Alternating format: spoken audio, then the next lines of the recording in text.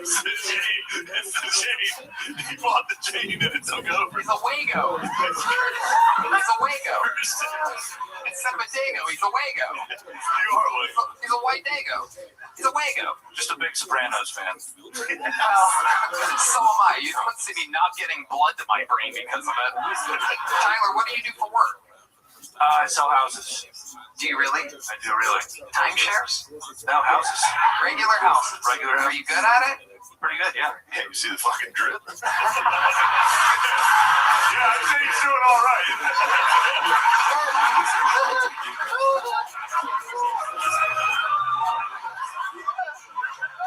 When's the last time you sold a house? When you closed on a house, when was it?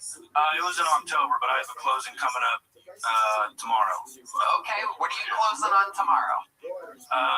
Just a 2,000 square foot house in South Austin. Okay, what'd you sell it for? How much?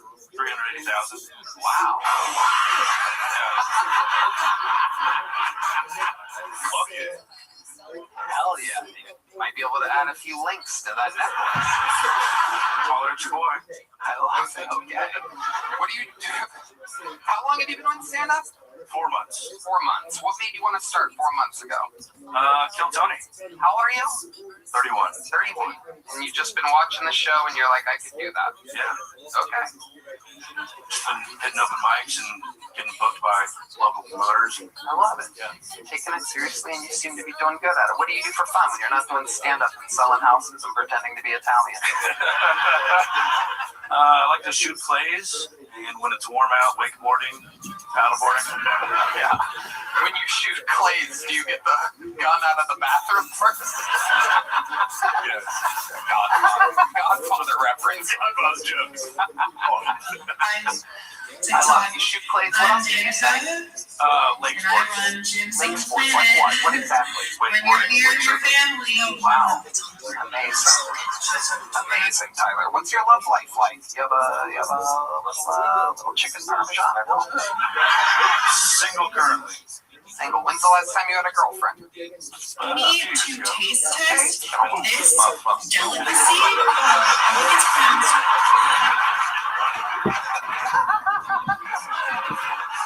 Why are you fake Italian? Who the fuck wants to be Italian? Hey, what the fuck? Hey, take it Fuck easy. you two wops, dude. You fucking... Sandwich right now. Yeah.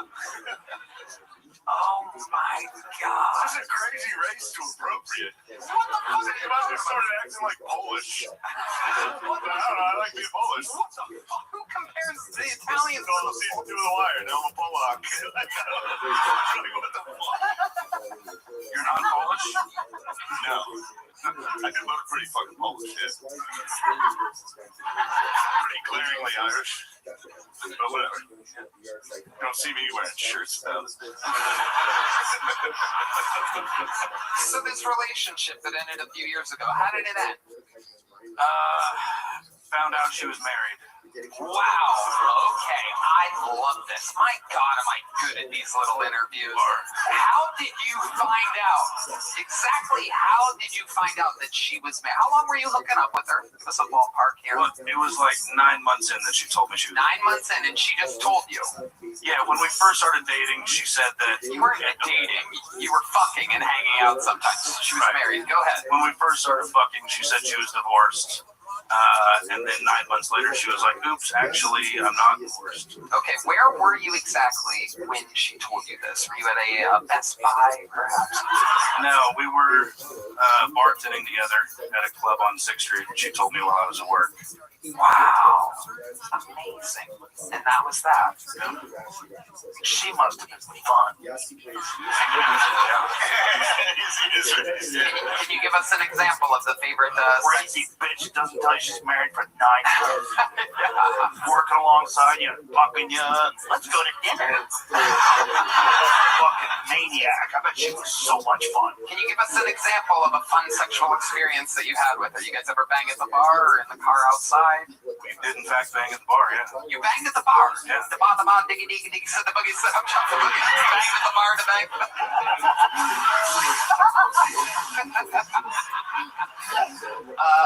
Take us through this. How do you bang at the bar? just various locations, you know. This is at closing? Yeah, we'd already closed like an hour ago. Yeah. And she grabbed you by your chain and said, come over here. That's what it sounded like. That's Tom Segura after breaking his arm.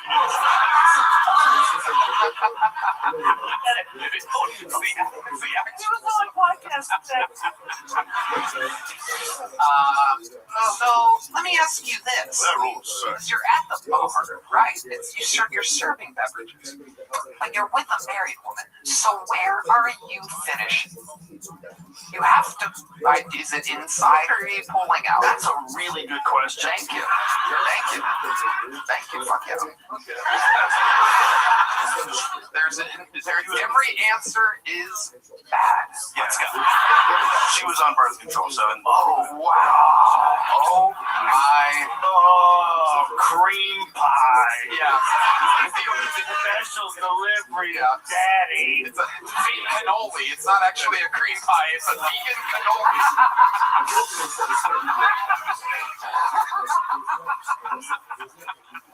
Oh, poor guy. Poor guy eating around dinner. Yeah, I'm telling for the bar. He goes, how much you pay? Salty. Yeah. Italian? Yeah. Tastes like dairy-free Alfredo. Wow. My God. Roundhouse meal. Absolutely incredible. That's an evil world. Evil world. Much lied by a Watkins bar. Does the husband know about you? Did the husband ever find out? This is the billion-dollar question. I mean, they were separated, so they didn't live together. They weren't providing. How the fuck do you know? I went to her house a few times. Whoa. Together. Did they have kids? No kids. No kids. But they got back together. She told you, and you haven't banged since. They did not get back together. They didn't get back together, but No, they got married. Okay. Well, that's interesting. Yeah, that's a whole different. So then, why would you?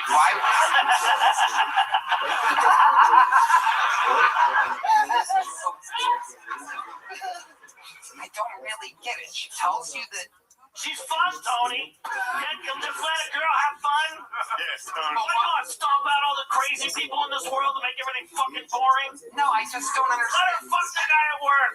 I hope she yelled at you to come inside. I have no more questions, Your Honor. Did she yell? Tell us. Tell me. I need to hear shit like this. Come on, Paisan. Call you. What was her nickname for you? There was no nickname. Yeah, there was. It was get the fuck out of here. Get the fuck out of here, this guy. What was the name of the bar that you guys were banging? No, don't do it. No. Don't ruin everyone's life. Yeah, I'd rather not. Tyler, the set was for 4 months. Pretty good. The interview, unfucking believable. Here's a big joke, but there you go, my friend. Tyler Collins, hell of a catch. Hell of an interview. Very honest. Remember, you future kill Tony Bucketfuls. We love an honest interview. I love people get scared. All right, this looks like a new name. This looks like a fun name. Ladies and gentlemen, put your hands together for Diamond Debbie, everybody. Here comes Diamond Debbie. Oh my God. Let's fucking go. Guys, you gotta do better than that. Make some noise for Diamond Debbie.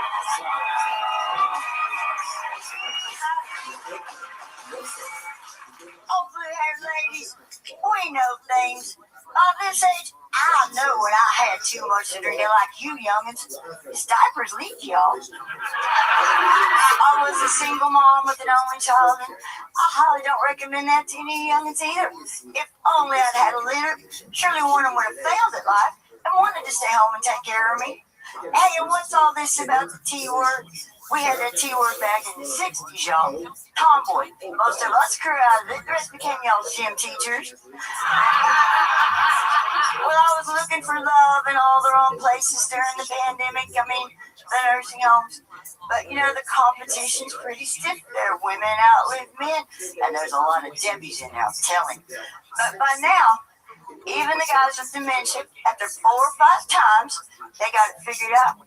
I'm not Debbie with the pop-out plate. Nah, not me. They can see me coming.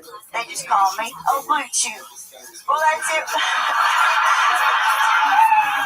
When life beats you up and you got to start over like I'm always having to do, I just say, Jesus, take my joystick. I'm coming home.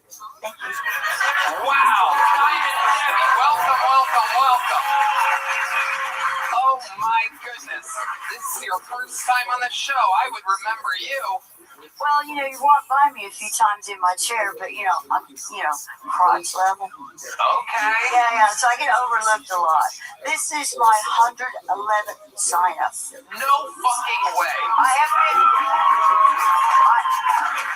I have been first in line at least 90% of those times. And Tony, you've got to do some exercise. Your wrist never goes to the bottom of the bucket. You'd be surprised.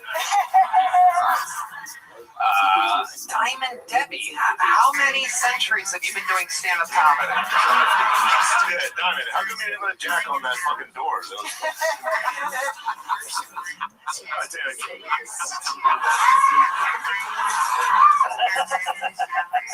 What do we do? Fucking money. She's either the girl from Titanic or the rock that she threw in the bottom of the ocean. I can't tell I exactly. have the heavyweight. Oh, D Madness is making his move right now. Dee and I had an agreement, see, because I grew up playing bass guitar, but I didn't have one at home to practice on. So he plays by ear, and I only sight read, so it wouldn't be fair. Fuck yeah, Diamond Debbie. But seriously, how long you been on stand-up? 111 sign-ups, but... Okay, I started in 7 years ago, and right the same month that I started it, I got run over. My wheelchair is crash test approved by the DOT, a Tesla, and me. It was going 45 miles an hour. If Elon Musk had been driving, I would be okay, but the dentist was driving. I never heard of a Tesla in a trash can. Hold on a second. You were in your wheelchair and you got hit by a Tesla? Going 45 miles an hour across the street in my neighborhood. And that Tesla got messed up like... My chair was laying on the ground and I was standing up. What the fuck are we doing down the road? Well, that's something I want to talk about, it's odd that we do have the right to go outside. Diamond Debbie. This is incredible. She's only 25 years old. That's why she looks like that. No, honey, I got socks on you. Damn right. Red Band's like 55, so that's crazy. How old are you, Diamond Debbie? I'm 67 years old, and I'm 111. This is my 111 sign up. I'm 16. Wow. Look at that. 111. 60, 112. The new Netflix special, Kill Tony, Once Upon a Time in Texas, streaming live on Netflix. You have something to do the day after your birthday. How exciting is that? Sounds good. If you make it there. Well, I think my daughter's phone number is in your phone. So. But she hasn't talked to me in 9 years. Okay. Yeah. Very exciting. Get a phone unlocker. Very exciting, Diamond Debbie. You couldn't even hear that Tesla coming, huh? That must have just came out of fucking nowhere. Or did you see it? You're like, oh. She's a burlesque performer, and she's very, very thankful. Your daughter is a famous... Yes, really trying to hook me up with her daughter. No. Cubic zirconium Debbie. No. Okay, Debbie, let's talk about it. What the fuck have you been doing the last 67 years? Well, my favorite thing is, I grew up in a day when women couldn't get car loans or buy houses, so I wasn't allowed to take auto mechanics or shop. So my favorite hobby right now is taking in the quantum wheelchair like I have and fixing them up and giving them to people and helping them learn how to drive and go outside because, we've been locked up too long in the pandemic. Without home health care, you can go get your own groceries. It's smart. Okay.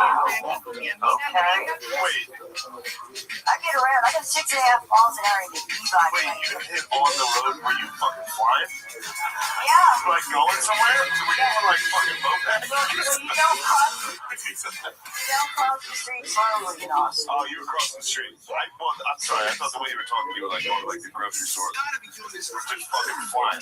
No. I'm sorry, I thought you were juicing those things up. No, they do fly. That's Water why boys it's not here.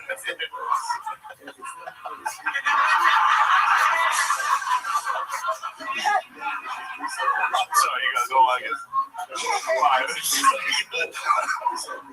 Diamond Debbie, what made you want to start stand-up comedy? Well, it's funny. I was doing Toastmasters, and I like to give our to the guy that. Hold on. It was Stop. yeah. What's Toastmasters? It's an organization to help you learn how to teach professionally, right? And so I signed up with them because it was online. And the friend told me that it's taught for an hour, and all anybody remembers is a couple of jokes. I'm like, why don't I tell jokes? So that's what I did.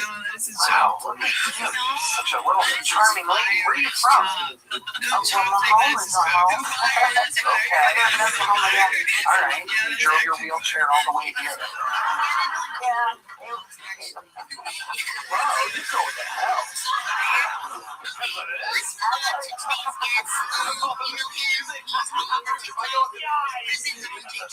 If I go up to the gig, and they're just like, you remember this one? Diamond Debbie, I'm gonna be all the shit on the straw. Where'd you get your name, Diamond Debbie? Were you like a stripper at the Black and White Rose or something? Or?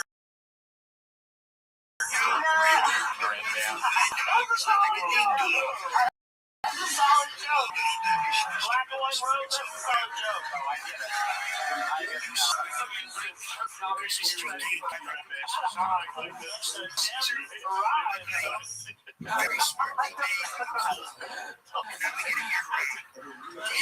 How did you get the name Diamond Debbie? Well, a diamond lasts forever, and you clearly won't. What's going on? We all got, she's got a sense of humor. The bitch is signed up 111 times. Anybody can take it over the turn. Not you fucking pussy. So I started writing my second book, which is Debbie Does Awesome About Wheelchair. And the star of it was Debbie Diamond, from Diamond Debbie. Wow. Wait, so you wrote a book about I'm writing a book called Debbie Does Awesome About Wheelchair. when's the Tesla chapter? The Triple X chapter. Well, I'm waiting for my happy ending. I haven't had a date. I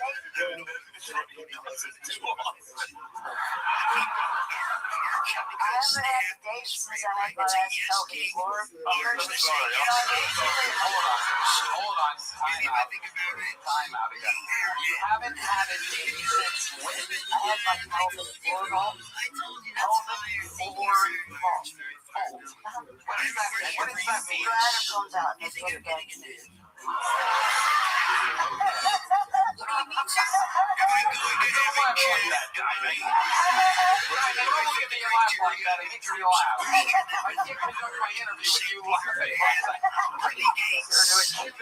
I've ever seen in my life. So I haven't had a date since I moved to Austin 11 years ago. I tried to date this one guy, but he thought he was above me because he's in a rollator. A what? A rollator, that's a walker with wheels on it. Oh, okay. Have you missed boys since moving to Austin? No. Well. So that means everybody, we have another video on the guy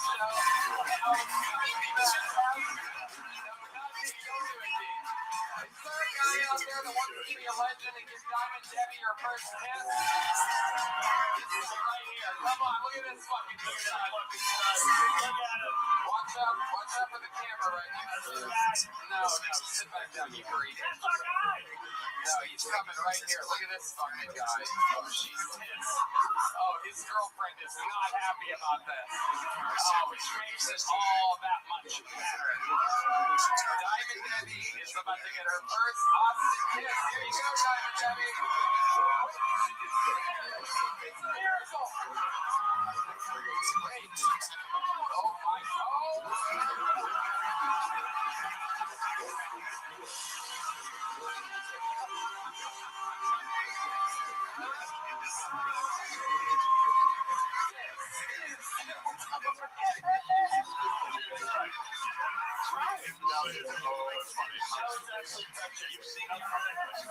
It was. Diamond Debbie, how do you feel after your first Austin kiss? I love it. I love it. And that was before the kiss. That's incredible. Well, you know what's funny? Some emphysema. There's no guys my age awake this late at night, you know, with the big heart. Well, you might be surprised. Where's Joe White? Is Joe White out there? She's 3 years younger than Ron White. I know what he's taking and telling me. And you know what? I make brownies, happy brownies, and their camp Patterson special. But I've taken them up to every white guy, and not one of them will take candy French fries. When you say the brownies are the Cam Patterson special, what exactly do you mean by that? The peanut butter, dark chocolate fudge, met with walnuts. Wow. Damn. They're weed in them? They have my medical prescription in them. Oh my God. When I started doing comedy on Monday nights, I came down here 2 years ago. It's the same night as my food pantry, and I got down to 80 pounds. And they thought I had an eating disorder, but you know, it's just good timing.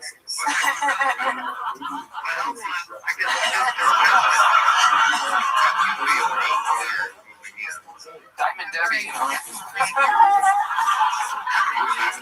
I'm getting word that there's another boy that wants to kiss you. You want to kiss another boy, Debbie? All right, let's send out another one. I'm getting word that there's one time. Stand up, Tony. There's one more. Oh my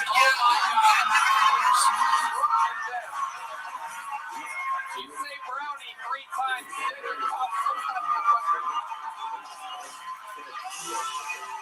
my God. I just got so hard. Was that a fun? That improved. Well, was that first time with the black guys? Not my first kid. No, she was with George Washington Carver. After discovered the ski. That's why she can walk so good. She was a marathon runner before her first podcast. I didn't walk when I started, but it took so long to get up here. I learned to walk again. There's videos of me jogging now. I love it. I love it. I'm getting word that Dedrick just caught polio, everyone.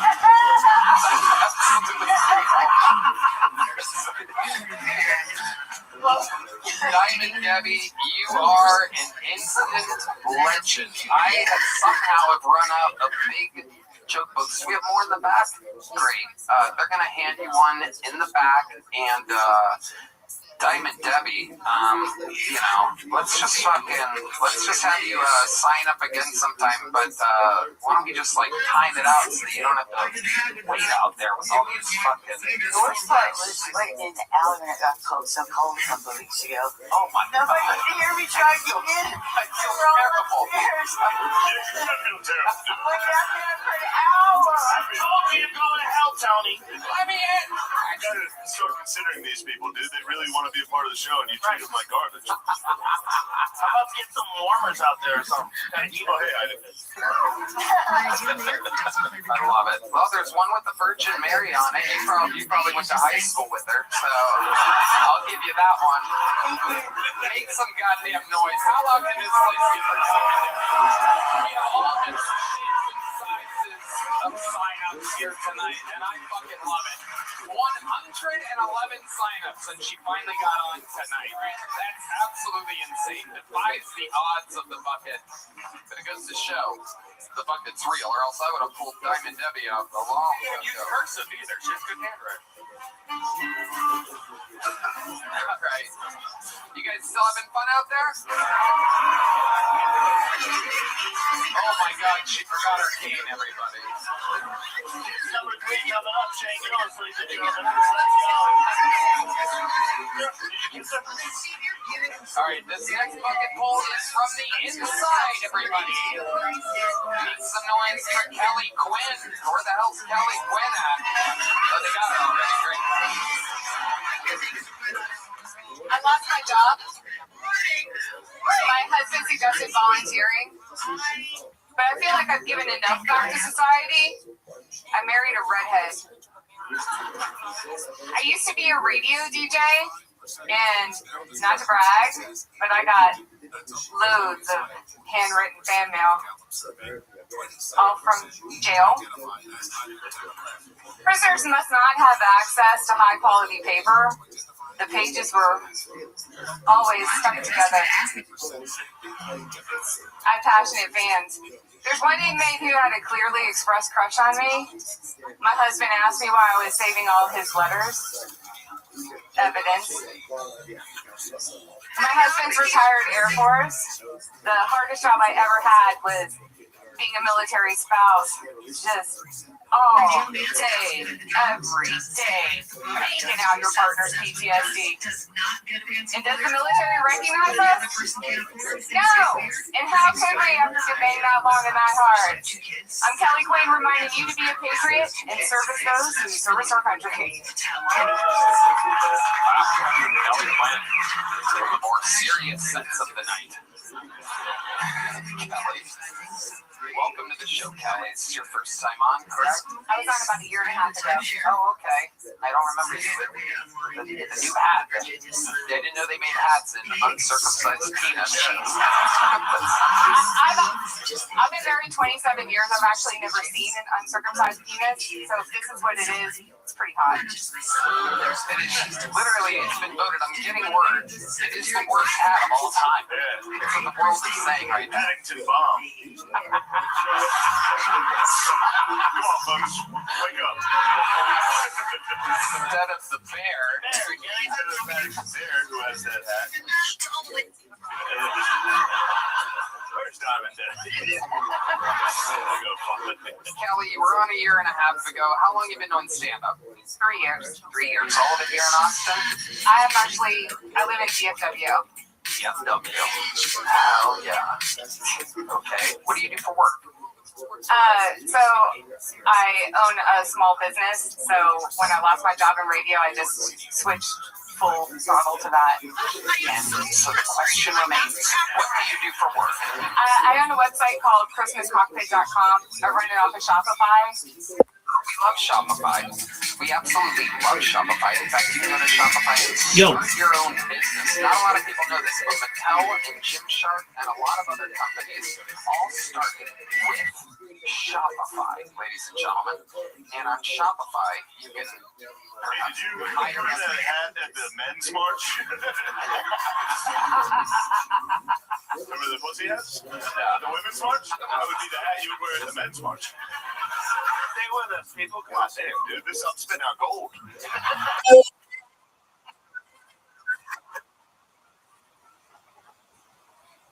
and anyone can do it. What up, girl? How you living, baby? It grows with you.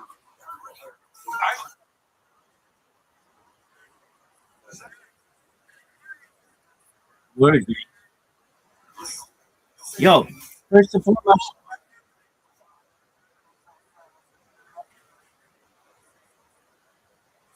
how are things with you? I'm amazing, thank you. How are things with your boy toy?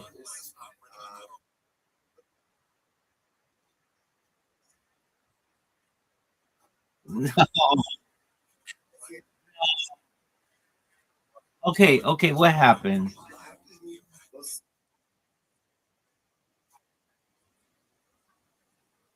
Okay, you got to meet.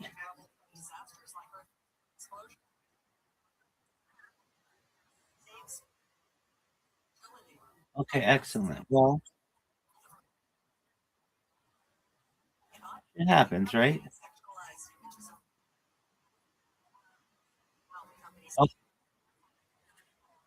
Okay, why don't you do that?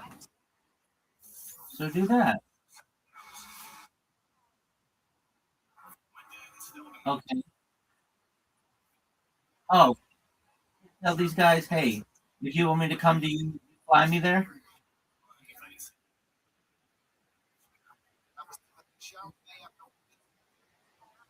I'm talking to you. You can't tell these guys, hey, if you want me to come to you, you got to fly me there.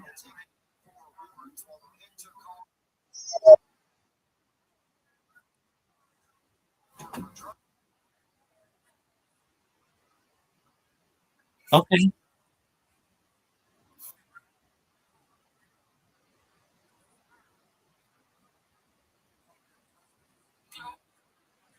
Okay. So things are wild. The e-girl server.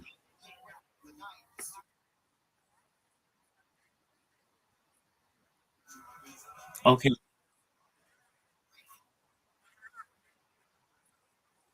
Like, what do you mean?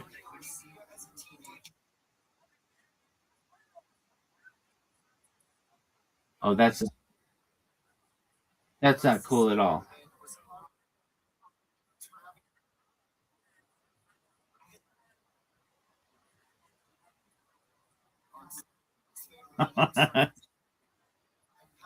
Well, that's nice. Well, I mean, hey, to each their own. Exactly. That eye roll summarized it perfectly. Okay, so they don't have any monitors or moderators?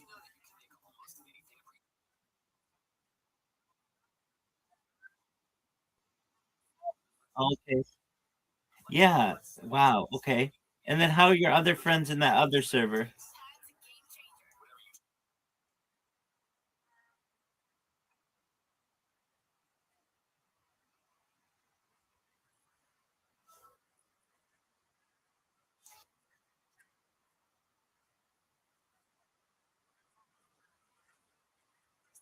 Oh yeah, that's yeah. Wait, hold on a second. You're still with that guy or you're at somebody else's place?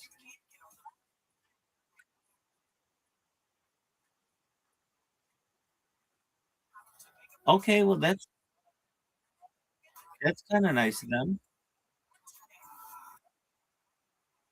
Yeah, you would think though they'd be like, "Hey, for the gas and time, here's just your trip, here's what it would cost."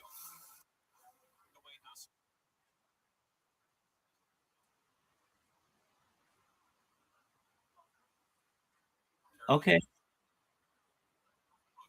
Okay. Well, there you go.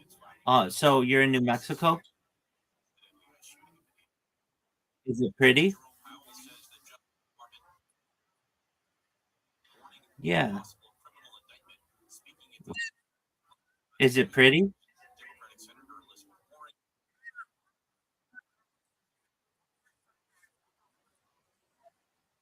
Okay. Do you get to see a sunrise and set over the mesa?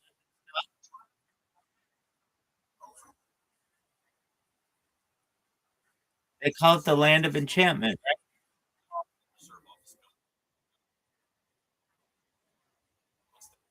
No, no, it's the land of enchantment. Hold on, we're looking this up.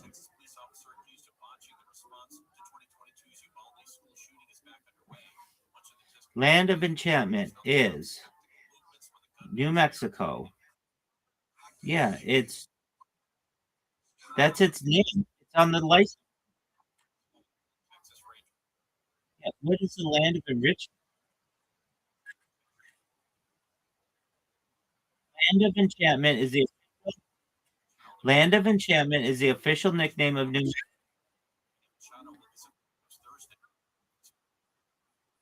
Okay, that's fine.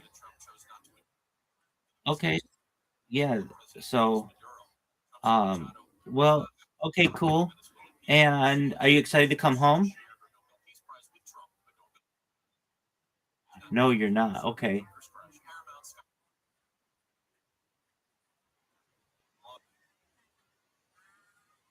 All right, you go eat it. All right. Well, I I just ate. Yeah, I just had some ramen. Yeah, it's like one of my favorite foods.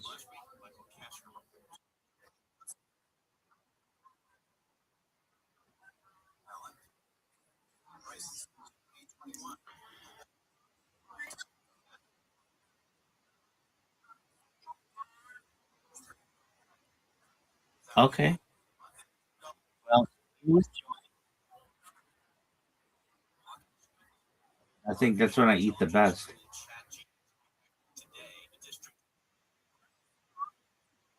Oh, for sure. I think most people do. Just engorge yourself and sleep.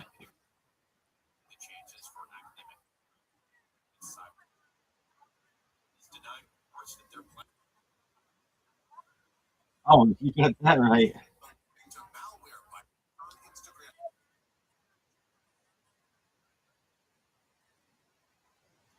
Why you've been crying? Why have you been crying?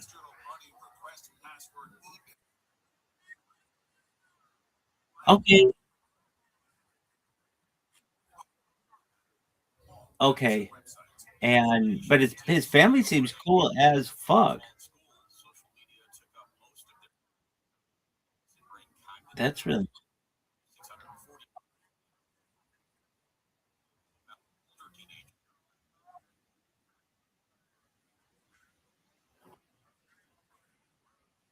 oh, that's really nice of you of them.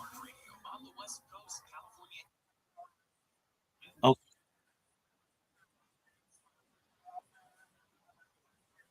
how's the food been?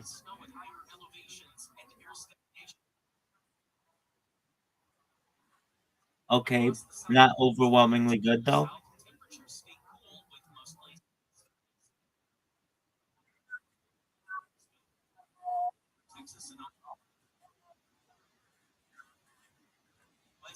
Okay.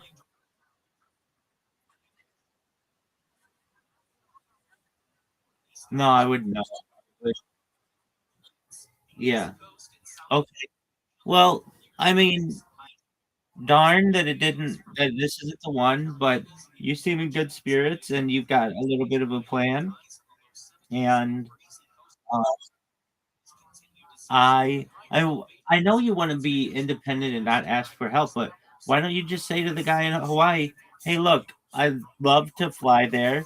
I'm gonna go from Albuquerque or Santa Fe to Honolulu, and you pay for my ticket, and we chill."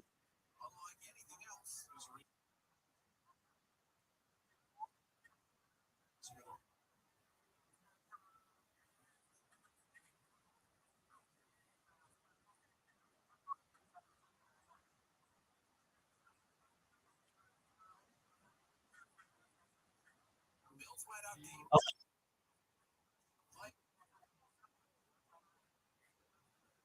oh, okay, I gotcha.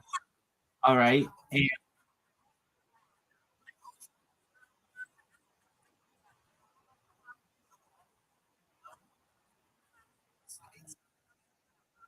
did they usually take did they usually take care of your meals and stuff?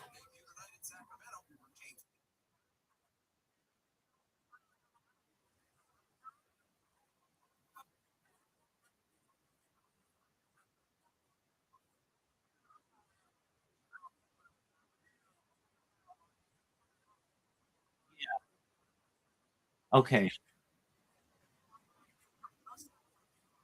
Yeah. Okay. All right. So yeah, they are. Okay. So I'm just asking because I want to see how we can help market you better. Not that you're a commodity, but more people know about you and that you like to make new friends.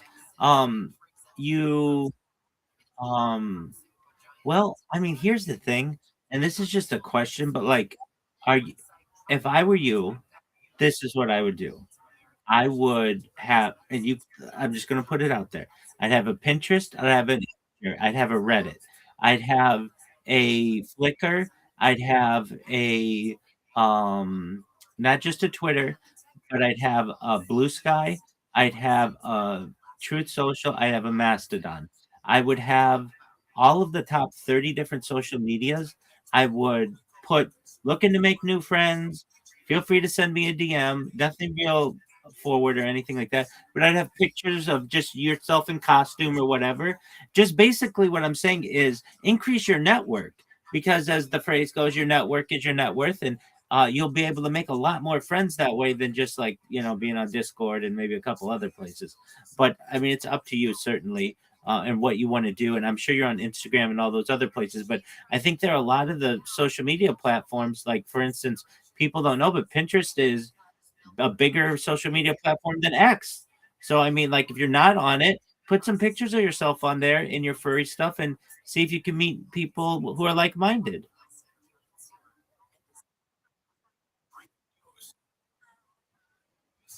Okay, well, um, I just want you to cast a wider net, so hopefully you meet some new people.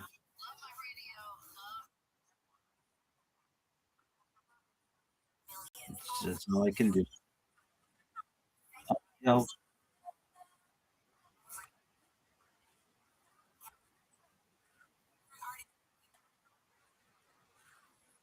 okie doke. Any idea when you're? It's a good question. I like to go into. See, this is what you could do. I'm just saying this. I shill myself in Twitter Spaces, and I've made in the last 70 days I've made 3,200 connections. And I'm going to tell you what, as a girl, you might be able to double that. And these are people who have a lot of money and they're high net worth individuals because they're all in cryptocurrency. And, I'm just putting it out there that all you have to do is just go into the space just like I do. But instead of telling people about your live stream, you say, "Hey, I'm Puppy. I am always into making new friends. I'm new to the community. I'm looking for people to follow me on X. I'll follow you right back. And hopefully we can connect. Send me a DM if you want to become closer." I mean, that's just like the way of a start, but you'll get 100, people a day that way.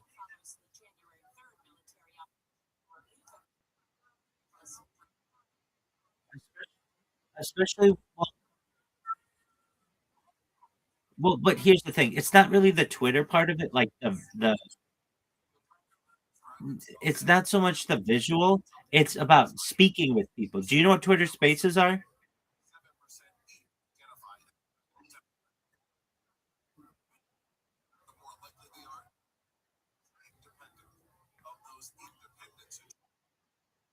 Okay. Well, okay, you do that. Sounds good, puppy. I'm glad you're safe. Take care, girl. Shout out to puppy, everybody. We hope that she finds what do you want for puppy? I want her to find more friends who love her and support her. I think she needs a really great support system. Of course, I want her first and foremost to find love, so I probably should have said that because I think she has a really big heart. She has really unique interests and a really great personality. Is there anything bad that you want to happen to her? Fuck no, I want only good things to happen to her. Is there anything good you want to happen to her? Everything. Is she a special part of your world? Absolutely.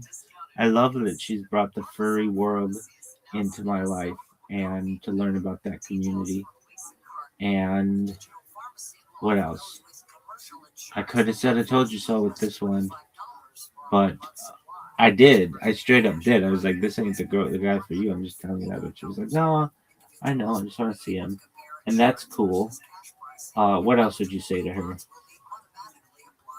She should do what I tell her. Not what I tell her. She should be her own person, but do take my advice. Same thing I tell everybody. Make all the social media and then go and uh, show yourself. I mean, there are so many guys on Twitter Spaces who I'm sure just want to connect with her. Anything else you'd say to her? I would also tell her or advise her to be as open with the people who want to maybe provide for her to be able to go somewhere as possible. And um,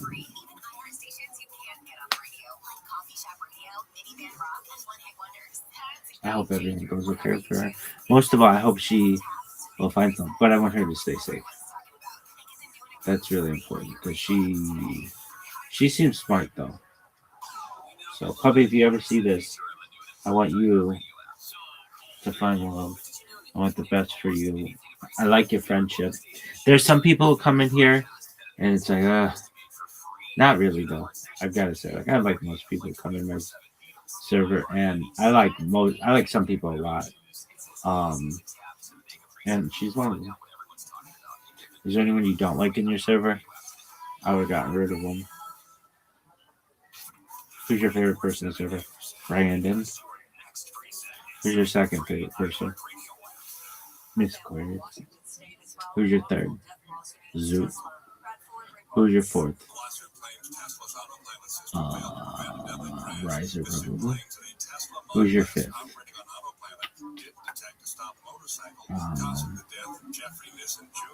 Could be a lot of people at 5. You're gonna keep asking yourself questions. I want a new thick boy squad, thick boy nation.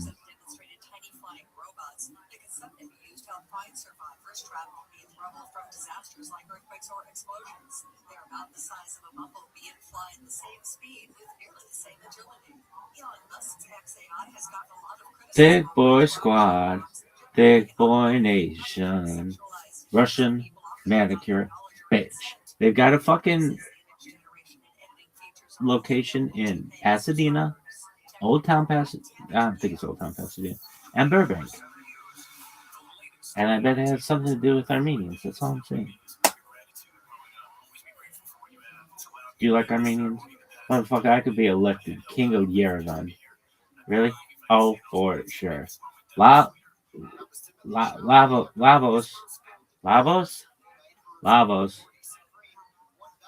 And then there's Lagos. Lavos.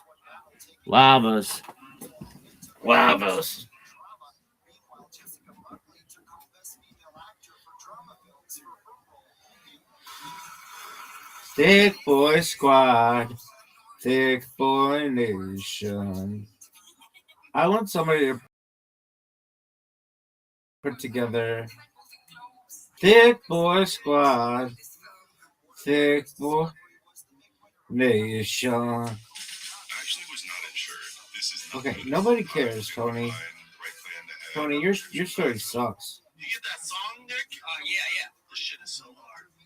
I want you to think you're in the club. Your cheeks are out, Theo. Your cheeks are out. Have you seen Crazy News Live?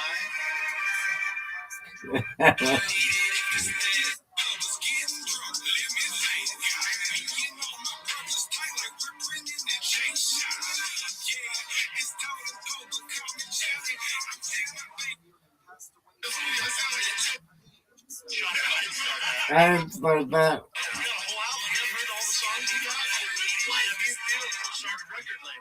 I didn't. Yeah, it's Shaw Records. Well,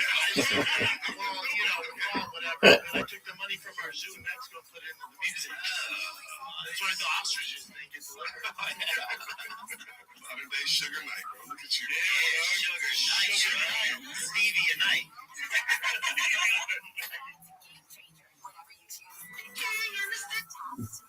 Modern day Sugar.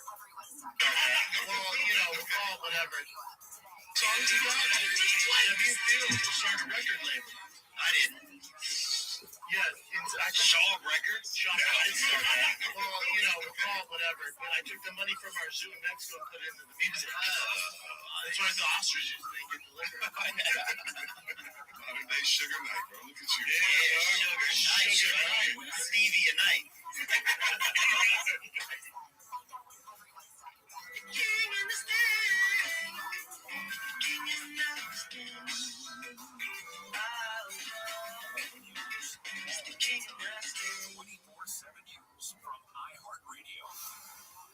The White House says it stands firmly behind ICE's protests against the agency continue to take place in several states. Today, White House Press Secretary Caroline Leavitt said she doesn't understand the protests because ICE is protecting them against violent criminals. Protests have been ongoing since the deadly ICE shooting in Minneapolis last week.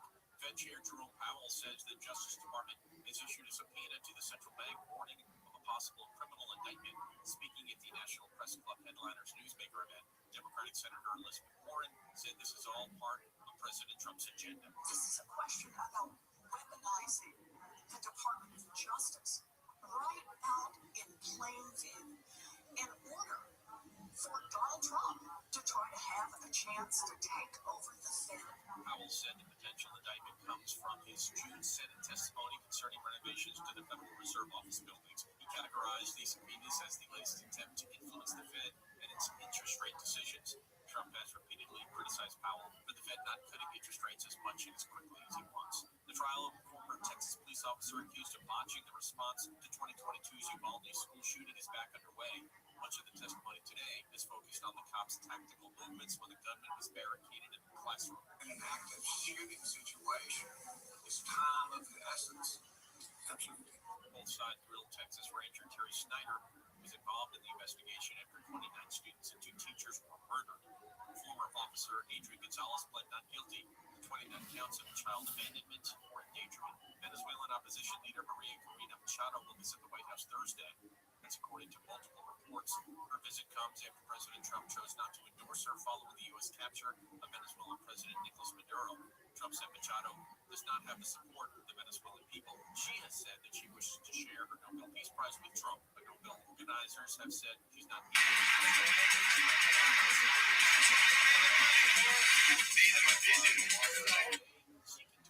See, Bobo. The financial details of its deal with Netflix.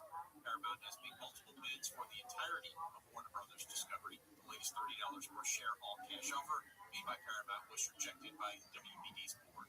Nationwide gas prices across the country are 2 cents cheaper than last week. Michael Castro reports. AAA puts the national average cost per gallon at $2.79. See, Bobo. Those are the lowest prices since 2021. Hawaii and California top out as the most expensive, and the only 2 states at more than $4 per gallon. The lowest price can be found in Oklahoma at $2.21 per gallon. Denver public schools are blocking students' use of the artificial intelligence tool ChatGPT effective today. The district expressed growing concerns about new features coming to the platform in 2026, including a feature that allows up to 20 people to chat in a group, increasing the chances for academic misconduct and cyberbullying. Instagram is denying reports that their platform has had a breach in security. Rory O'Neill reports. According to Malwarebytes, some Instagram users are being asked to reset their passwords because cyber criminals hacked over 17 million accounts. Instagram's parent company, Meta, was a bit vague when it said that it, quote, fixed an issue that let an external party request password emails for some people, unquote. To protect online privacy, it is recommended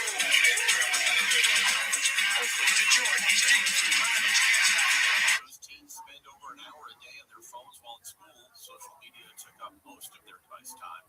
The adolescent brain cognitive development study of 640 teens ages 13 to 18. The study also found that older teenagers ages 16 to 18 and those from lower income households had the highest smartphone use. I'm Bruce Grouchy. 24/7 news from iHeartRadio. On the West Coast, California inland areas start the new week dry with cool afternoons and breezy winds. The Pacific Northwest sees rain at times with mountain snow at higher elevations and air stagnation advisories in effect for parts of Oregon and Washington. Across the South.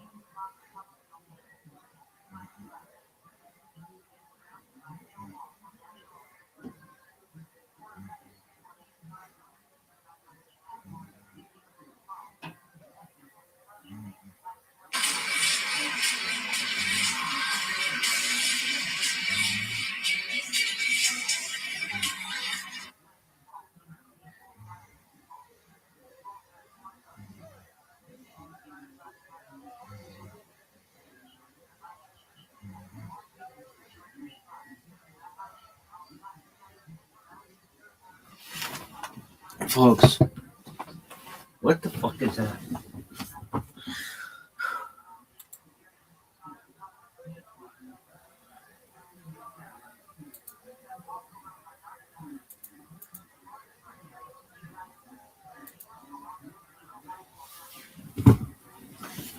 Look at this athleticism. Look at this move.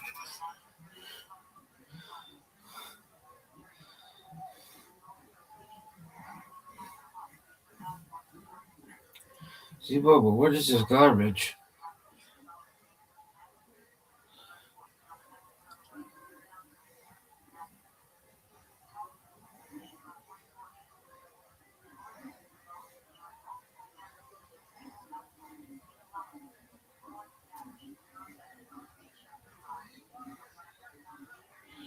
See, Bobo.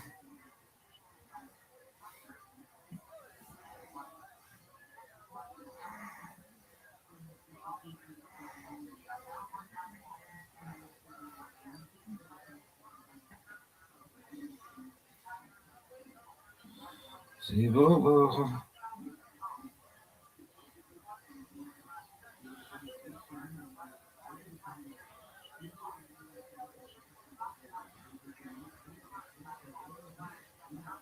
Ideal man doesn't play the Ideal man does. To all the ladies out there, we know Ideal man doesn't play the drums, doesn't stay late at the bar, does what he says and says what he does not get a fancy lawyer. To all the Ideal man doesn't.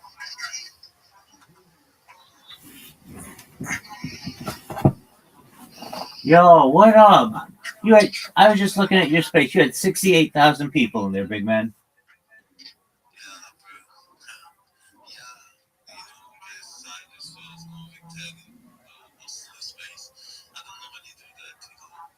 Just my first time doing it, and just in about 3 months, so yeah. Excellent. This year.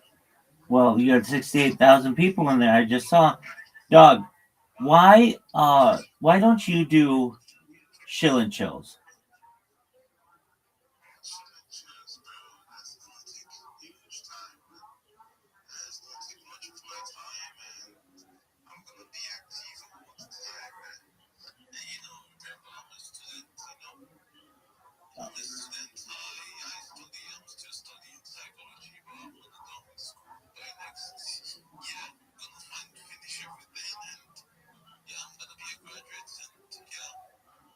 Okay, but what I'm saying is, I mean, why don't you host Chill and Chills like once a day for like an hour or two?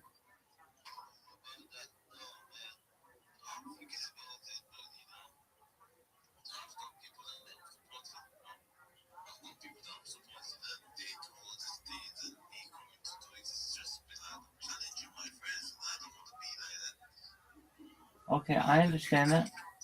Well, you should know if you ever want to co-host with me, just let me know, and I'll always co-host with you, so long as I can. And you have a lot of potential. Like for instance, the space that you had today, I was listening to it, and it was great. It was like really impactful. But if somebody's not religiously inclined, they don't want that. And and maybe that's not for them. But if you want a lot of people in there, the fact is you single-handedly can make the biggest space on X, and you do that regularly. You did that today. You had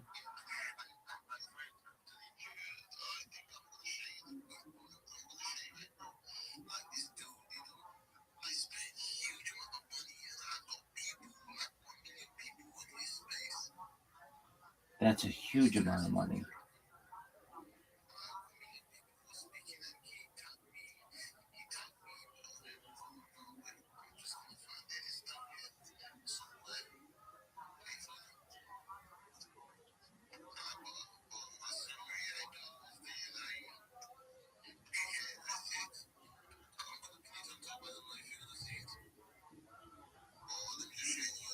Just send it to my DM. It's easier for me. Yes, sir. I'm looking. I'm.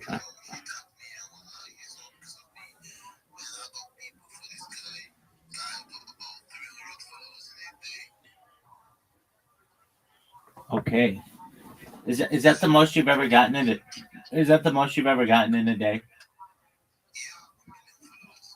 No, no, no, no. I know 1 million followers, but 300 followers to you in a day.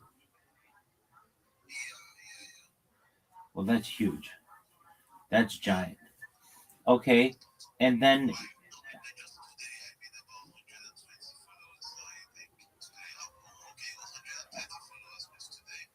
that's really good. I mean, that's really good. That's more than I've ever gotten in a day. Yeah, that's really good. Uh, and I mean, it could be because I've like maxed out the amount of people who hear me, or um, like that. Everybody knows me basically, so there aren't that many new people to listen to me. But there are new people you can get. Just one moment. Yo, I'll be there in a second. The land. Uh,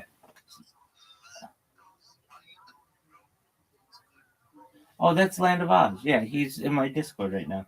Land of Oz, how you living, pimp? Excellent. How are things in the movie making industry? Excellent. Land, do you have an iPhone? Oh, so you can see me right now? Oh, beautiful. How's the treehouse? Oh, I see that. 100%. Oh, this one? Okay, cool. Well, I mean, you can see my sexiness in all its splendor.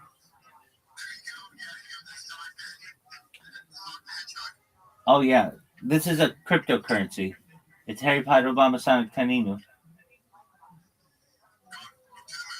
To the moon. That's absolutely right. Yeah, it's worth like $50 million. Absolutely. Well, my man here, Durago, has some secrets, and he's able to promote different people's spaces to have like. He just had a space earlier today with 68,000 people, and he just sent me a screenshot of a space with 1 million people, and we were just talking. He just got 150 people following him today, which is like a huge amount of people.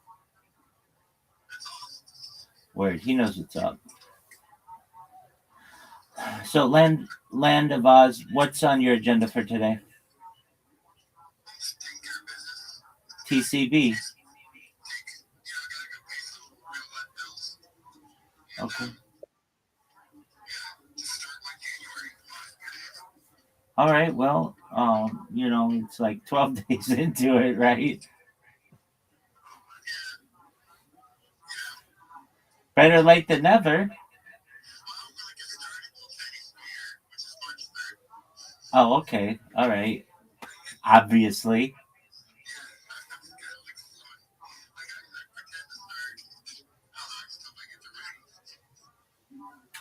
All right. Okay. What's the script about?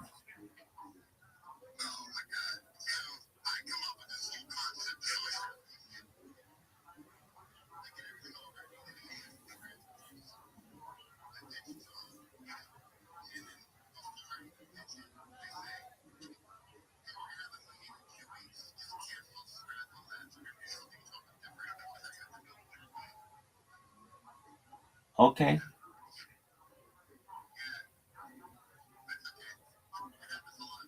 Very well. Did you cover your microphone? Yeah. Does he sound any different to you, Durago? Oh, okay. Maybe it's on my end.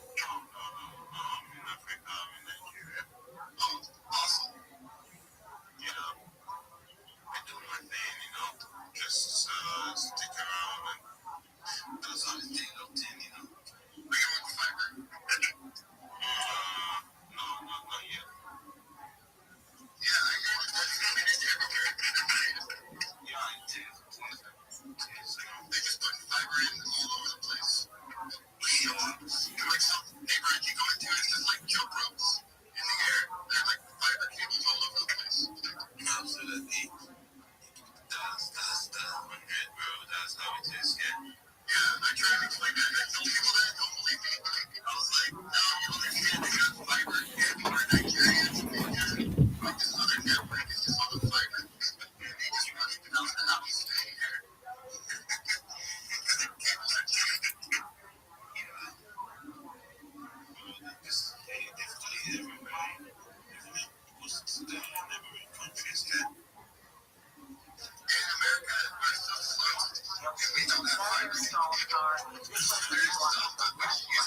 It's already pretty heavy coming away from the 101. West LA, 405 goes up. Reporting on an accident over on the right shoulder. East San Dimas, 57 northbound before you get to Via Verde. Got a stall blocking the middle lane. In Riverside, 215 and northbound. White at Box Springs. We've got that crash still in the Seneca Minor area. It's going to be a slow one coming away from Alessandro. This is Southern California's most accurate traffic report. So I'm Jenny Harmon. Countdown is on in just 2 days. 100%. Come on up. It's an open mic. Tickets opens. All right, do whatever you want to do, big dog. Our city is hosting the Olympic and Paralympic Summer Games in 2020. This is your chance to experience the games right here at home. Registration for the LA 28 Olympic ticket drop opens on January 14th. Locals in the greater LA area can get early access to tickets when registering with an eligible postal code. Tickets start at just $28, subject to availability. So don't miss out on being among the first to secure tickets. Sign up now for the LA28 newsletter at la28.org to get notified when registration opens. That's la28.org. No purchase or payment required to register for the ticket drop. Restrictions apply. Terms subject to change. Visit LA28.org or April 1426 for official terms.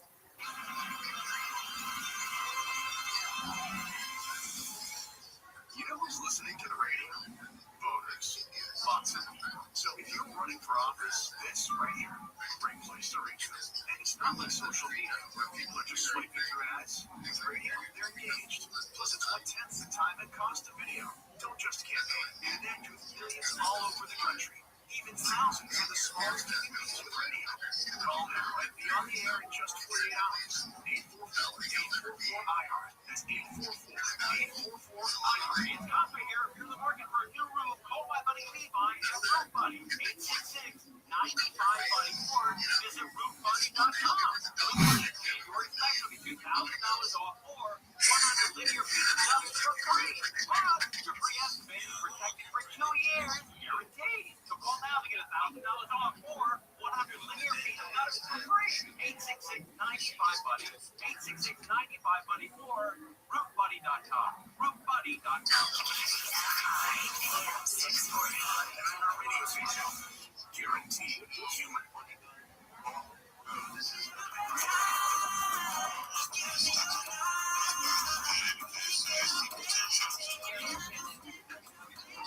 AM 640 live everywhere on the iHeartRadio app. We are back on the app. Sorry for all the technical difficulties. Don't forget the whole podcast. The entire show will be available at 1 o'clock. It's all the things that you missed. It's been a fun show. Michael Monks is in for Gary today and tomorrow while Gary is at fantasy baseball camp.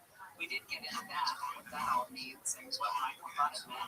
Male adult fantasy camp. It wasn't, well, you knew it was baseball. I'm glad Gary's having a good time. Well, we don't know that. I know this is trained by now. I've seen him check out the ice. He's been stretching. He's exercising. He's been training for this. Yes, yes. So we don't need to play last fall. I mean, I was all into that. Did you see the play? It was good. So there's said this much. But then I saw him. Are you going to get into any sort of local theater? You know, I don't know. I didn't know that. Yeah, absolutely. Just, wow. You give me a real decision. Can I have a hint about what the premise is? Family from Kentucky inherits a side hotel in Traverse City, Michigan. That is a little rundown. But also happens to be property escape in a local ice cream magnet would like to get his hands on. Oh my goodness. Good, evil, big, family, comedy. Yeah. You know, Now, is this going to be like Schitt's Creek? No, I mean, there's a hotel in the center of it, so that Schitt's Creek. So, Yeah, family dynamics are fun to play with. yeah, they are. This is fun because it's part of you don't see enough Midwest type sensibility on television. It's true. And people from the Midwest are people you root for. Those are good people. And they also come with their own idiosyncrasies, shall we say. Indeed. Yes. And I love the greatness. There's so many things. That's a lot. Now, what's the name of the hotel? I was at Jim Insurance Space. I probably feel what Jim's way. In Sheridan. There's a lot No, there. I was at Jim's way Space. I got the menu. Is that takes place on public radio? It's going on now.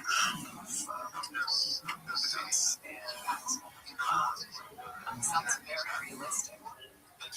Sounds like you're. Yeah, and just that because I've heard it before. And so, of course, he was dealing with sort of like realistic presentation, but navigating racial dynamics. Oh, wow. I'll stick with the cherry bowl. Well, it's fine too. What else is going on?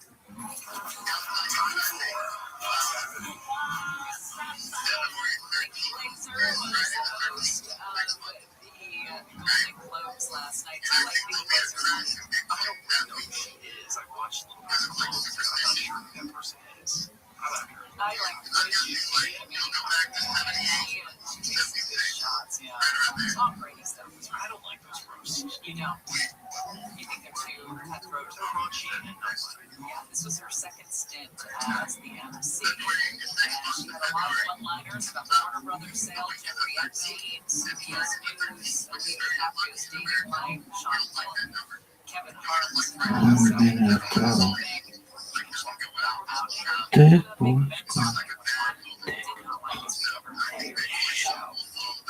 The Justice Department is possibly seeking criminal charges, and the Federal Reserve individual how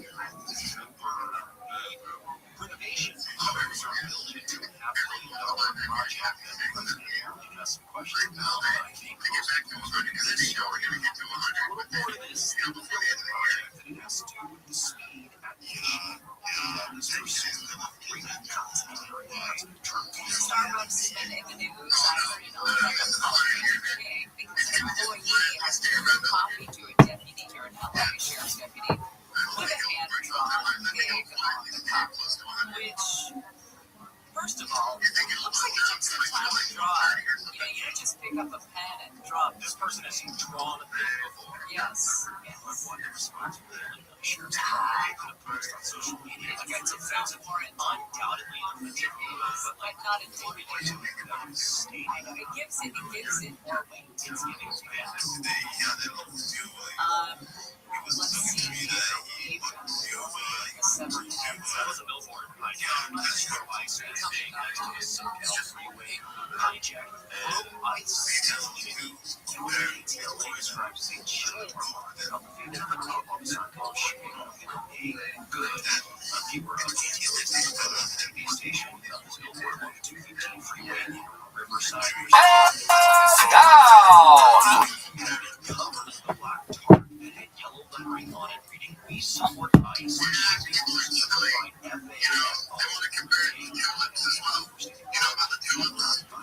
Tulip Mania, baby.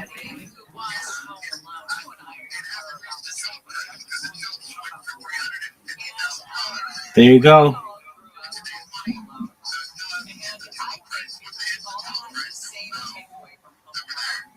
At the time, which was that one of the robbers was just a skeezy guy, right?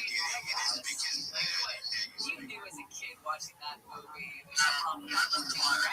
Well, he has just been cited for soliciting a prostitute in Korea since Davis started his one who played Marv in Home Alone. And first of all, I was curious to know who were doing this, giving citations for soliciting a prostitute. Like, I said, I was still in like, it's just not America. Kim Marie, he's 68. Good for him to still be in the prostitute.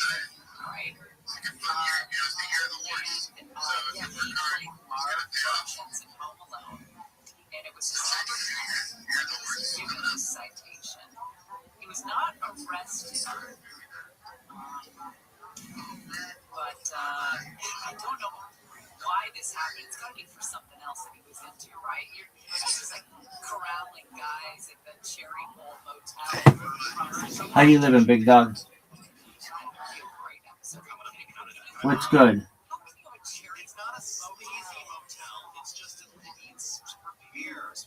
I'm just sending out invitations to people. What's good in your neck of the woods, son?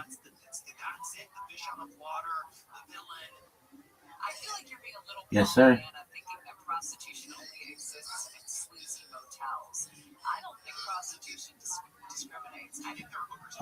Okay. Oh yeah, you sent it to me. Okay, great. Okay, so what you do is you upload your resume into the profiles, the like 10 different websites that I sent you. And then you create a profile picture using ChatGPT. Did you create a profile picture with ChatGPT? Okay, we'll do that. And then you upload your resume, and then you start applying. And I recommend applying for positions that are remote, and you can do one click of. Okay.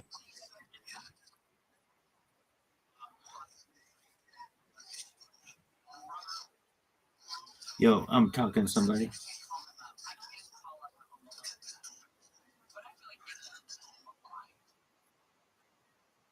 Okay, are you 18 years old? How old are you? And what year were you born? Go. And what year were you born? Go.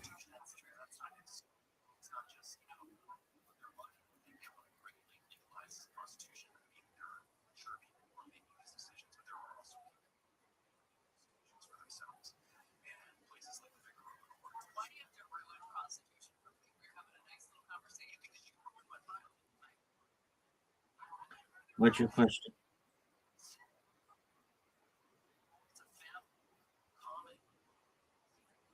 Okay, ask your question. Yeah. Yes. Yeah.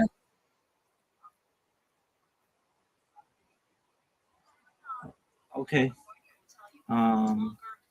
Just one moment, Durago. I'm looking at it now. Oh, it happens, and you just got to be aware of it. We're done. Oh, I don't know what will happen next.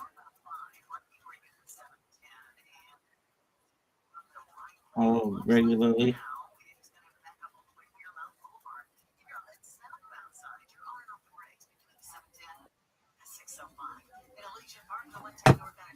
Um. Was Durago? I'm looking at it. Yeah, I'm looking at it, and I think that it needs more. So ask ChatGPT to increase the amount of keywords for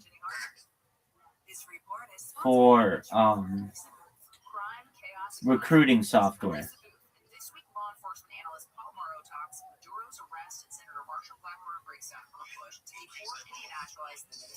Keywords for recruitment software.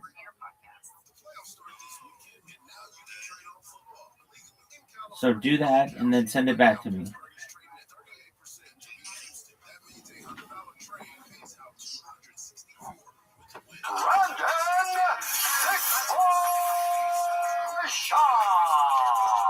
Yes, sir.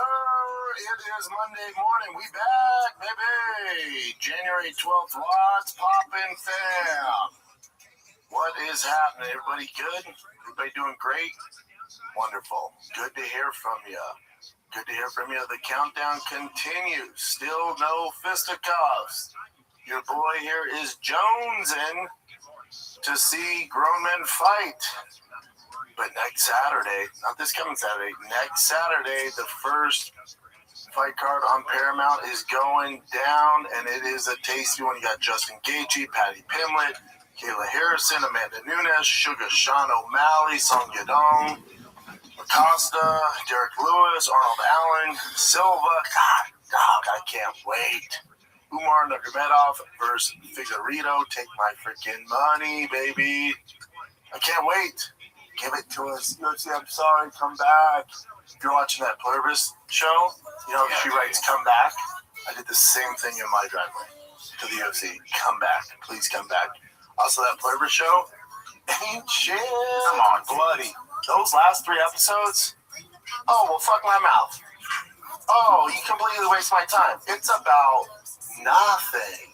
That show's about nothing. Oh, there's no closure. It's just like, oh, this is going to be 10 seasons of this bullshit. The main character, she's just an asshole. She's just a lesbian asshole.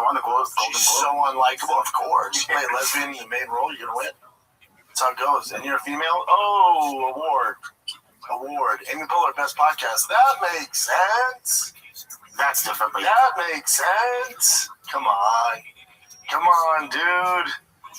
Come on, baby. That show ain't shit. I'll tell you what is shit, though. I'll bring it up on Finding the Kid, but I'll just be talking at you guys. I might as well do it here, too, because Brian, doesn't pay attention to anything relevant. But I got a show for you, Chin, that's going to shit all over your Pluribus show. What's that? It's called His and Hers. With our boy, buddy. John Burdenthal there. Tessa Thompson, buddy. If you think Pluribus is good, this curb stomps Pluribus. It's so good. I got 2 episodes left. Oh, it's good. 67% like this show. Think about people that vote, though, but you don't want to go based off that. Go based off your point. It's so good. If Pluribus is your thing, if you're like, oh, it's a fun show, it's entertaining, this is that on steroids. And our boy John doesn't miss. No, he's awesome. That's Punisher, baby. That's my guy. It's so good, dude. Oh, I needed it. Oh, I needed a show so bad. Interview with the Vampire's over. I started watching it again. I love watching things back to back. I got nothing right now. Got playoff football, which has been great. Outside that, no UFC. So you got playoff football. You got NCAA championship coming up in Indiana. Kind of running the table. Hopefully my Broncos do the damn thing. But I got my shows. His and Hers. It's fantastic. Started watching City on the Hill. Kevin Bacon. It's alright. It's alright.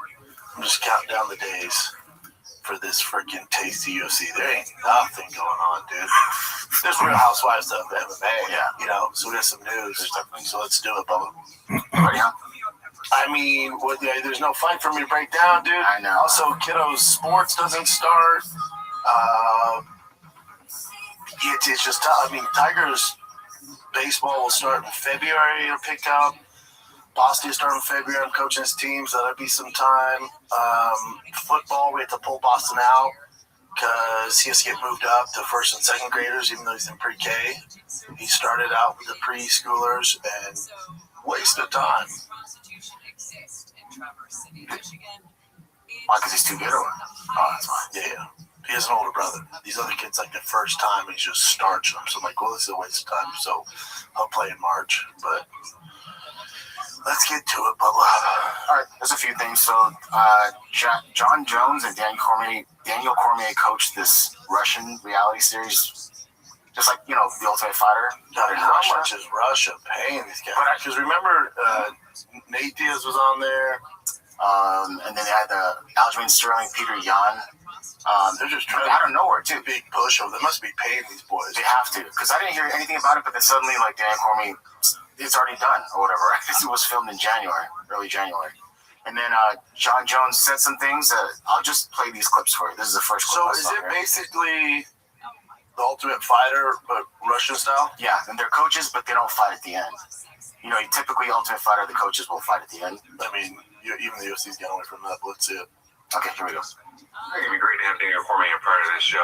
Obviously, him and I have a rough history. I know he doesn't like me very much. We've beaten him twice, but I think him coming out here to Thailand, filming with me would be would be a great opportunity for us to mend this jacked up relationship. But I have no problem. The way he says, he goes, oh, they beat him twice. So, I mean, money's a hell of a drug. Yeah, money will make you fix any problems. Like how much? Yeah, I'll do a show in DC. And this is Gourmet's kind of a response. Understand how this idea that I could lose a wrestling match is out there. But I guess we can find out. And guess what? I'm not the only one talking about a wrestling match between John Jones. So, by the way, my bad. So this is him talking about potentially doing a wrestling match or a boxing match in the future with John Jones. At that RFA? Or just in general. But this is, but he kind of mentions RFA here, or RAF here. No, not RAF, it's ALF. ALF is the guy's name is ALF something, and he created this thing. But what's with the big one like Bo Nickel does? That's RAF. Yeah. RAF, that's what you want to do. Yeah. I'm just the only one doing it publicly. Stay tuned, because if he steps on that line, I'm taking this dude 10-0. I got some background information for you. A few months ago, I received a text message from a number I did not recognize. I see in the WhatsApp a message, the video. I look in the video. The first thing that pops on my screen is a Russian guy, and then he pans to the right, and it's John Jones. Jones then says, come over here and coach against me in Alpha Global. Maybe you can get one. What? The video the other day of Jones saying, it would give us an opportunity to become friends. Him coming out here would give us both an opportunity to maybe start a friendship. I don't know that he believes that, and I honestly don't know that that's what he wants. The authenticity that surrounds John Jones can come into question. So what we hear may not be necessarily what he means.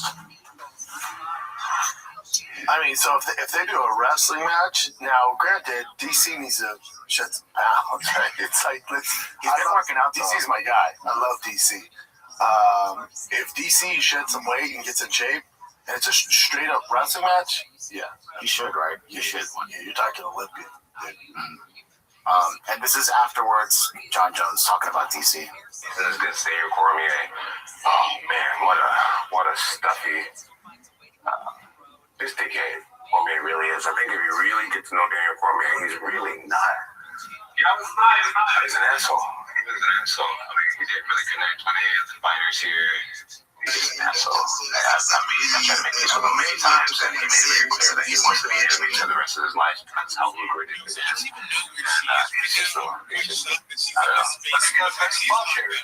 There's moments where he got the laugh, but for the most part, he's a big head. The way that he treats his staff members, he brought like 10 yes men out with him, and literally, don't get me my word. Where's my this? Why is that this? He's just bosses guys around. And the time he worked doing, he wasn't very sociable with the people on set. He's just a big head. I think people that really work with him knows that. That's what I was asking. Yeah, you want to always love these guys, right? So, DC's an actual genuine dude.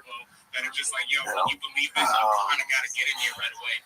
And I don't know, like these beefs, like Nate Diaz, Jorge, it's like, at some point we gotta move on, we just gotta move on. Like those days, the glory days are over, man. It's not the Uncle Rico's here. Like in Russia, it's still, in Russia, they want to see fucking Rambo 9. In China, they're down for fucking Fast and Furious 27. In America, we have to move on, man. Yeah. Like if they did Ultimate Fighter with John and DC here, we moved on, yeah. Like they're both so much older, we just gotta move on. Both of them gotta move on, man. It's some force to talk about, but fellas, we gotta move on. Even the Connor, Connor's the biggest star. I didn't watch Ultimate Fighter for Connor. I was just some soul for that court, and it's all, that show's lost its luster. Yeah, even like Connor could be. We gotta move on. Because we all know, everyone I'm talking about is out of the prime. Way out of the prime, and they've all moved on. As far as they're not elite fighters anymore, all of them. None of them are elite as like in the prime.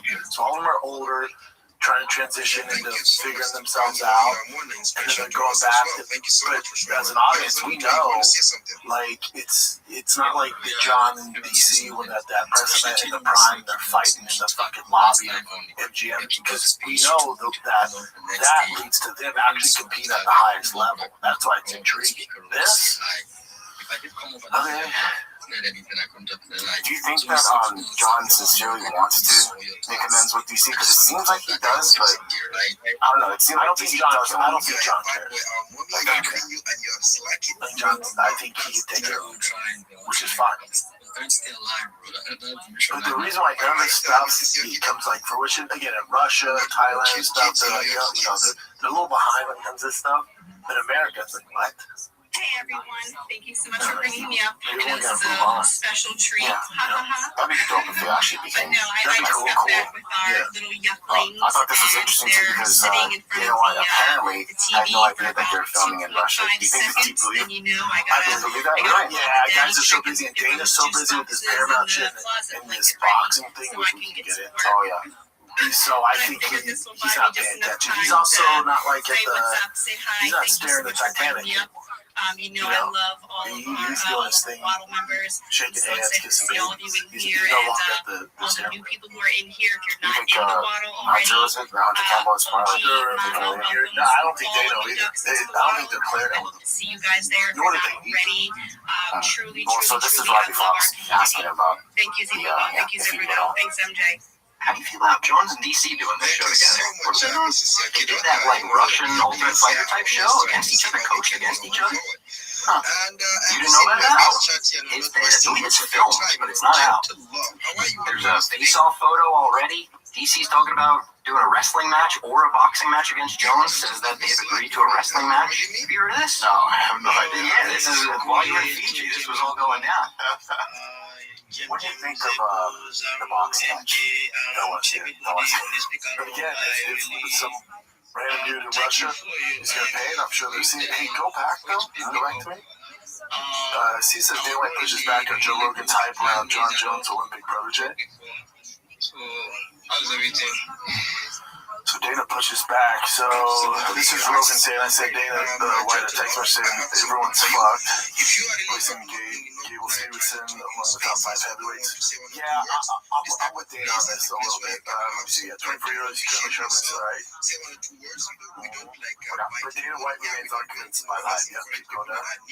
People that don't know how to start saying things in the spaces. And the Dana White recently appeared on certain back Chris Evans. Shout out to Robbie, by the way, love that guy. if you cannot see high trial, Like I said, we've been watching before Rogan was talking about him, of course.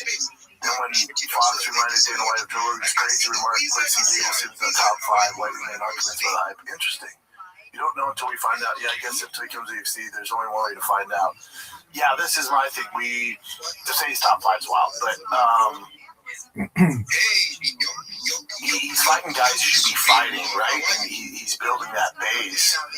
But we really don't know what we have till he's in the UFC fighting actual competent competition. I love the build-up of prospects, and this is my favorite time for an athlete, and following them, and hopefully they come to fruition, like a Conor or something like that. But what we're seeing right now is, he's fighting cans. Yeah, that's what he should be doing. It's fun to hype him up, but to say top 5 is wild. Like, we've never seen him get hit. We've never seen him. What happens when he doesn't get to that takedown right away? What happens when he gets dragged into the second round and he's bloody and the takedowns aren't working and he's forced to strike? And people, man, his striking is insane. Is it? According to what? We just don't know. We don't know. I'm with Dana. We've been around long enough, which Rogan has, but also, I'm like Rogan too, glass half full. Like, dude, that guy is going to be a fucking problem. Hopefully he keeps passing the test, but no, I would, from what we've seen, yeah, who knows, man. That guy's, as far as heavyweights go too, like, top prospect we've had in a long time.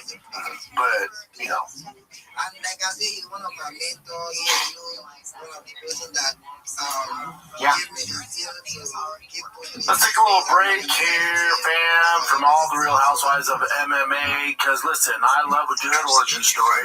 And this company actually sent me a mattress to my house. It showed up, and your boy should sleep on it now for about 2 weeks. It is fantastic. I'm talking about Brooklyn Bedding, right? Like I said, I love a good origin story. Brooklyn Bedding has one of my favorites. John, the founder, literally built this company from the ground up in Arizona without a college degree.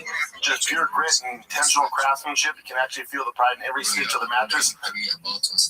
We've been with other mattress companies. People send me mattresses. This Brooklyn mattress is fantastic. Listen, Brooklyn Bedding handcrafts every mattress in Arizona. No middlemen, no gimmicks, just top tier quality, honest pricing, a real American craftsmanship for a better night's sleep. It's American made, and Brooklyn Bed knows sleep isn't one size fits all.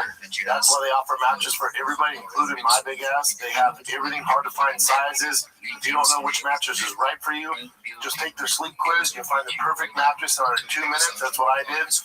They got you, man. If you sleep hot, Brooklyn Bedding uses a special cover, right, to help you keep cool. Or if you want to stay warm, they got all that stuff. It's fantastic, man. If you don't believe me, they offer a 120-night comfort trial. So if you love it, great, keep it. If not, you'll return it or swap it out hassle-free. They got you, man. Go to brooklynbedding.com. That's BROOKLYN bedding.com. Use my code SHAB, SCHAEB, and you get 30% off site-wide. This is not available anywhere else, just for the Shop Show listeners and viewers. That's brooklynbedding.com, promo code SHAB, for 30% off site-wide.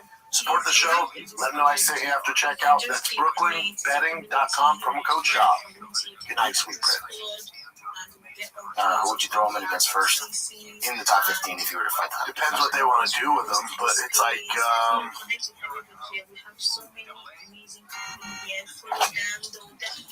I'd like to see him against Almeida. You know, so see how good his striking is. Curtis Blades, you know, you're talking top 4, man. It's a big fucking jump. Not yet. Not yet. Alright, this is another tidbit of information from the Anthony Joshua accident. Apparently, the driver, like initially, Anthony Joshua was sitting in the front seat, passenger seat, right? And last minute, the driver's like, it's too hard to see it, you know, the mirror. So he asked so big, yeah. So that's like if you were in the car, they would have to ask you to sit in the back too. So it was a last minute decision, and that's basically what saved his life. Good God, man. And this came out as well. Kamaru Usman apparently was doing some sort of live thing, a live stream, and they posted a conversation between him and Anthony Joshua right after the crash happened, like roughly around when the crash happened. I love it. Apparently he didn't mean to. So I'll play this video first. Thank you so much. I appreciate that. Listen, guys, I got to jump on calls. I got like 5 back-to-back calls today. Put some things up for everybody, get things done. But listen, shout out to you guys. The space is amazing. Cerritos and Bobo, MJ. I feel, don't take this the wrong way, but I feel so proud of you guys right now. I feel so proud of all of us. We're doing so many amazing things. And I'm just very excited about what's coming. So shout out to you guys. Anyone that doesn't know me yet, my name is Kenny. Definitely shoot me a follow. I will follow you guys back. Check out our Discord and we're building something especially amazing. So thank you guys. Hope you have an amazing day. We have a space late tonight, really late for some of you. Basically him just saying if like you guys that, are up, show up and shitty thing that happened, all that stuff. But I guess like his team filmed it and he put it out, but he didn't necessarily know that they put it out. You know how this thing goes, man. But Kamal obviously apologized for it. Thank you so much, Jackie Ducks, and we really appreciate your opening. It's a wonderful opportunity for us to have you here.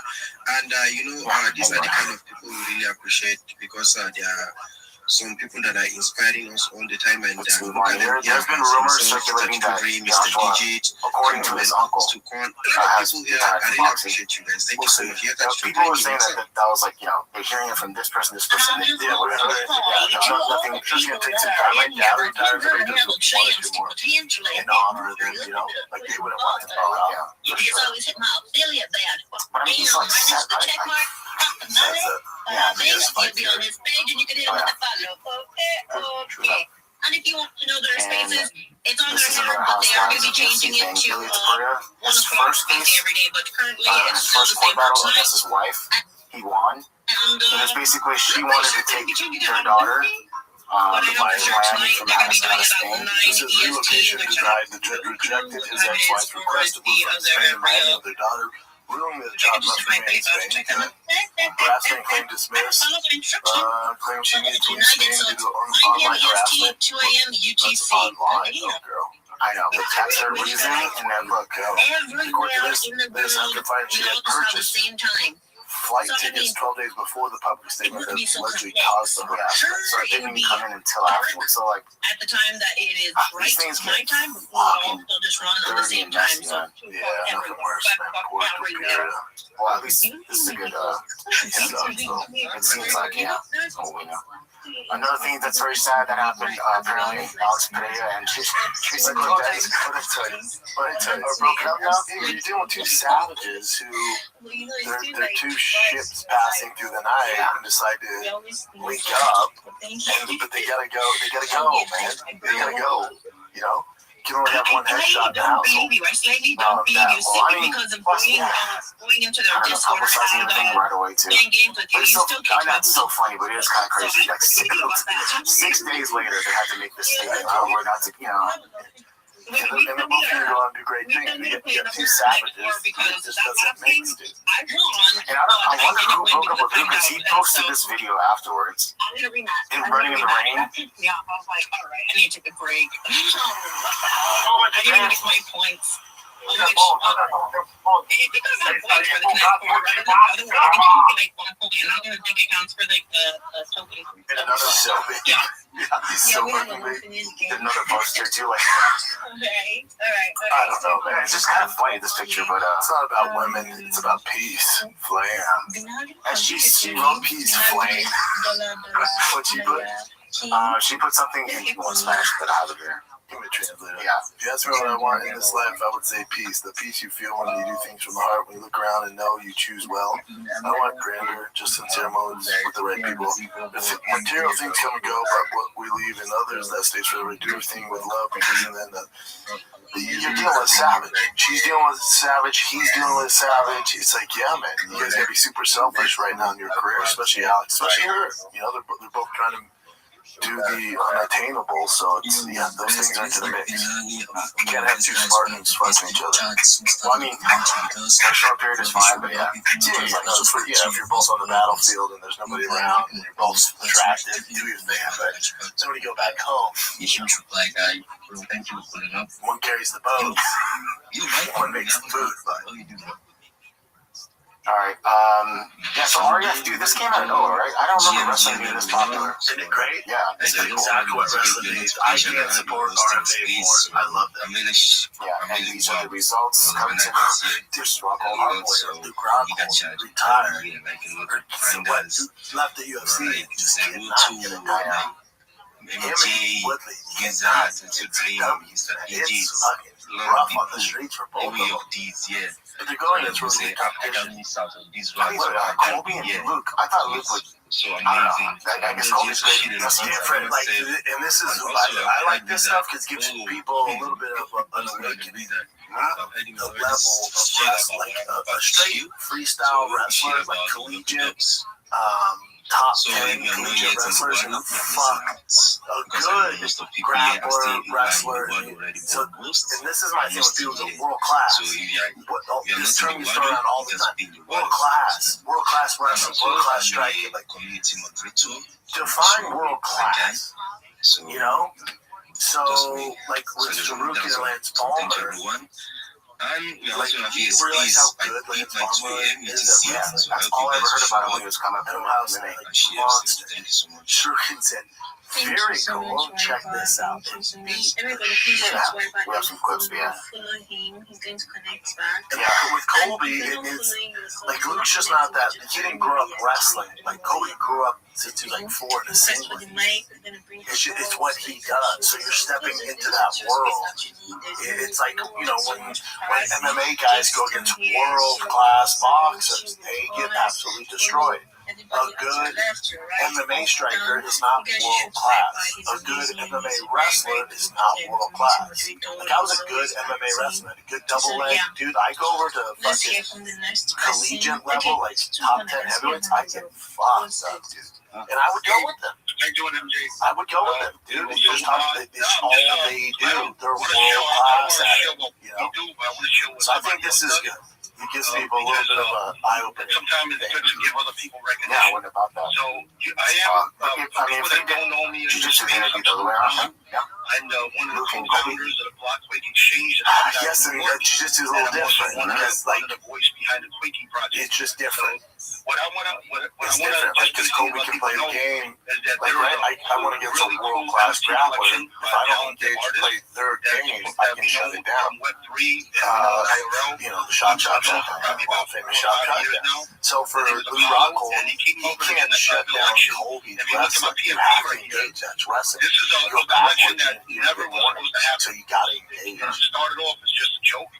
Like, we made these mystery and something that came out of this as well was you all know was supposed to have a match with Bonimbo, but then you all was like 7 pounds over. Yeah, but apparently too they changed the weight time and the day, so it really fucks with the guy who's trying to calculate it.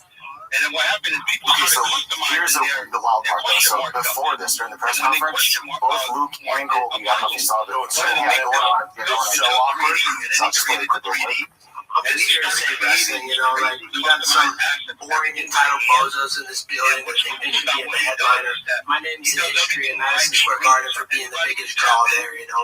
I'm not out here giving the Sandusky special. Questions on the software he uses.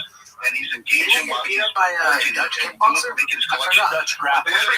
You got beat up by a Dutch kickboxer. That's right. Come on, bro. You never been a main event? No, you never been a main event. Come on, bro. Listen, I bozos like this that just build the sport of wrestling. We need stars. We need people that are willing to be vocal and call their shots. What are we talking about? We're talking about big money up here, not nobody. We're talking about Luke Rockhold, first ballot Hall of Famer. That's some unliving kid in the flag that's never done anything. If you meant a certain amount, pretty good top 10 before you start talking about a sport that builds another sport. The reason why wrestling here is on the stage is because it's from 13 inches to you've done absolutely nothing in the sport of MMA. You quit before you even hit your bow. Just relax. Butt ass. Look at that. He's crying over in the corner. I won how many world championships have I won? What have you done on the world stage? Absolutely nothing. You're a college bum. Oh, entitled, shut up. All right, who's got the next question? You modify the rules, then I won't work it out. No leg locks, jokes. We can modify it. I would love to do a modified rule set. Modified rule set, I will put you to sleep. Yeah, they were going off on Nickel wrestled Kobe or Luke Rockhold. It would be an absolute Yo, Stupan, can we have you on Luke was criticized because he was calling Bo a quitter, and then of course everyone was like, "Dude, Mike Perry, you know, once he got broke your teeth, and then he, stopped the 2 rounds." I don't know why they did, but also Bo's so new in the MMA. Like, Luke had such a long career, Kobe had such a long career. Also, they should give me what, like, build the guy up, dude. Pass the torch to the next guy. That's the next guy. Also, if you're feeling frolic, and go make yourself a wrestler, you can make yourself a wrestler. Wrestle, let's see how it goes. I'll tell you how it's going to go. Yeah. Well, unfortunately, after all that happened, they said he was a quitter, all this stuff, and then Bo refused to fight Yoel afterwards. This is what Bo said. What's up, everybody? If you haven't already heard, I unfortunately won't be competing tonight. At RFO 5, really bummed about it, but Yoel was not able to make weight. He came in at 212 pounds, so 7 pounds over what the original weight class was, which is unfortunate. Had he been within striking distance, even a couple pounds, we know we could have made it happen, but 7 pounds is a lot to give up at this level. And like I said, I'm super bummed, so my apologies to everybody that came out to watch. Who's not going to get to see me, but I'll be back. I'm going to reschedule another match here soon, and like I said, I appreciate y'all's support so much. So I'll be back soon and see y'all then. That was the smartest decision from Bo. Listen, if Yoel was in his prime, 30, or let's say 27, 29, or even 30, you don't want to give him any advantage. I kind of get that. Bo, he's 50 years old. Like, you're a young lion. Like, you got to mop the floor with it. Even if it's pounds over, it's not a great look. And it's also your field. Like, it's not like MMA. Like, you're 7 pounds over MMA. Jesus Christ, man. That's insane. You tried. So if I do want to move from my comfortable space, I could potentially put something on the Underground. Now, Joe Romero is artificially created in the lab. I get all that. You know what they do? And come on, Yoel could be 65 years old. Yeah, you can try You never know. We have no fucking artificially created in the lab. And for Bo, it's like, you got to go in there and do it. Mr. DJ. Yeah, just have to. That was, yeah, there's a, yeah. Like, I don't get the hate on Bo, and then when I see this stuff, I'm like, that's what so many kids are there.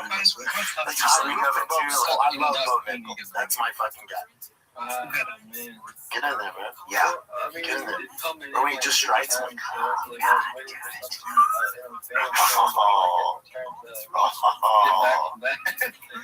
Bo, you should have wrestled. It was crazy to think, you know, you do the math, it's like 19-year difference. It's like freaking, like, what the fuck? It's like you wrestled right. Bo, get in there and fucking wrestle that old man. It took me a long time to dedicate myself. And it's just wrestling, it's not fighting. I don't know. Around with a lot of KOLs, showing up with part of the big step. Yeah, he's a badass wrestler, but I mean, Wrestle Bo. I just tell myself, Hop on shit, wrestle. That should be next. They already built it up, so yeah. Nobody called him out of wrestling, though. Kobe was like, then Bo was like, I'll fight Colby at the White House. Like, set it up. I had to reach out to a lot of people, connect with them. Alrighty. Notice even Luke Rockhold was like, all I'm doing with modified, just wrestle. I mean, how it goes for it. They know what's up. Let's take a little break here, and we'll jump right back into the episode. Listen, 2026 is the year you launch your business. You've been waiting, I don't know, man. Maybe I'll do it 2026. Now is the time. Now is the time you do it with Shopify, right? So maybe you got an idea you can't shake. A craft one tells you to sell a storyboard design in your head. Guess what? With Shopify, 2026 is when you finally make it happen. Let's go. Shopify gives you everything you need to sell online and in person. Millions of entrepreneurs like myself have made this leap from household names to first-time business owners just getting started. Shopify gives you all the tools you need to easily build your dream store. Choose from hundreds of beautiful templates that you can customize to match your brand. Set up super fast and easy. Shopify's built-in AI tools that write product descriptions, headlines, and help you edit product photos. Marketing is built in too. As you grow, Shopify grows with you. Handle more orders, expand to new markets, and do it all from the same dashboard. 2026, stop waiting, start selling with Shopify. Cha-ching. Sign up for your $1 per month trial. Start selling today at shopify.com/shop, all lowercase. That's SEHAB, all lowercase. Go to shopify.com/shop. That's shopify.com/shop, all lowercase. Here are your first cha-ching. Okay. So this has been making the rounds as well. Justin Gaethje had this picture, or someone screen grabbed this where he has like this thing on his neck that he's saying it's an ingrown hair, and people saying obviously that they think it's staph. And this thing hanging off his lip is apparently that he was eating brisket. Yeah, so they make it look like it. Yeah, and by the way, I did look at a picture that it's not there anymore. You see, he was definitely eating something, so it's stuck on his lip. But that thing on his neck, you've been around staph plenty of times. I'm sure you know if that's a ingrown hair or staph. It seems like cold, you know. Oh yeah, it's painful. So that would suck, but Don't screenshot me, but if you go hair right next to brisket hanging in my mouth. yeah, that's true. I used to check, Did you screenshot me eating brisket from my YouTube video to make it look like I have herpes on my lip? My neck is healing ingrown hair. Could be both. I've had ingrown hairs. That'd be the worst ingrown hair I've ever seen. Or you like picked at it. Either way, it's not great. All right, well, he says it's fine. Hopefully nothing happens because that's the first UFC event.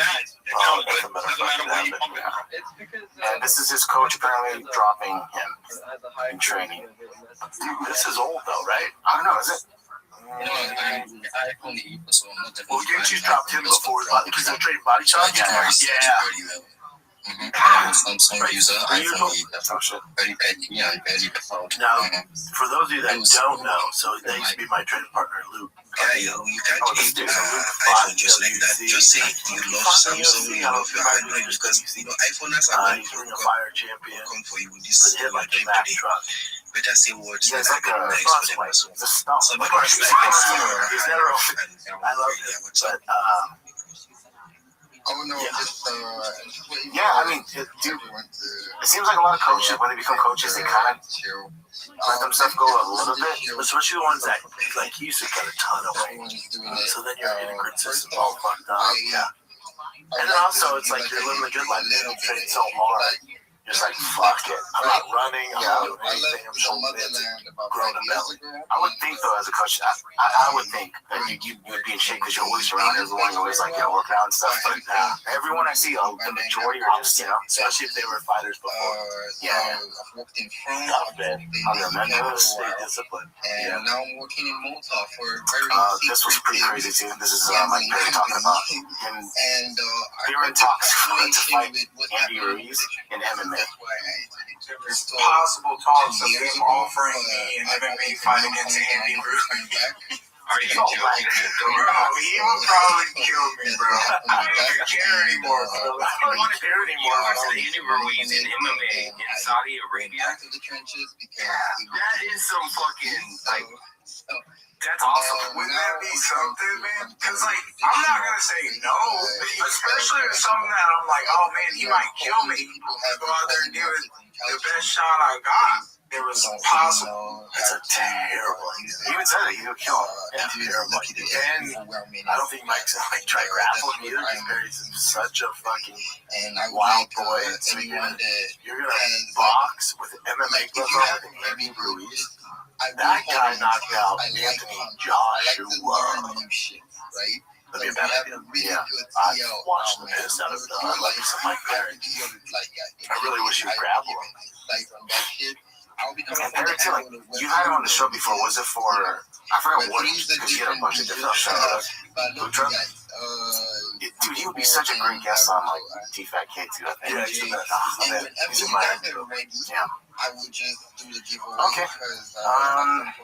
So this one, Mike knows I love him. Yeah, him all the time, that game, Brandon, so. So this fighter, Darren Stewart, he kind of put it out there that he was going through some injury, right? He needed to get, he needed money for hip surgery, and he had a GoFundMe page. Stage 4 arthritis. How old is he? I think he's pretty young, right? So he started GoFundMe, and the UFC was like, say less, man, pay for it? Yeah, they reached out to him, and actually, they said, just we'll do the paperwork. He's 35. But still, should be on fucking replacement hip surgery. Yeah, but he hasn't fought since 2021, and them reaching out, that's pretty, I would say that's pretty dope. What we're going to do for this giveaway. And there was this GoFundMe. And UFC paid for it? Yeah, that's cool. Someone reached out. I guess someone that knows him from the UFC. That's cool. Alright, let's go. Okay, what did you, I don't know if you saw this. I guess he said it's only for one person. Yeah. So the goal, I wanted to go like that. I still like that stuff. And remember, there's some people not that bad. I was the first UFC athlete ever to be involved. I worked Golden Globes. I worked I worked all that stuff. So when they showed Brian Ortega and Mackenzie Dern do like the slow-mo video, never forget your boy. I actually had a contract with CBS and covered the events, right? I know how it is there. Buddy, when I say this, I don't use this word ever. When I say cringy, I don't use buddy. Whoever thought that this was a smart move, do you know how demeaning it is, how demoralizing it is? As a fighter, you're like, oh, we're no longer this niche sport. You guys. And some moron like woke soft rider was like, these next two guys need extra security.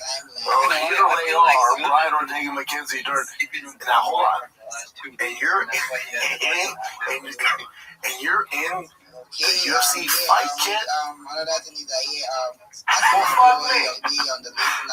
How they're managing to whoa. No, we want them with these A-list celebs and like being at the Golden Globes, even though Brendan did it 8 years ago. We want them around these A-listers and stuff like that, but you know, we want them in like nice clothes like the rest of the crowd. We don't want them in UFC fight kits, and also just have them present an award so it shows the relationship between CBS, Paramount, and UFC. Absolutely. What you don't do is go, look at these meatheads. We needed extra security. And then, bro, it was the cringiest thing I've seen in a long time. Yeah. It was, somebody should lose their job. And then for the UFC to post it, they're proud of it too. I could not believe it. It's because fighters, we don't really get this access. Absolutely. Right? Like, when I had my deal with CBS and I come to the Grammys, the Oscars, and Golden Globes, all that stuff, I was completely left the UFC. Like, my deal was with them. So the UFC had nothing. The UFC had no clue. Because I was with the UFC. So I was part of the program and stuff like that. This is in cahoots with Paramount announcing the relationship. Oh, buddy. This was so crazy. The managers and agents of those two should be like, oh man, we fucked up. This isn't 2001. You know, it was so poorly done, and so not thought out. It was so bad. He's looking all scared. Oh my God! No one went. No, we're down to have them involved, but just have them present the award and just be normal people in nice clothes, so we don't look at them like circus animals. Do you know how embarrassing that is for Mackenzie Dern, world champion, Brian Ortega, world-class fighter? You know, hey, you're coming to the Golden Globes. Am I presenting? You're gonna put on the fight kit, and also we need to have the gloves on. And then you guys can talk. You're just gonna walk out like two circus elephants, and then you look at me, go, "Oh, good here," and then walk back. Oh, total blown opportunity. Oh, this is the relationship with Paramount. Hey, this ain't good. No, that's how they view you, boys. That's terrible. Do you think the UFC was it them, like the Paramount and Golden Globes that made them do that? The UFC like, this is a good idea? They probably cleared it with some in UFC marketing department. It was so incredibly bad. Like, it's better to not do anything at all than do that. You gotta treat them like normal celebrities. Yeah, so I've been in those circles, I've been in those rooms. The room stops when a UFC athlete walks in. They stop because they can't comprehend what you do for work. They're like, holy fuck. The alpha male or alpha female is in the room, everybody bow the fuck down. That's how this goes. This is such a disservice to Brian Ortega and Mackenzie Dern. Mackenzie Dern's better looking than 99% of the room. Exactly what I was going to say too. Why? You don't talk about missed opportunity. You have a legit superstar, Mackenzie Dern, and her body is bang. And you put a fight kit on her? No. We dress her to the nines. And this is what I would do. I would dress Mackenzie Dern. Brian Ortega could just stay in the back if you want. You dress Mackenzie Dern better than you do. Insert Jennifer Garner, insert J-Lo, insert whoever wins the fucking bullshit award, insert who was the Selena Gomez was there. Dude, we dress Mackenzie Dern with a real proper stylist in that classic old Hollywood style. She's gonna walk out. People are like, now half of them might not know who she is. They're like, who the fuck is that? Her? No, she's not in fucking Stranger Things 7. That's Mackenzie Dern, and she's literally the best female fighter on the planet. And that's how you introduce the crowd, the public, to Mackenzie Dern. Instead, you covered up her entire assets, everything, and you put a fight kit on her, so she just looks like run of the mill. God, what a blown opportunity. No, you dress her in that classic Hollywood style, and she's going to blow the doors off all these other celebrities there, and it's going to go viral for the right reason. And people are like, holy fuck, and then brands are going, hold up.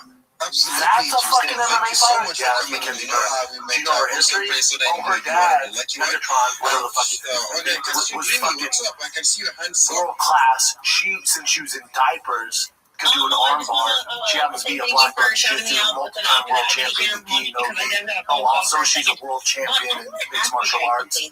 And she looks like that? Yeah. Who do you work for? Target. Yeah, you should probably work with her. Bro, fucking, my neighbor dropped off a donkey ball on not this. And I feel like it's such a blown opportunity. I want to run through a wall. You dress her better. Like, you know what? You dress her the exact same as Selena Gomez. And Selena Gomez looks like a trash bag with fucking tits next to her. And that entire audience, including the public, which I don't know how many people watch, let's say millions watch, will go, who the fuck is that? That's our champion. Oh yeah, she's bilingual too. Oh yeah, she just won the belt as well. And brands go, whoa, we're thinking of. I thought they were warlocks. No. So Selena, yeah, that's Selena Gomez. You thought she was pretty, right? Cool. That's Mackenzie Dern. She can fight her ass off. Or we can just put her in a fucking UFC fight kit and hide all the sweater puppies and the heavies and her assets, and then she doesn't talk because they're dumb fighters. You can do that. You can put that narrative and totally drop the ball. But what do I know? What the fuck do I know? God, what a missed opportunity. How some stylist doesn't have some familiarity with Mackenzie Dern, go, man, I should put my dress on her. Forget Demi Moore, forget fucking insert whoever it is, Sydney Sweeney. You do it to Mackenzie Dern, and it would open doors that aren't possible. Your big movie star that's crossover wasn't Ronda Rousey, right? It's not insert Amanda Nunes. It's not this fighter. It's not this fighter. It's Mackenzie Dern. And you totally dropped the ball. She's a smoke show. You put her in the classic Hollywood outfit, and people are like, who the fuck is that? Now we're going viral. You know, who is Mackenzie Dern? They're looking at me, holy shit, this little girl's badass. Yep. Yeah, but that's where you benefit from that. Not going back to the Stone Ages and putting this in like kid, hiding all their assets, making sure people know that they're for dumb jobs. There's this one time, it's like I went to and they had two perfect examples. You know, even female celebrities like Halle Berry, Charlize Theron. Do you think Brian Dodge is like this super handsome guy? Dress her up to be this beautiful girl, and people are so intrigued by that. Just like the narrative. This is kind of different. But you remember when everyone found out Chuck Liddell was an accountant, like had an accounting degree, it made him so like, what, a fucking UFC fighter that has an accounting degree? Like that would have been so dope for them to be like just looking super fly, and then like what she fights, like what you're saying. They fucked it up big time. They fucked it up so big time. Drop the ball. Their management should be embarrassed. The crazy marketing team should be embarrassed. CBS, they're just, they don't know. It's on us to educate. They dropped the ball there. There was like those days where I felt like when I saw that, I'm like, I wanted to hit my head. That was crazy too. I had to get used to that like every single day. So I basically forced my brain to say that's that energy that's just source of like I need to like thirst. And then after that I just drank water. And then, like, take a little break. Last one. It's brought to you by Progressive Insurance. Do you ever think about switching insurance companies, see if you can save some cash? Progressive makes it easy. Just drop in some details about yourself and see if you're eligible to save money when you bundle your home and auto policies. The process only takes minutes and could mean hundreds more in your pocket. Visit Progressive.com after this episode to see if you can save. Progressive Casualty Insurance Company affiliates. Potential savings will vary. Not available in all states. Progressive. Let's get back to the program. Alright. Here's Connor Ritter helping out the homeless. And then drink water after that, because you just drink water after you in between your teeth, and all the bacteria get spread out with like that. Always best to spread it out. Make sure there's not less bacteria growing. Who's the P. Diddy in the video trying to get all of this in the video? That lady on that car. Oh, yeah. Much milk in there. I'm not drinking it, bro. If it's Yeah, these always weird to me too when you film it, but it is what it is. Sean Strickland said that the forced fight with DDP, he had a messed up shoulder, but he had to say yes, obviously, because the UFC press. Connection to Sean Strickland, let me read this. Before the Dricus fight, I was fucking riding with motocross athlete Aju, I broke my shoulder.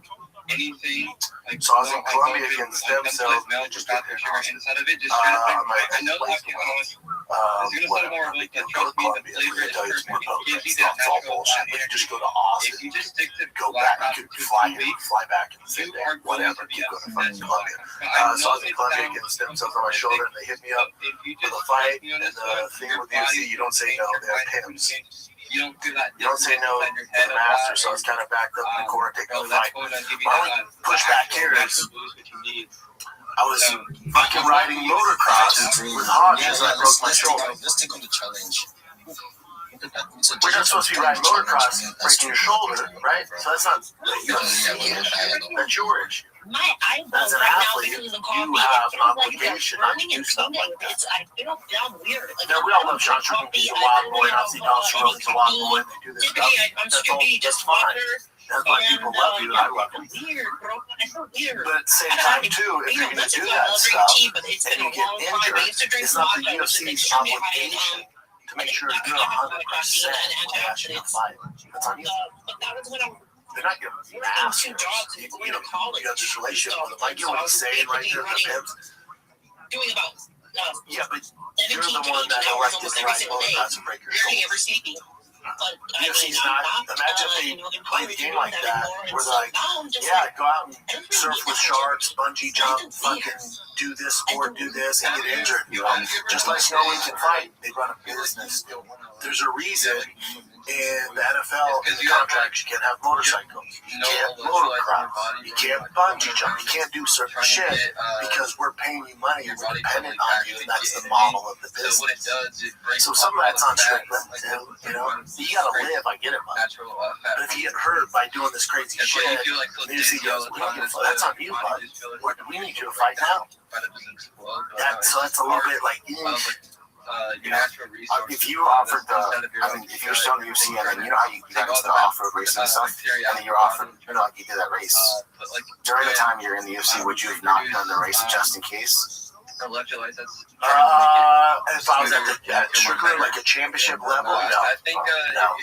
It's such a commitment, man. It's like that off-road racing is such a commitment. It's a lot of time. And also, I was like in a car. Basically, like the Just so people get shacked and get fucked up, but it's a little safer than motocross. But that's enough. But again, I think Strickland grew up on motorcycles, so he's probably pretty savvy on that motorcycle. So, yes, you also got to live, you know, but this comes with it. You play that game, then yeah, you get hurt. It's going to catch up with you a little bit. But you got to live. Because you talked about that guy that I think his name's PJ Baldwin. Yeah. Did you hear about that story where he had to kill someone? That fucking was wild. Yeah, BJ's the man. You mentioned super boxing, so they have their debut card in the UFC Apex. in January. What's a worse? I know. What's a worse drop? The UFC promoting this Apex boxing event or that fucking Golden Gloves? Anyways, we have You guys could make a splash of boxing, but hands down. this ain't it. This ain't it. This ain't it. I think that's how they say it. But Nali underscore $2 signs and no details as far as fighters or anything. Oh, Ken? I had to open their page real quick because I thought it was a little bit longer. Alright. We have a Rabbi Rothschild John Jones says Discord. Miss Yucky Dog. he doesn't think Dan White's gonna allow him and Alex fight to happen. Like it's almost guaranteed now. Because the whole trusting factor is gonna show up and all that stuff. I'm sending up. And but we all we also have the Holy shit. Yes, the boy Rosa Jr. They're giving them the big boys. yeah, so our Rosa Jr. versus Rob Font, which is that's a big test for him. Who's in 326. Is doing a bit of a way. I get it. I think about his page, engage on one of his posts. I think it's been And this one here, remember when Armin Surikin headbutted Dan Hooker in the weigh-ins? He said that's one of the main factors as why he's not getting the title shot next. Like, yeah, I kind of understand that. Yeah, you miss way more time for the main event or a championship fight. Then you're in the main event, you fucking headbutting dudes. Like, you just get out. Yeah. And he did Surikin kind of sort of play with in Ross's homies and also MMA Guru, the giant dude. Yeah, MMA Guru was in better shape than I thought. I thought he was like a big fat dude. Everyone thinks so. His face is big dude. Yeah. Getting they offer him like $10,000 to take that Surikin. That's a tall task in itself. Even he wrestled tall. I mean, look at Lance. people talking about campaign, people talking about coffee. But also, people think MMA Guru is going to take him down. Coffee, which I mean, was you first time I think he had to be kind of chance because he's so big. I couldn't like sleep for the whole night. That was a lifetime experience, and I said, even his next time, positioning, try me at the because coffee, and I'm telling you, I I don't know MMA Guru's back, but I assume it's not wrestling. how, but this is me. I don't want to, He could beat get my system 400. whereby I cannot Like, the just mountain's not have going to take it. rice for at least even 2 hours, which is terrible. So guys, People let's not have just more because speakers. he's Like I said, big, you think people that here Marlon that want to Sarukian? say 1 or 2 words. I can see others, busy with Zero wrestling brothers. I'm not even a fan. maybe show themselves. What did the MMA Guru say? Not even a fighter. That's funny. Like freestyle. Suri goes, If you like, you can oh my sing. God. If you like, you can dance. If you like, you can talk. If you like, you can say whatever you want. But please and please do what you tell us so nicely. And also, when tap into Zanto's profile, you can see Even in English, there's no and also wrestling. he has the community down there. Join the Discord, and you can also have a community Because he has a real fucking name. and also make sure you also enter the Waddle Discord. We always show up there. So guys, let me start talking to the next person. Who do we have next? Who has been here for quite a while? I can see a hand there, but is it the He has that face that looks like he has a fat How body. do I say the X1 was funny?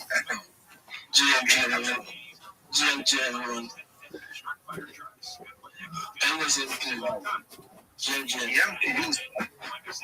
Actually, I'm X-Struggle. So I'm a Web3. I'm a Web3. Like, I also run ads on TikTok too. I did video. I also take some sharp pictures. So that's like actually, so that's all I can say for now. Okay, thank you so much, X-Wago. Very short and clear, and I really appreciate you. Thank you for coming in.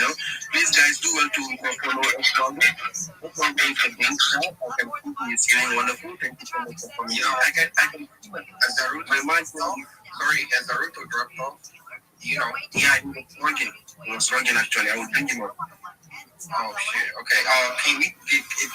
Can we like take a consensus room? Who here has vibe coded a page, like a landing page? Just give me like an emoji, guys. Like, have you entered the cult? Let's do this, guys. What's up? Oh, boom! We got Mr. Digit.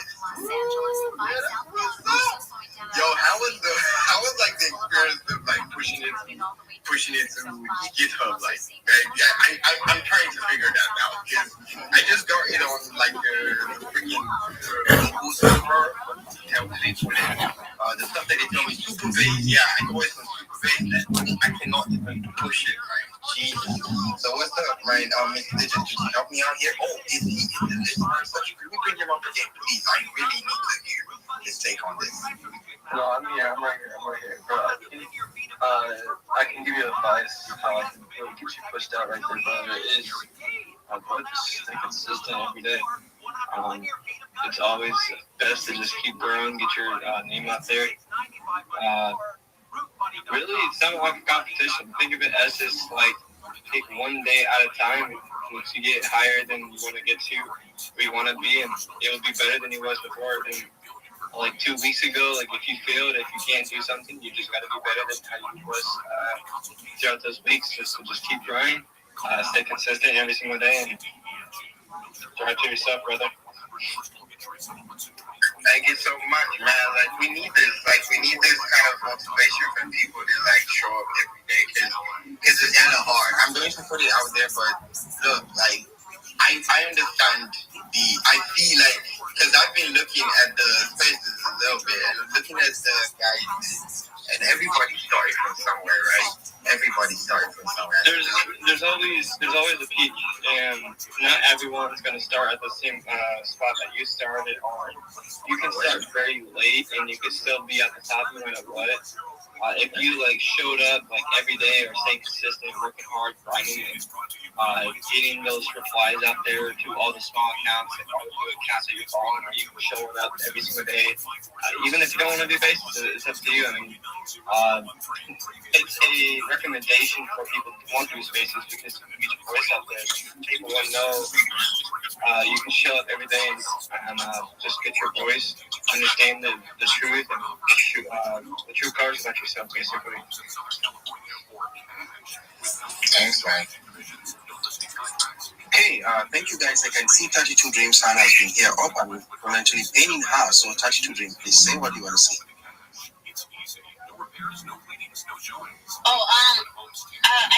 Forgive me, you guys, but I'm gonna have to drop for un poquito because I have to do a real quick phone call. But I'll be right back. How long do you guys plan on doing the space for?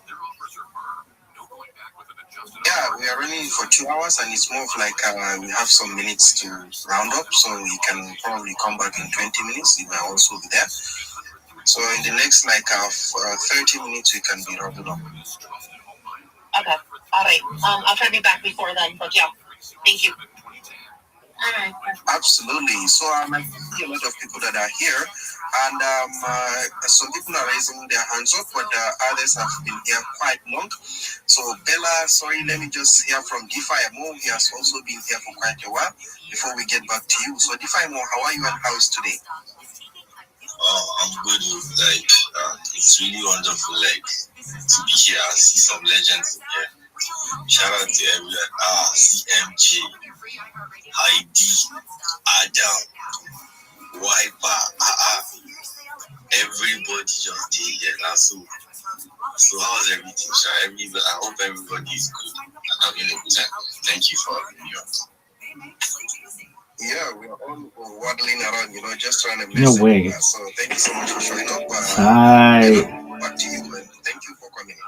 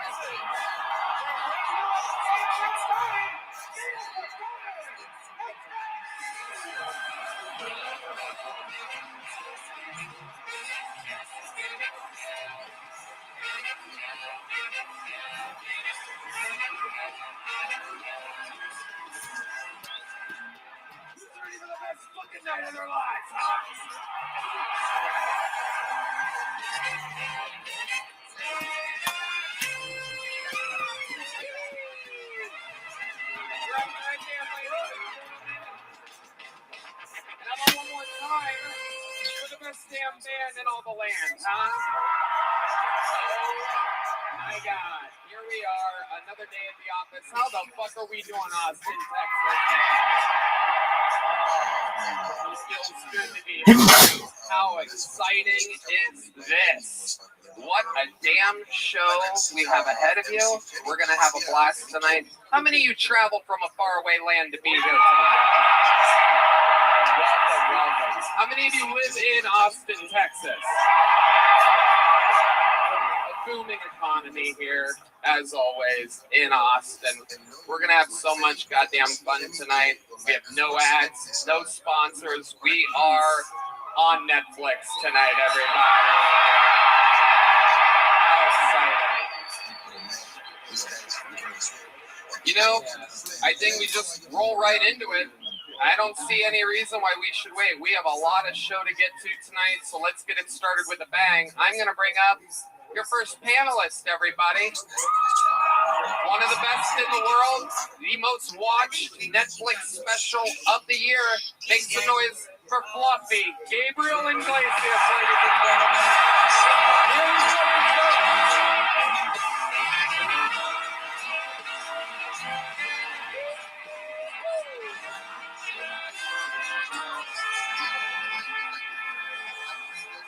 The man is back. You know him, you love him. Texas's own Fluffy, everybody. What's up, Austin?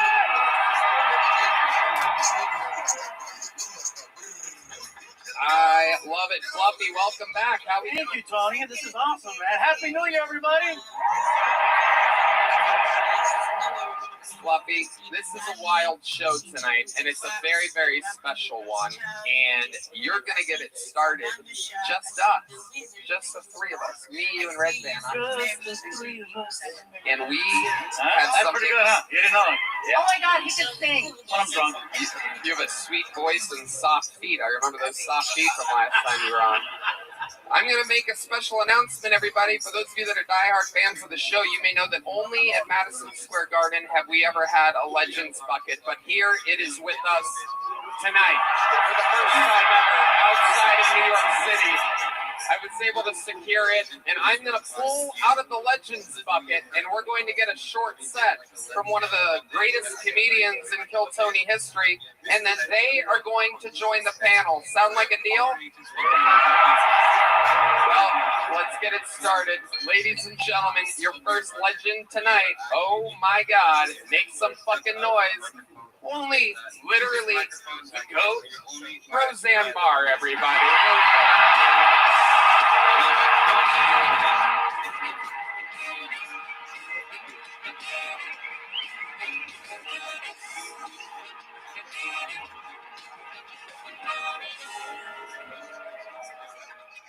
Tony. Hi. Hi, Austin, Texas. Fuck yeah, Texas. Fuck yeah, Texas. I moved here 3.5 years ago. I love Texas so much. You can walk around anywhere wearing a gun and you can shoot anything or anybody you fucking feel like shooting. Hell yeah! I love it here. I love you. Thank you, Tony, for inviting me to do 3 minutes, which I haven't done for a long, long time. But I didn't even know if anybody remembered me anymore, you know. Thank you all so much. Because, like, when I go out, people oftentimes will confuse me for Rosie O'Donnell. I don't know why, but now it happens quite frequent. You know, it's upsetting to me, too. They'll go, hey, Rosie, you cutie patootie. Hey, Rosie, we miss you there on The View. Hey, Rosie, you're right. Fuck Trump. He is a fascist. Kind of bumps me out, you know. I'm like, hey, I'm not the one whose kid is a crack whore in prison there.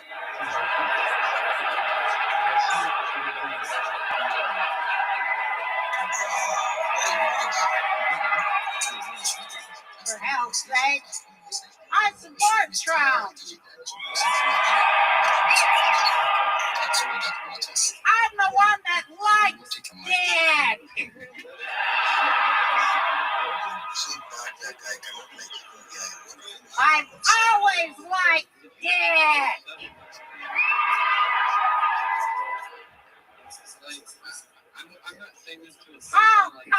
of dick.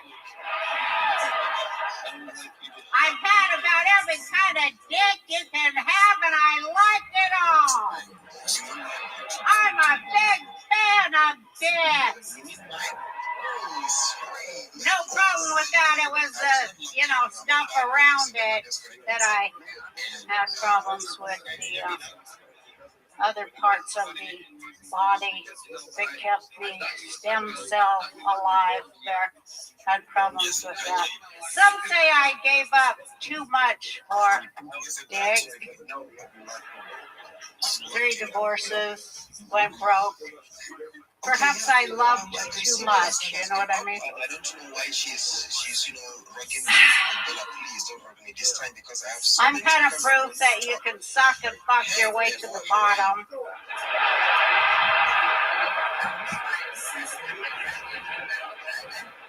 I'm kind of proof that you can suck and fuck your way to the bottom.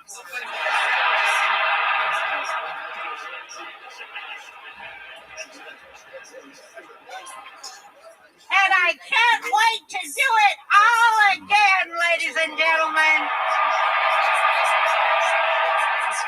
God bless America and kill Tony. Roseanne Barr, ladies and gentlemen.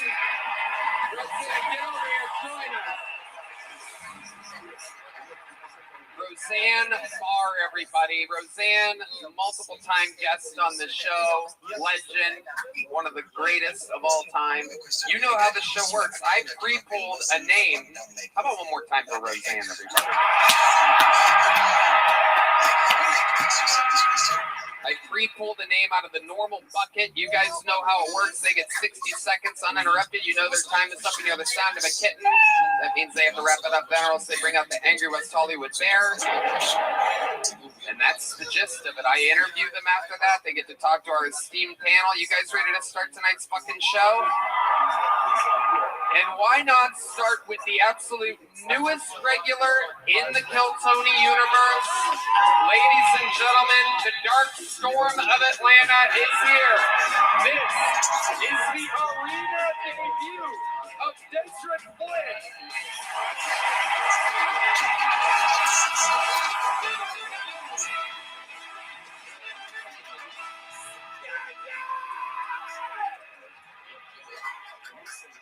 Oh man, y'all! I had to take a plane from Atlanta, Georgia, to Provo, Utah, to go. It wasn't a good experience because the only flight leaving out of Atlanta to Utah only left at 5 o'clock in the morning because they don't want people from Atlanta going there. And so I called my Uber at 3 o'clock in the morning, and it take him an hour to get there because he keep going like a weird way. And I wanted to cancel the Uber. I wanted to cancel the Uber, but he kept accepting it back every time I would request a new driver. So he finally come pick me up. We start driving to the airport, and when we get on the interstate, he gets pulled over by 6 officers. And they're like, "Get down on the ground now." And I'm crying because I'm high. And I'm sitting over there, and I was like, "I need to go to my flight." He said, "Okay, go, but I can't call another Uber from the interstate." And I'm chilling, and I'm so panicking right now. I'm so sorry, y'all.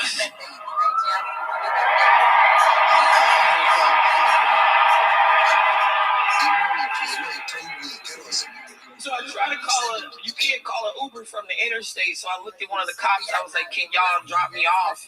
And then he said yes. But that nigga didn't let me sit in the front seat. He made me get in the back. I wanted to play with the laptop, but he turned on the sirens. He fly down there. We get to the airport. I can't get out because I'm in the back, so he got to come open my door up. Then he tried to help me with my baggage, and I made eye contact with 20 black people shaking their head like this. Because I look like an Olympic gold medal snitch. And then right before I walk into the airport, after being ashamed, he gonna get on his intercom and go, "Have a safe flight." Shut the fuck up. Do your job. All right, y'all, that's my time. There it is.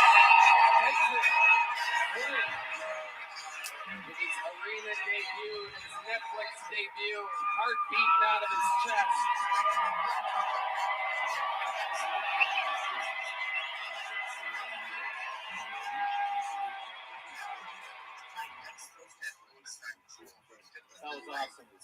That was awesome. Incredible energy, incredible confidence. I don't have to say anything.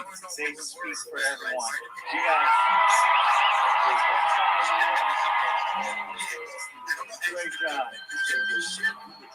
That was beautiful. That was beautiful, man. I've been waiting my whole life, dog. I got so many bootleg DVDs, yo. I was getting my hair cut. Like, you got a new cut? You got look at that. Yes, you're in your hometown of Austin, Texas right now.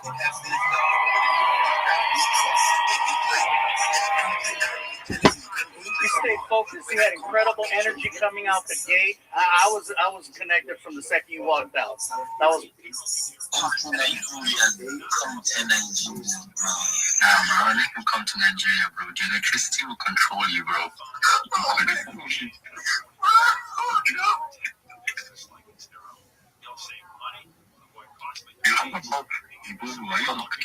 Okay, guys, I'm making. I was trying to listen to you. Everybody was talking about the electricity and what have you. I have been, being controlled by electricity all over.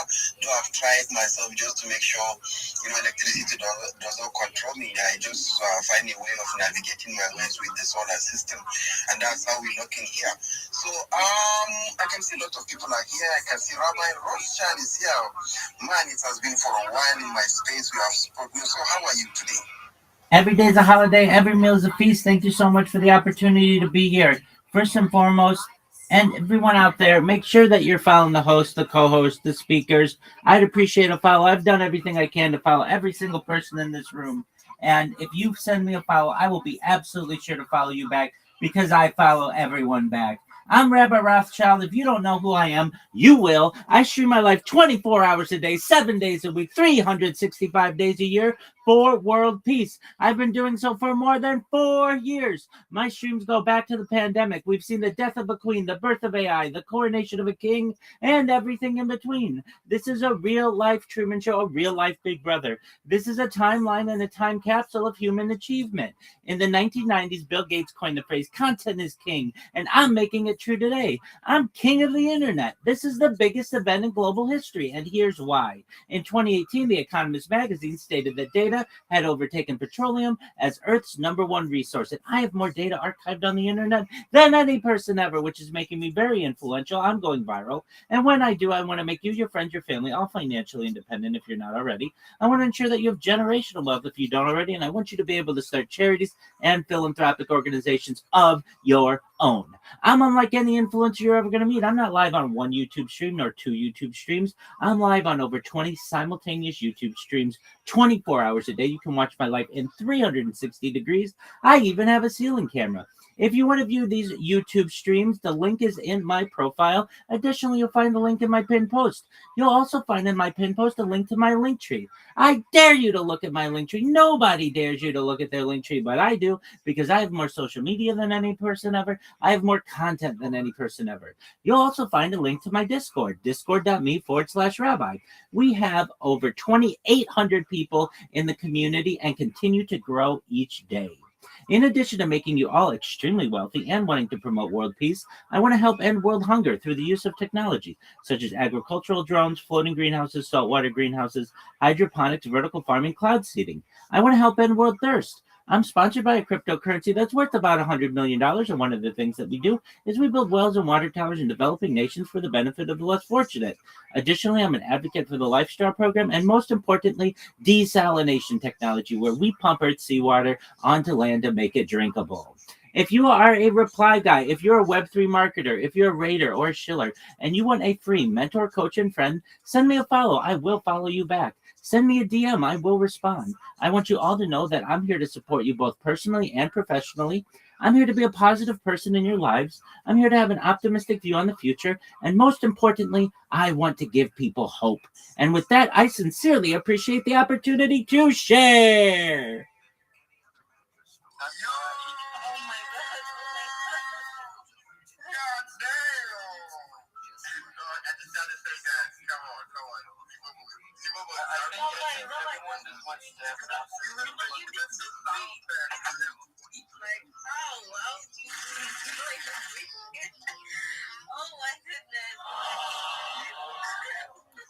is one of the best speakers I've known so far.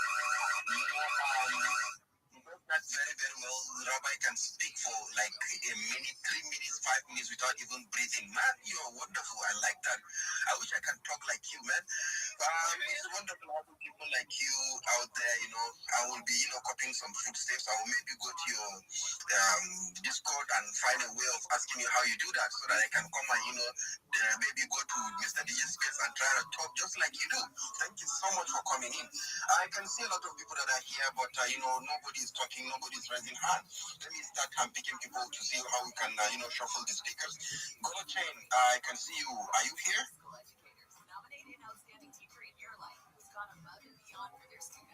Don't wrong me. Okay. I think it's Mr. DJ. Actually, you guys, if you hear, or you give me a thumbs up.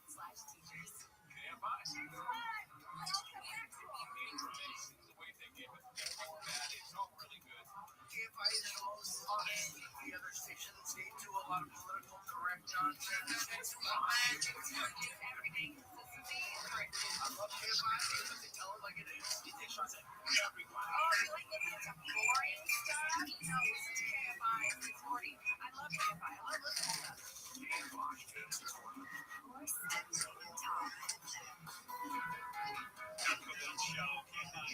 to live everywhere on the iHeartRadio app. On your day from 1 to 4 after 4 o'clock, just Taylor Show on demand. Voice line for Friday. Get ready. 877 Voice 86. You hear something that makes you crazy? Call immediately at 771-86 and they will play back your messenger contribution on Friday. No anything talkback feature on the iHeartRadio app. Coming up shortly after 2 o'clock. We're going to have Jaime Moore on. Jaime Moore is the LA Fire Chief, and he's talking media today. He's got a list of shorted schedule, and we're on the list in our Fridays. What up, girl? How you living? So I would make sure you're there right at the top. Listen to Deborah's news, and then we'll be following up a little bit later with Jaime Moore, right? The LA Fire Chief. Now, Rob Bonta is that Kiki, how are you?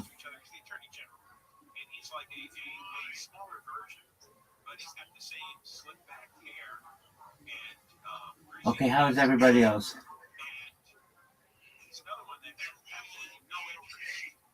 Okay, why aren't they okay?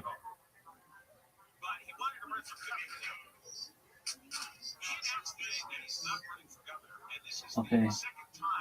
You're incredibly fun to speak with. Hey, if you guys want to talk to me directly, come to my Discord, discord.me/rabbi.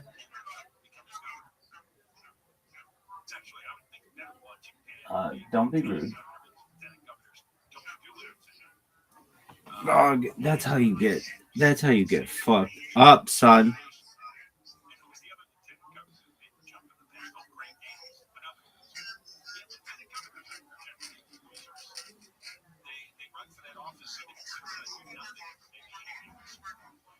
But sometimes they become governor anyway.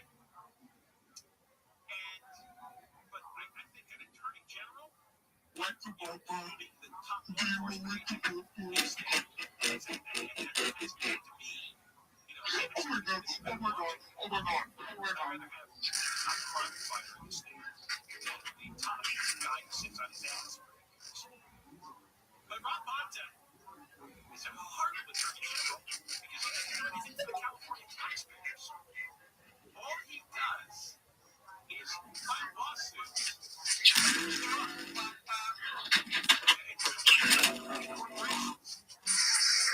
But when it comes to involved with fraud in this state, public officials and nonprofits stealing our tax money, Bonta does nothing about it. Let me talk about his in-and-out nature running for governor. He was thinking about it last year. They decided he's not going to run. You guys are so boring. Oh yeah, no, totally. Come in my Discord though. We're a lot more entertaining there. Okay, well that's not my fault.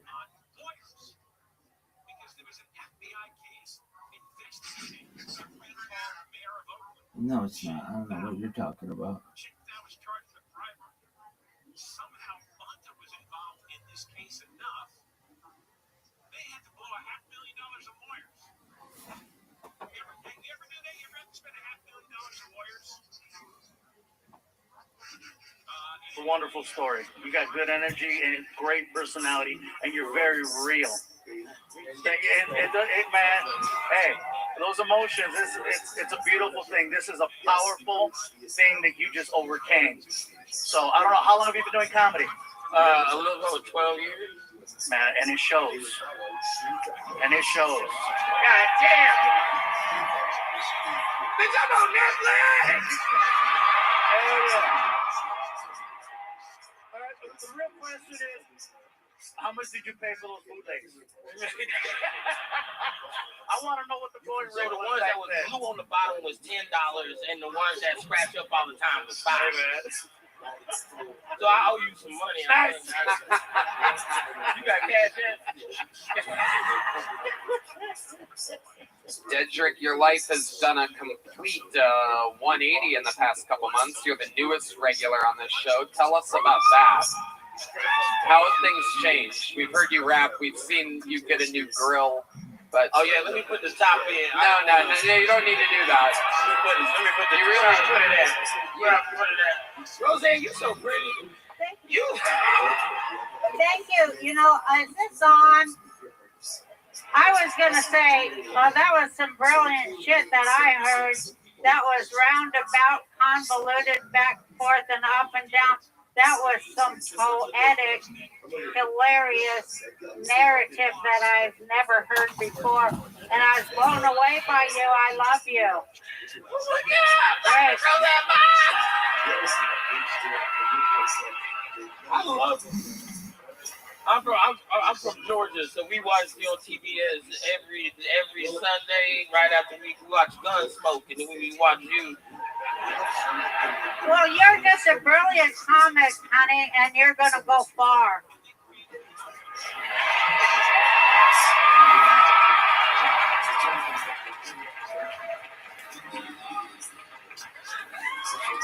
Dedrick, I talked to your mom. All right, there's the little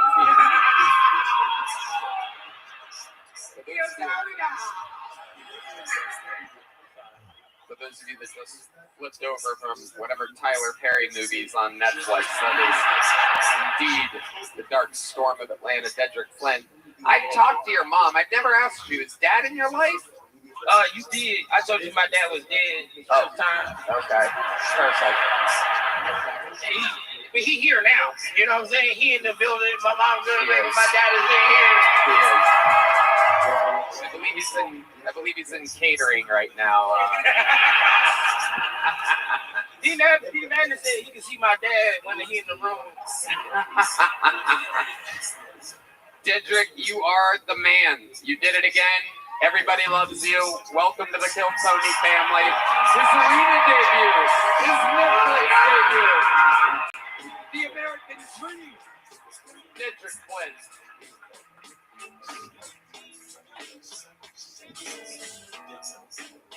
All right, we're going to a normal bucket pool. One more time before we get back to the Legends bucket. It's a one-word name. Make some noise for Yang, everyone. Yang.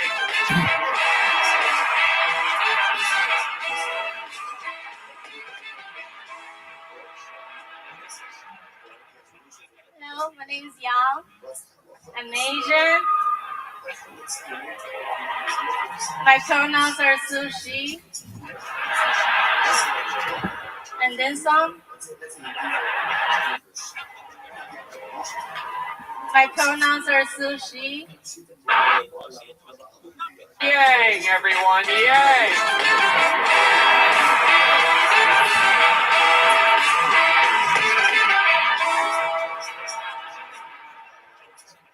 Hello, my name is Yang.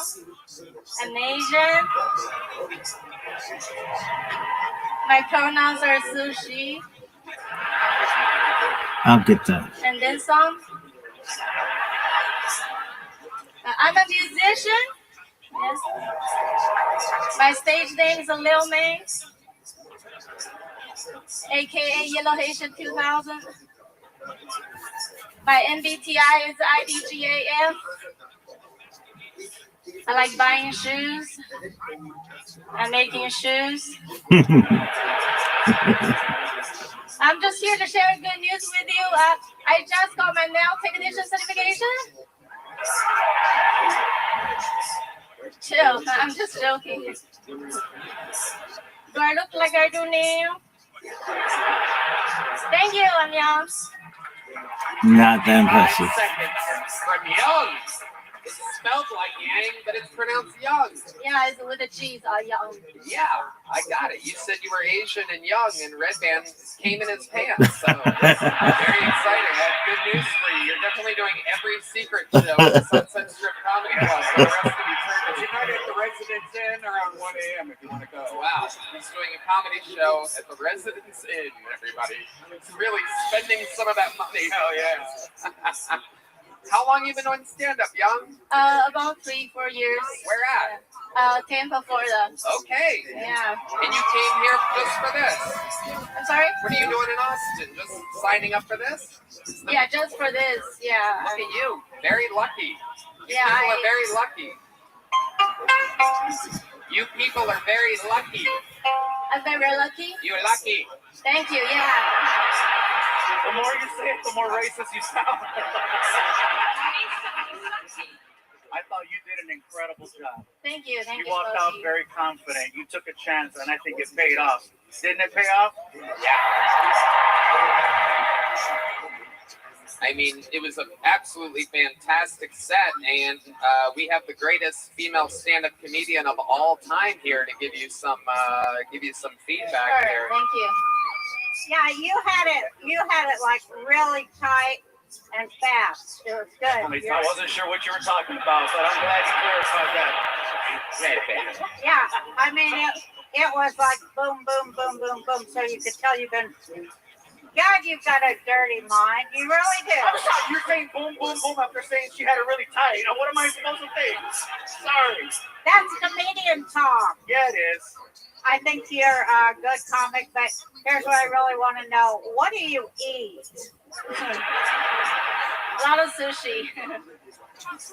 I mean, what do you eat in the day? What do I do eat today? During the day, a lot of people ask me that because American women are not as skinny as me. So. It's okay. It's okay. We need to get on diet. We need to get back on the fat shaming in this country. Thank you. Bring that back, okay? It's gonna help. Young, you are so talented. It is incredible. Do you do this for a living? What do you do? How do you make money? I drive Uber. You drive Uber? Yeah, I do. I actually took a 2,000 loan to come here because I couldn't drive during New Year's Eve, so I literally almost go bankrupt coming here, but I want to chase my dream here. Well, it couldn't have gone any better. A perfect spot. You're on Netflix. You're in an arena right now. How do you feel? Good? Incredible. I mean, this is what I need. I don't know if you have seen me online, but I do have 30,000 followers on Instagram, and I just need this opportunity to have people know me. And I really appreciate you having this show and giving people this opportunity. I love it. Amazing. You've said all the right things. Red Band is sweating bullets. Oh, yeah. I just... You have a very small face and nice white skin. You look like you have problems with your kidneys.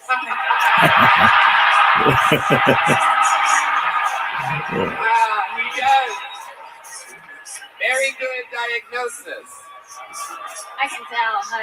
I've seen plenty of those. You need to eat whatever she's eating. You need to eat a pile of seaweed salad or something. Oh, thank God. I thought you were going to say dick.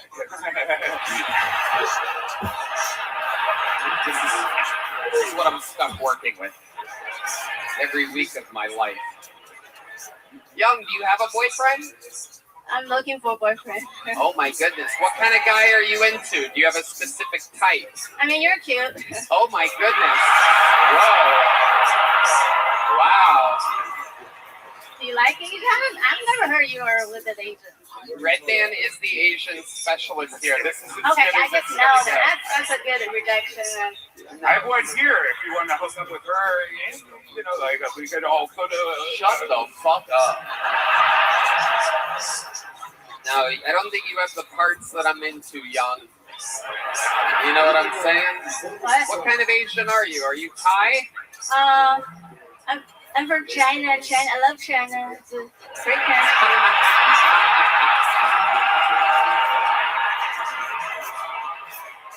Excuse me, I'm talking. Excuse me. I'm building a huge ballroom in the White House because I got big balls and big hands.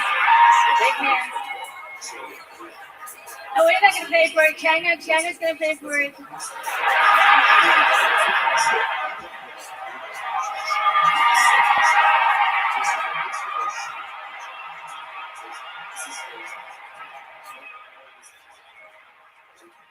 Excuse me. Fake news. China's going to pay for it with no tax, 200% personal tax. We're going to make America great again. Thank you. Make Kill Tony great again. Okay. All right, girl. I'm convinced. And you know what? Even though this is on Netflix and in an arena, let's have some fun. You're the newest golden ticket winner on the show.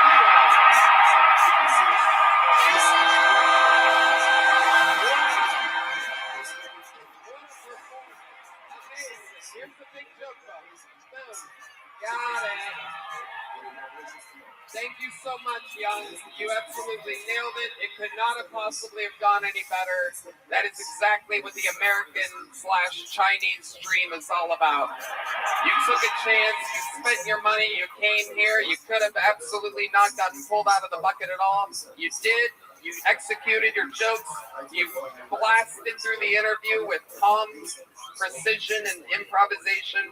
Amazing. You're exactly what this show's all about. Congratulations. Ladies and gentlemen,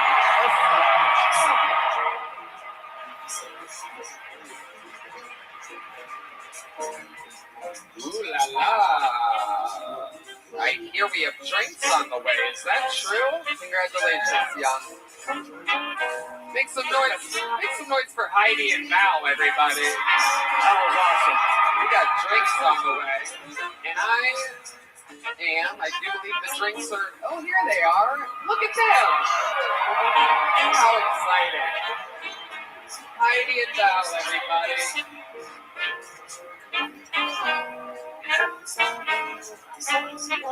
Little something. I think Roseanne wanted something. What do you want, Rosie? Can we get a water on the rocks for Roseanne Barr? And how about you? I'll take some tequila. Can I drink with you guys? Hell yeah. It's New Year's, man. That's the excuse I'm using tonight. Oh, yeah. Tony, can I say out the gate, man, this show is incredibly stacked. I mean, everyone's been funny. What a way to end a year. Yeah. What a way to end a year. Well, in Austin, Texas. Well, I got news for you. I just pulled out of the Legends bucket, and this is a freak of nature. He's only been on this show one time ever before. Meanwhile, a lot of people are saying that he is indeed a front runner for Guest of the Year. Make some noise for Rob Schneider.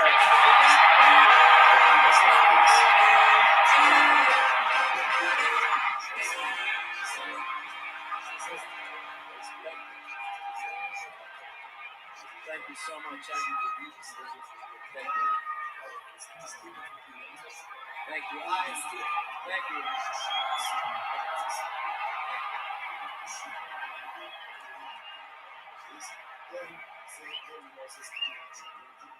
I'm just here for a little Asian pussy.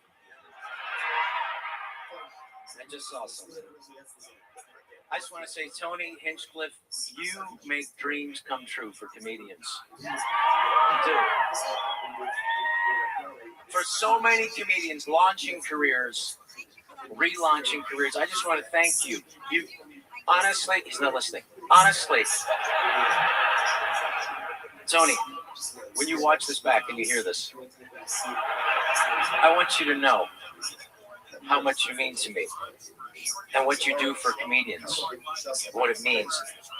This man, let me tell you, since I've been on your show, Tony, when you hear this back, Tony, since I was on your show several months ago, absolutely nothing has fucking happened for me. Nothing. Zero. Jack shit. Nothing. My life did not improve at fucking zippo. Nothing. Nada. Nothing has fucking happened. Not one fucking offer for fucking anything. And I have you to thank for. Thank you.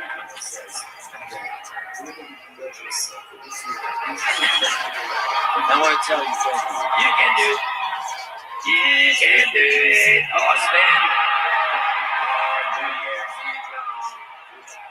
I want to tell you something, like, and now there's a lot of comedians going to tell jokes. I want to tell something. It's a story that's about something important to me. I hate when people go on Ancestry.com. You know, they go on Ancestry.com. They're like, I just found out my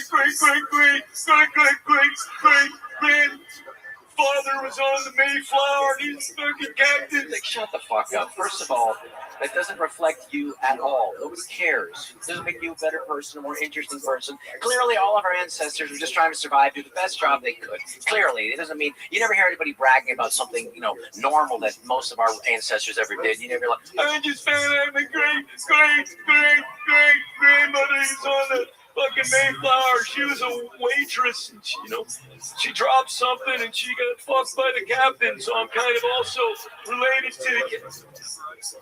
But I found out, you know, when I was 10 years old, my dad told me that the most consequential event of the 20th century was World War II, and that one of the most consequential events of World War II was the liberation of Europe, D-Day, June 6, 1944, and then my grandfather was there.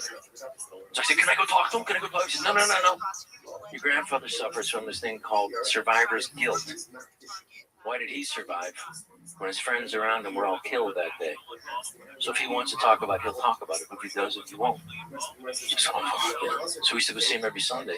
Finally, one Sunday, my dad said, hey, Robbie, Grandpa wants to talk about D-Day. No, just let him do the talking. So I went in there and I said, Grandpa, can you tell us about D-Day? June 6th, 1944, the liberation of Europe, Omaha Beach. What was that like? And I'll never forget, they told me. Then I was sleeping in the morning. And since the Amerikaners started attacking, I said, now still because they are coming. They are coming. Herr Hitler was right. They are fucking coming. It's haben eine große Schwarzgruppe und rote Dinge. So we shooting. Killing as many Americans as we could. But there was too many, and then the fucking Canadians start fucking coming. Luckily, we had moving traps, so bombs were going fucking off, and arms and legs, American arms and legs were fucking everywhere. I picked them up, I threw the American arm and the legs, but there was too many.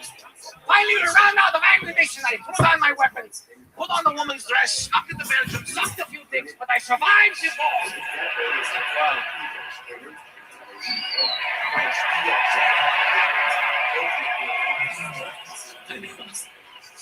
I understand what you mean by survivor's guilt. Anyway, thank you for having me. Could you move your gigantic ass so I can sit down? No, let's stay there. Squeeze in between him and right there. Rob Schneider joining the panel, everybody.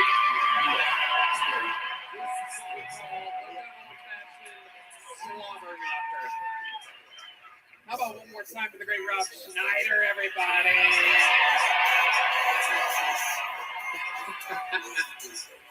And back to the bucket we go, ladies and gentlemen. A normal human being has to follow Rob Schneider in an arena. Make some noise for Timely Rain, everyone. Here comes Timely Rain.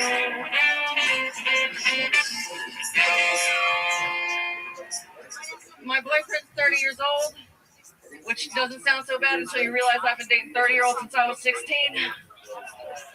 I keep on getting older and they stay the same age. And I'm a pretty good girlfriend too. So in my last relationship, my ex was like, "Where have you been my whole life?" I was like, "In middle school." I couldn't even get him to like come to one of my comedy shows, let alone divorce his wife. I'm on my third husband by now, and I've never even been married. My weed dealer called me the other day to tell me that he graduated college and to thank me for paying his way through college. I was like, damn, I could have gone to college. You want to hear a dick joke? I don't have one. I don't know. I'm just the kind of girl that'll fake an orgasm even when I'm masturbating just to get it over with. Thank you guys. My name's Timely. Timely Rain. Not bad. Amazing set. Thank you. This is incredible. You just got pulled out of the bucket for your very first time this past Monday on a normal taping of a show in which you signed up how many times again? I probably signed up over 50 times in the past 2.5 years. Over 50 times, and you've gotten up somehow miraculously twice in the past 3 days, which is insane. Bucket has a mind of its own. When God's good. I love it. Remind us all, how long you been doing stand-up? I've been doing stand-up for 4 years now in Houston, Texas. What do you do for work? What am I what? What do you do for work? Oh, no, I do stand-up comedy. I produce shows all around Houston, and I work at the Ren Fair. I'm a bartender. I'm a babysitter. Anything I can do to get my nights off to do this. Amazing. Yeah. Amazing. I love it. So, Timely, tell us something else crazy about your life that we'd be surprised to know about you. I don't know if it's surprising, but I used to be a drug addict. Okay. And I'm not anymore. I quit doing cocaine to start stand-up comedy. Nice. Was it just cocaine? Was that your main thing? Oh, no. I was very addicted to ketamine, cocaine, Molly, and whippets, and acid, all at the same time. Wow. Wow, I think it's funny that a lot of you are cheering from that. Yeah, I'm like, I don't remember. During like COVID, you know, I never liked ketamine before COVID, but ketamine made sitting at home really awesome. So that was the last straw. What's the craziest thing that happened to you in that during that time, during that era? Like, was there a time where you realized you had hit bottom? No, everyone else tells you hit bottom way before you realize that you do. That really happened to me or not? Like, the craziest thing I've ever seen was every single one of my drawers on my dresser was a different place in the world. One of my sock dresser was like the beach, and like my pants drawer was like a cathedral. And then and then you blink and it was gone. Wow. The craziest thing that happened to me in real life was I ended up living in a motel with a little bunny, a dog, a cat, and a diabetic DJ who was stealing all my money. Well, the good news was you didn't have a lot of money to steal. $800 exactly. Yeah, that's the good part. Yeah. You gotta look at the positive. Thank you. Always. Especially when you're a drug addict. Especially when you're a drug You addict. gotta dig, Not anymore. find that shit. Not anymore. Hang on to it tight. Oh, yeah. Because you earned it. I did. I'm the best. I'm really good at doing drugs, okay? Better than you. I thought you did great. I don't know if I'm to jump in here, but you did great. Notice the great timing, quick. You didn't take too long to get to the joke. Said, here's what I'm going to do. I'm going to pay for your dick surgery. Oh, my God. Thank you. Thank you. Where's the bucket for that one? I thought you did great too. You had great confidence, mastery over your space, which is hard. Thank you. And your material was really timely and well written. I try to be. I think you are going to have a good future in stand-up comedy. You have no idea what that means coming from you. Thank you. You're purely original too. Thank you. When you sat down, I was like, oh no, I don't know what I don't know if I want to know what you think about me, but I really thank you. Well, I like you. Thank you. That means the world to me. Thank you. There you go. Timely rain.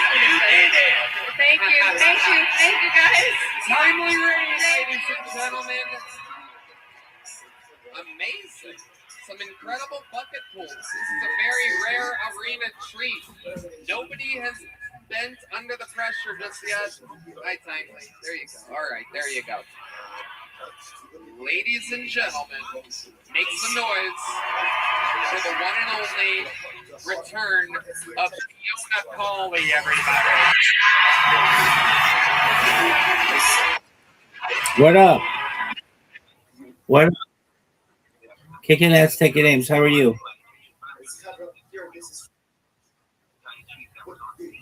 Cool. What's new in your neck of the woods?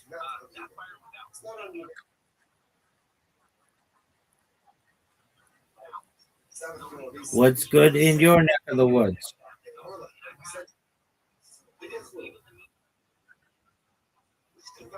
Okay, very well. Well, I'm just chilling. Excellent, big dog.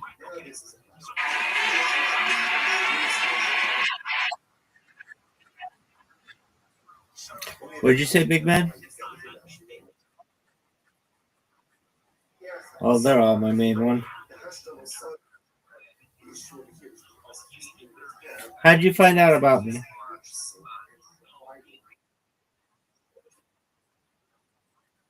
Okay, your friends are amazing. Did you know that? Do you mind if I tell you about myself? Thank you so much for the opportunity. I'm Rabbi Rothschild. I stream my life 24 hours a day, 7 days a week, 365 days a year for world peace. I've been doing so for more than 4 years. My streams go back to the pandemic. We've seen the death of a queen, the birth of AI, the coronation of a king, and everything in between. This is a real-life Truman Show, a real-life Big Brother. This is a timeline and a time capsule of human achievement. In the 1990s, Bill Gates coined the phrase content is king, and I'm making it true today. I'm king of the internet. This is the biggest event in global history, and here's why. In 2018, The Economist magazine stated that data had overtaken petroleum as Earth's #1 resource, and I have more data archived on the internet than any person ever, which is making me very influential. I'm going viral, and when I do, I want to make you, your friends, your family, all financially independent if you're not already.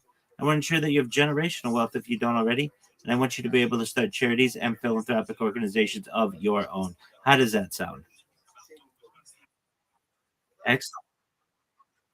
Absolutely. I think you mean ambitious. No worries. No worries. Your English is very impressive. You should know, in addition to just live streaming, I talk about things to improve the world. Things like ending world hunger through the use of technology, such as agricultural drones, floating greenhouses, saltwater greenhouses, hydroponics, vertical farming, cloud seeding. I talk about ending world thirst. I'm sponsored by a cryptocurrency that's the one who sponsors all my merch that you're seeing. It's worth about $100 million. And one of the things that we do is we build wells and water towers in developing nations for the benefit of the less fortunate. Additionally, I'm an advocate for the Life Straw program and, most importantly, desalination technology, where we pump Earth's seawater onto land to make it drinkable. How do those things sound to you? Excellent.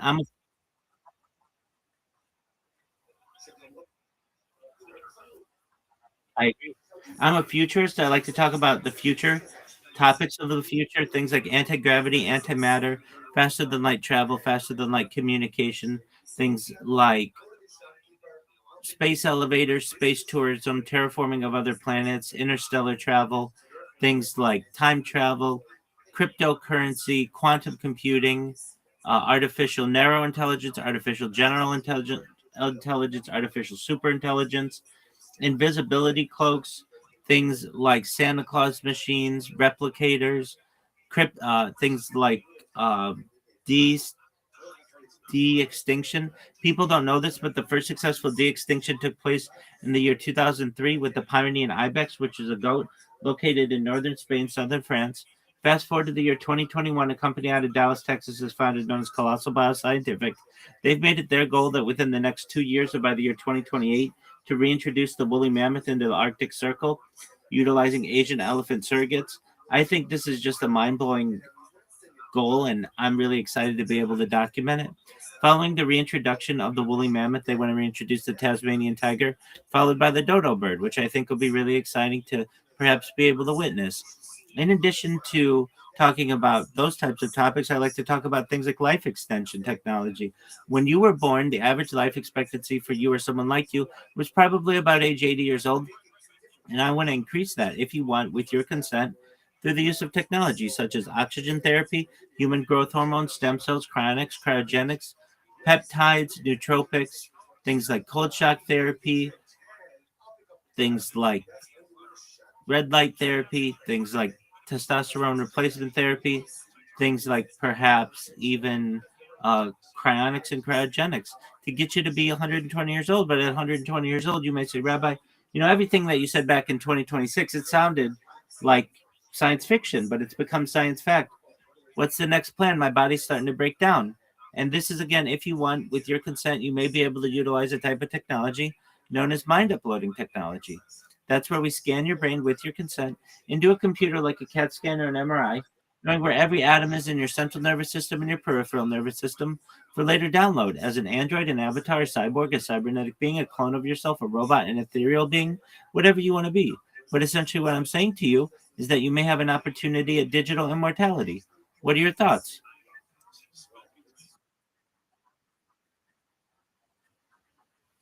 Oh, yeah, but 100, 100 years, 100 years ago, the internet sounded complicated to people, and look where we are now. We're talking on different ends of the world instantaneously. So 100 years from now, perhaps something like de-extinction or anti-gravity or perhaps artificial superintelligence won't be that complicated.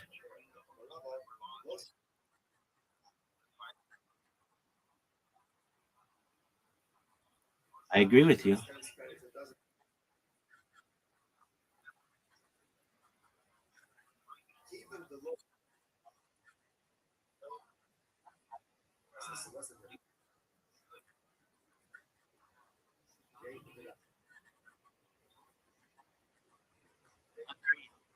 Many reasons because of artificial intelligence. That's really the new horizon. It's very exciting. It's going to help propel us much faster than we would have propelled without it. And 100 years from now, I have really a lot of it, a lot of a lot of hopeful optimism of where we'll be because of many reasons, in part due to artificial intelligence.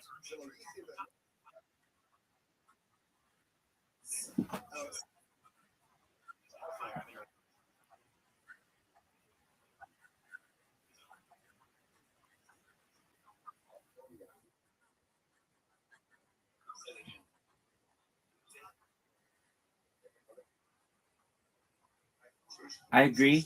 I use it every day for many different things.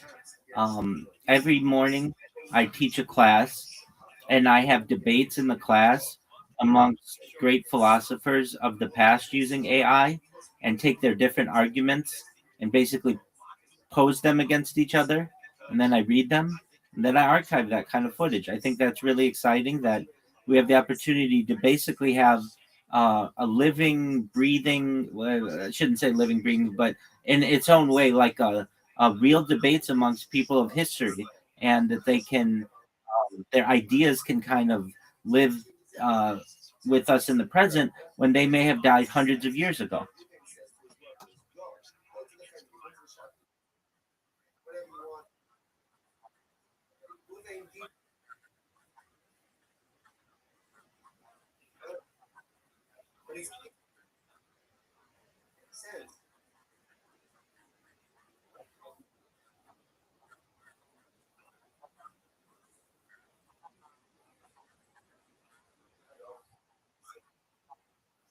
Yeah, but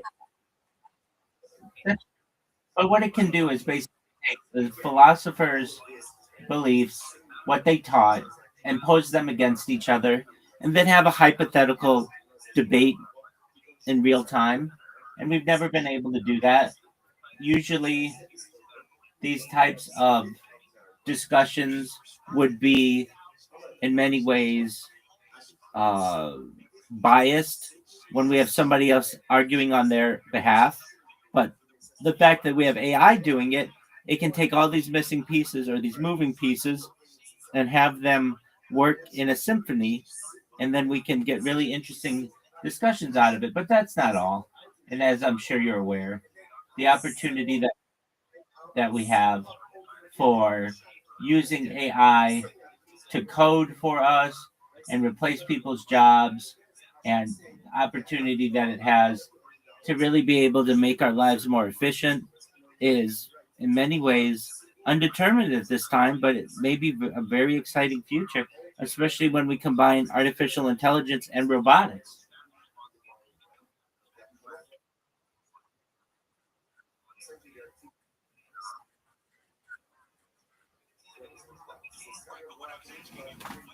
I'm in agreement with you. So that's what I do. How about you? What are your hobbies? What do you like to do?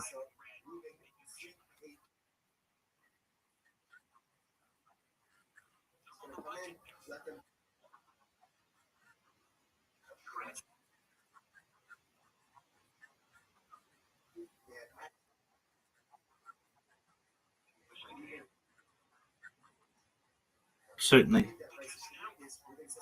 No, I understand. That's definitely a transition. Not everyone makes well, but and it does take some getting used to, so to speak. Um,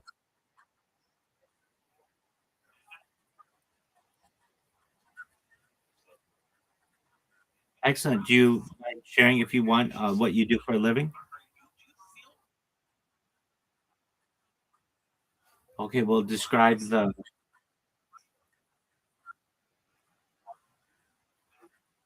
Okay, cool. Excellent. Well, that might be something you want to look up because people are going to be asking you that. So look up the word for it and, maybe use AI to be able to generate that for you. You don't have to do it now, but that's really great. Sounds like you're succeeding in it. You've at least been able to continue your job for several months and hopefully have a really nice career. Do you play any sports?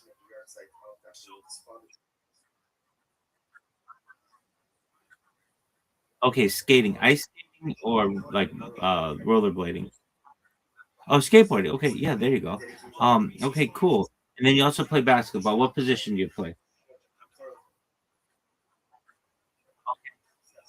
Yeah, yeah. Okay, do you guys play make it, take it, or do you play 3-on-3, or what do you play?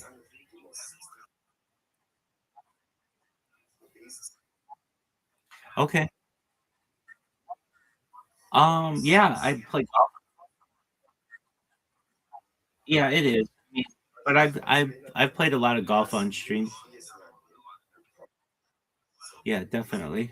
I'm trying to think of other sports I've done on stream. Definitely golf.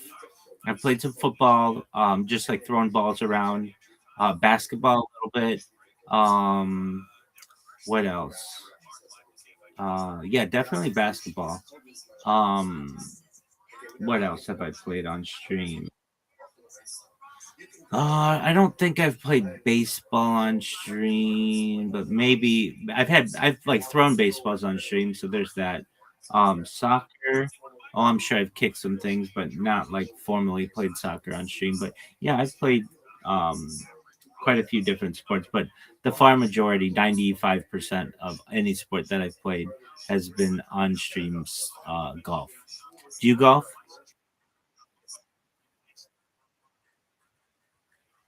Okay, well that's fun. Okay, did you enjoy playing mini golf?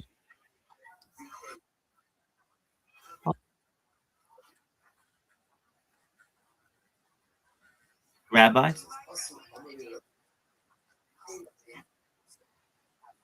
Take care, my friend. Absolutely. And please, the friends that advise you to come here, thank them. Excellent.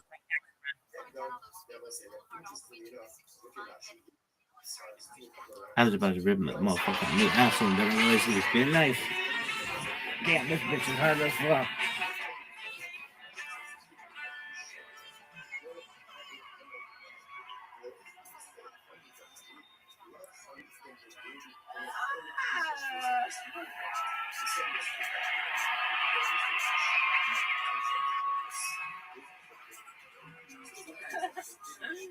Oh man. I have a 1-year-old nephew named Nico. Cute baby, we like him. For Christmas, we went over to his house, and he was sitting on the floor in front of me, maintaining eye contact. It's never a good thing. And in this moment, this fucking baby decides to stand up and take his first steps.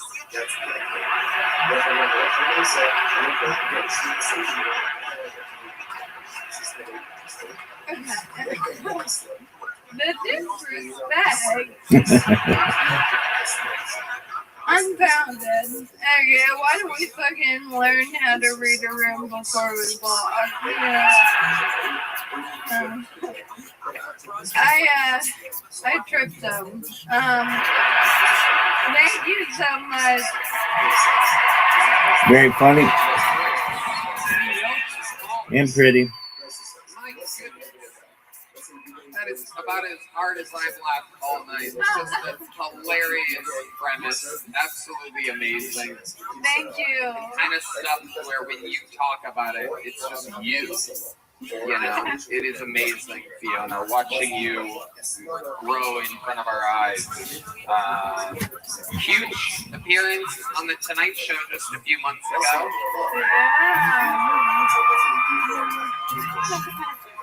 I went clean. Yeah, and now you're back on a real comedy show. It must be exciting for you. Amazing. Fiona, tell us how life's going. You look amazing. Thank you. I was worried I looked like an ice skater that had a bad accident. But yeah, just like can't let go of my old life. Kind of idea.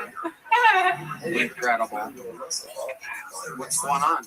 Well, I am married now. That happened. That's right.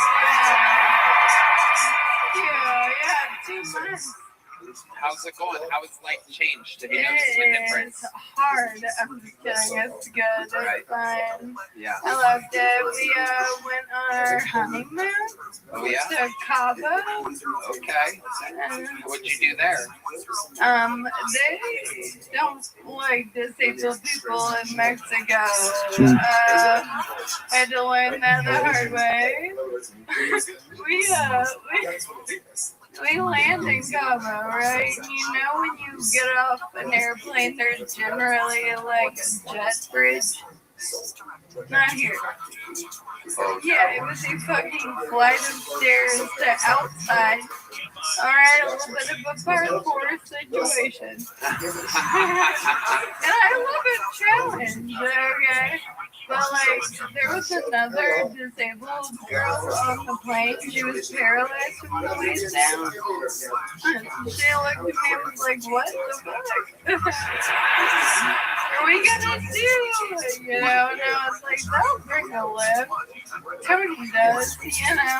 Yeah. I do. It's an expensive lift, too. Yeah. So what happened? Did they carry you? This girl threw herself out of her airplane seat. And the army crawled down the fucking stairs. It was the coolest thing I've ever seen. I tried to get a photo with her, but she was too fast. Wow. Amazing. And how did you get down? How did I get down? Yeah. I made my little fucking husband carry me. Nice. You're damn right. You're damn right. Yeah.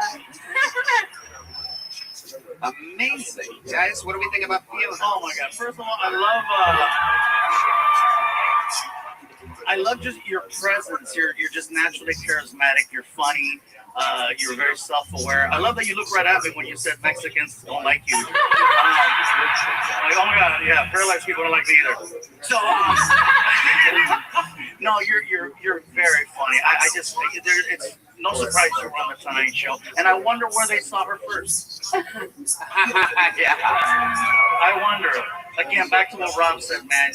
You have no idea how many comedians should be thanking you for the platform that you've created. There's comedy shows that book people, and there's comedy shows that discover people. Yeah. And there's comedy shows that lit on crazy people. Thank you. Thank you. Thank you. But It's like that's all three. Seriously, I could listen to you all day. I look forward to your comedy special because I know you're gonna get one. It'll take all day to listen to that. No, you were great, very funny. No, and honestly, I thought you installed a lift for me, but I see what you. I was like, oh, this is convenient. No stairs today. You've got it. You really got it. And I'm sorry I couldn't relate to your plane story because I fly private. But it doesn't matter. I can relate to all the other stuff you said. It's really good. Yeah. Rob Schneider has a lift for his private plane, and it's fully capable of walking. Walking is for poor people, I agree. It's the old-fashioned way to get around, like grow up, get a chair. But you bring people to you, and that's really special. You bring people, and they want to hear every word that you say, and you deliver. So congrats. It was awesome tonight. Thank you. Can I say you made kicking a baby funny? Yeah. Wow. It was always funny. It's checking with the great rooms. Yeah, I wanted to say, your writing is impeccable. Your timing is stunning. I mean, I like all the stuff you say under your breath and swallow. That you got, it's like it's very unique delivery, and your story is just the story of watching you do it. And I said this to you before. It's just such a triumphant spirit, and that you turn it into such a healing magic of comedy, which is really what comedy can do. And you're just great. You're just great. Thank you so much. Seriously, it meant so much. My Kilton viewers was there, and it's so cool to see you now, like more than a year and a half later. I don't know. I'm very emotional. This is very cool. Very pretty lady. You're on your way to sucking and fucking your way to the top, girl. Thanks for the day. It's great to be on the Polly, everybody. Very own, you found her here, the great Fiona Colley. Red hand.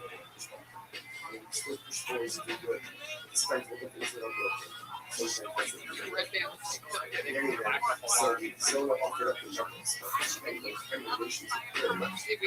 have a reverse camera of Fiona that we always use here. We got Fiona getting out of here.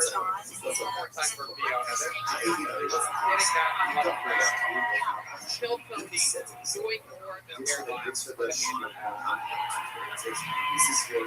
Alright, I pulled another name out of the bucket. We're going to meet them all together. This is a crazy name. Make some noise for Elvis Bulldozer, everyone. Elvis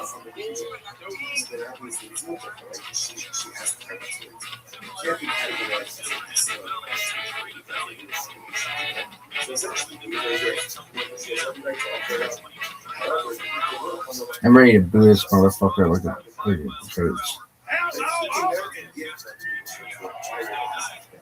God, tell me the other day, you like Cowboys? Hell yeah, I like Cowboys. Cowboys everywhere. He said, well, how do you feel about Westerns? Well, I like Westerns. Cowboys. Well, how do you feel about camping? Well, camping is a cowboy's life. Anyway, we decided to go camping on this place called Brokeback Mountain. I got real sleepy after dinner for some reason. The next thing I know is it's morning. And you know what I found out about camping? Camping makes my asshole so much so, my asshole wrote me this note. It said, I'll never quit. You're an asshole. And funny thing was, it was in my new buddy's handwriting. Don't worry. I'm going to ask you about it this weekend when we go hiking up on Brokeback Mountain. No camping, no, just hiking, good old exercise. That's my turn. All right, there's a return to your normally scheduled program. Now, I've been here before. Just a crazy man bombing on stage. We're back to normal Pill Tony, everyone. So, you've been on this show before. I remember you, but the Elvis thing is new. You're trying to reinvent yourself with a wig and glasses? Well, let me take my costume off. You remember? Okay, yeah. It's Forrest Gump. Okay, I still, all right. Yeah, I did the drum off. That's right. Okay. First annual drum off with the guy with the cane. You have a little bit of wig hair still on your shoulder there. On your shoulder, go like that. No, the other shoulder.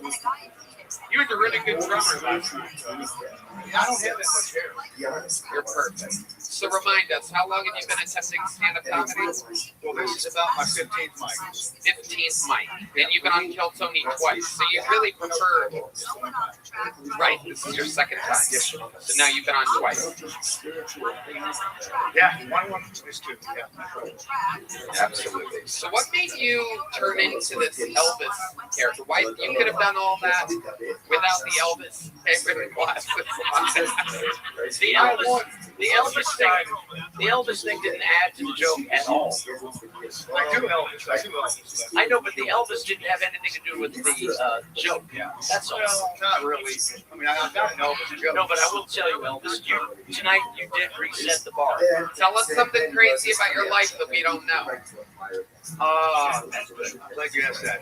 I'm a gunner's mate, second class, 1981-85 on USS Mount Vernon, LSD 39. Thank you for your service, not in comedy. I adopted out 57 kittens. What? Yeah. I had a lot of cats in the garage one night, and I realized that I had 2 pregnant cats in the garage and 1 on the front porch, and that's how that started. Wow. So I adopted out 57. I lost about 60 outside cats, and I read the book about it. You adopted out 57 kids? 57 kittens. Oh, kittens. Is that hair made out of one of the cats? Just question. Possibly. What made you want to have so many cats? That's fucking nuts. That is nuts.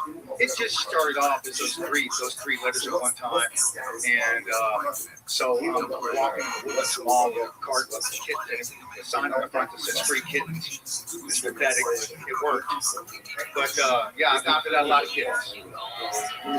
This crowd hates adopting kittens, obviously. We have found a crowd that wants all kittens to die. People that don't like kittens? What kind Oh of my God, what is that? What a bunch of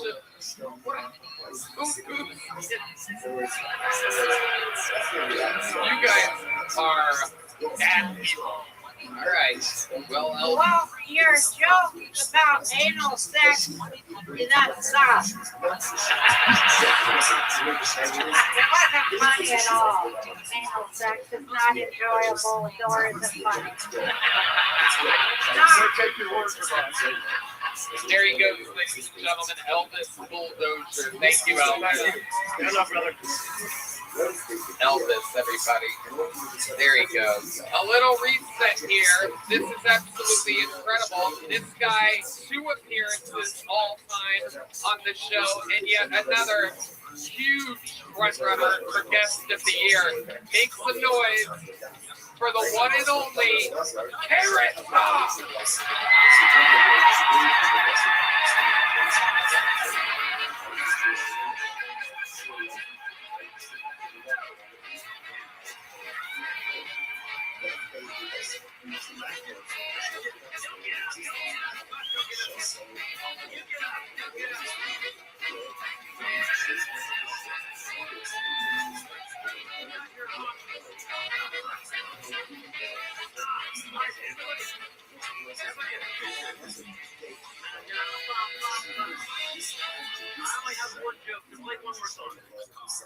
Everybody get what they want for Christmas, and y'all get what you wanted for Christmas. I don't know what I got. I've been waiting for this show to open this thing. I hear you when you're kicking, shaking, like, oh God, it could be a cock ring.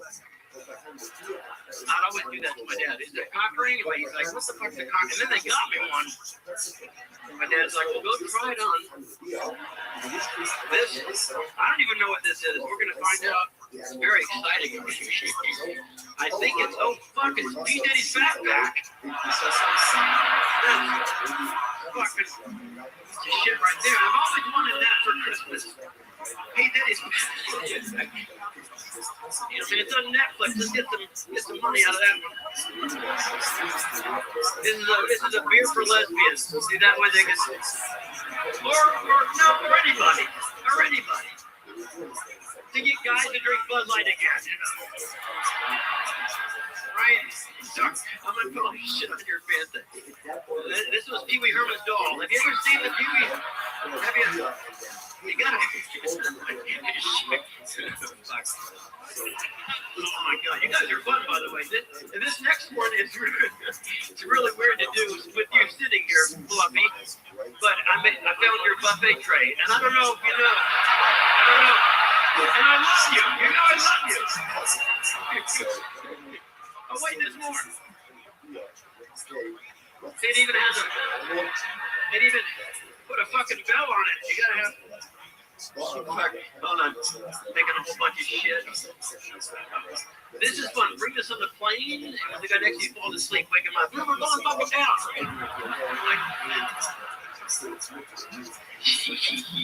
These are skinny jeans for fat guys, right there.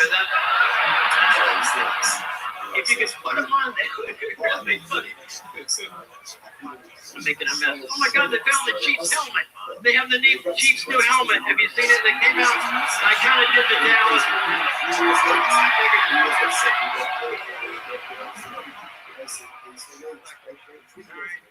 I'm making friends, baby.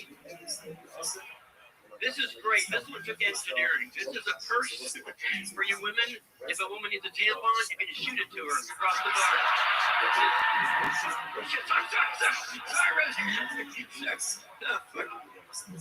I come up with all this shit, and then the kids in the sweatshop build it, but I write it all.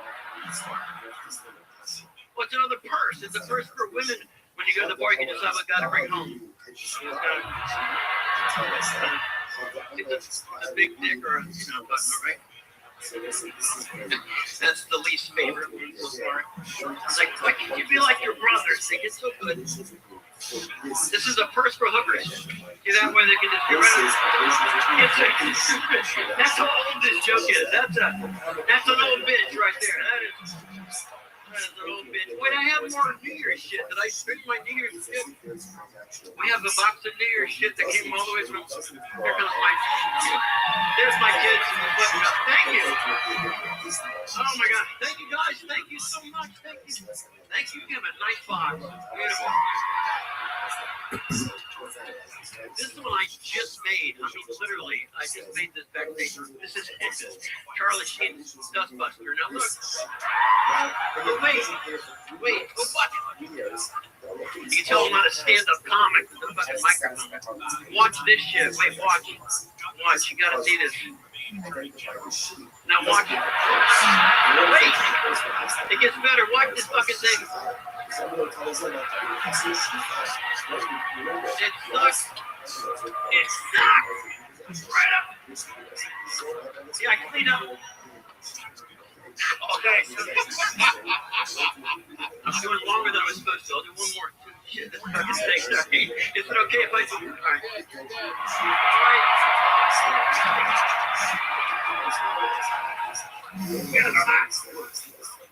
All right, this is just for women now. This is for tonight. You see, when you get drunk, it's a tool to hold your hair. You throw up. So guys, don't have this fucking shit. Sounded okay. And the holidays were just here. It's a tool to teach people can't take a shit when they come to your house. Is that way? All right, let's find one more. Well, you gotta do this one. I mean, it's just for tonight. If it's for someone that's alone and they have someone they can toast with by themselves. Happy New Year, Chuck. You do stop. You guys are really fun. This next one, I'm old. Fuck. This next one.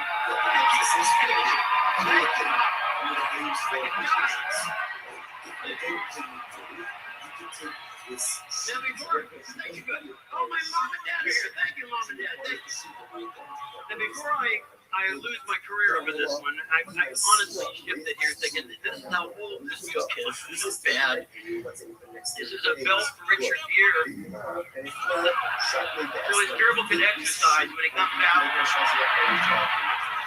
Now I'm probably gonna need a lawyer tonight.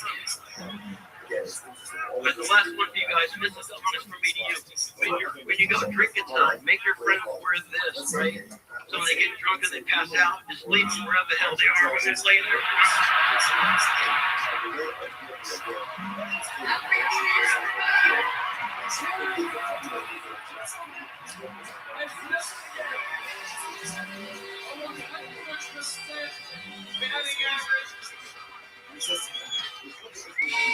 One of the greatest in the show's history, the greatest. You keep kissing me like that, I'll end up being Karen bottom by the end of the night. Ladies and gentlemen, one of the greatest regulars in the show's history. A boy who has accomplished a great many things coming from such a faraway land. And one day, without a doubt, very soon, he will be an American citizen.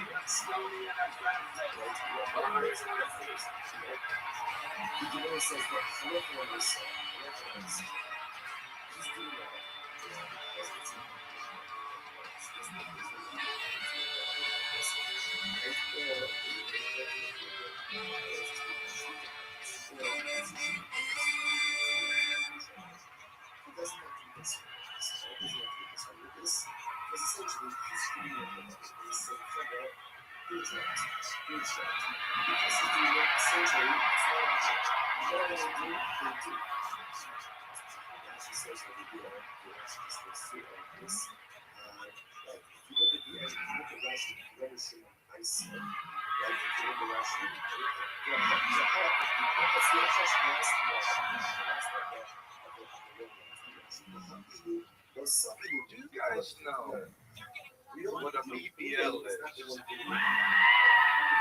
Brazilian. I don't really want to go with a BBL because the last thing I need is this.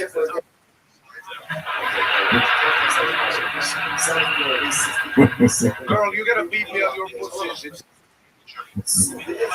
My dick is going to be in the whole way or something.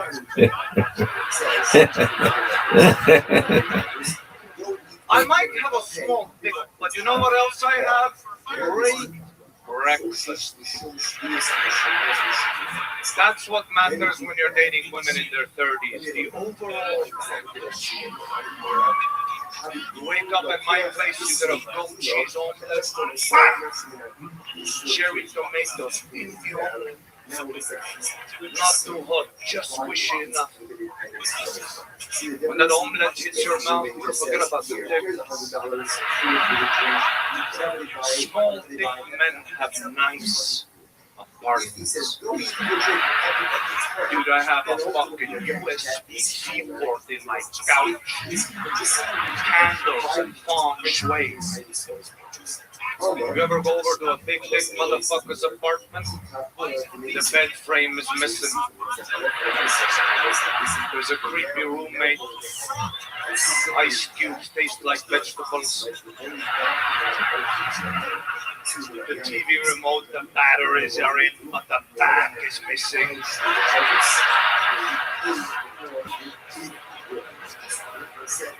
A big dick motherfucker will fuck you for 15 minutes, and then it's 23 hours or nothing. I'll fuck you for 4 minutes, and we have a full day of activities. We go hiking. We play Monopoly.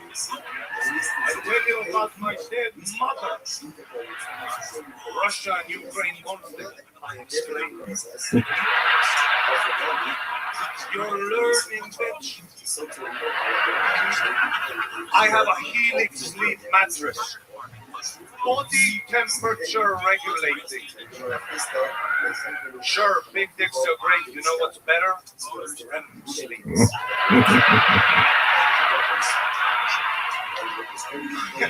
You wake up at my place fresh. Pussy, no damage. You leave my place, there's no walk of shame. There's a stroll of employment. You're gonna nail that interview, baby. Small big men are the hardest working people on this planet. Everybody who's got a good ticket tonight has a tiny cock. I know a lot of comedians with huge balls. None of them are here.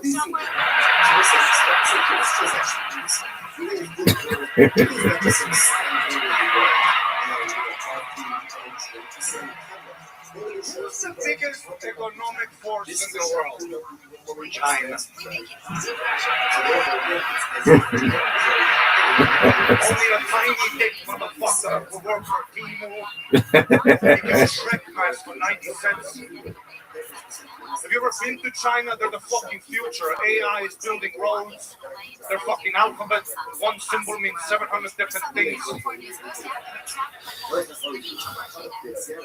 Have you ever been to Africa?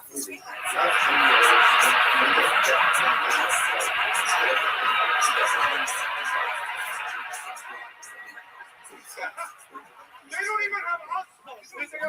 No Wi-Fi, tiny huts, big dicks. You don't need ChatGPT when you got a BBC. I love you, Austin, Texas. Thank you guys so much. Very funny.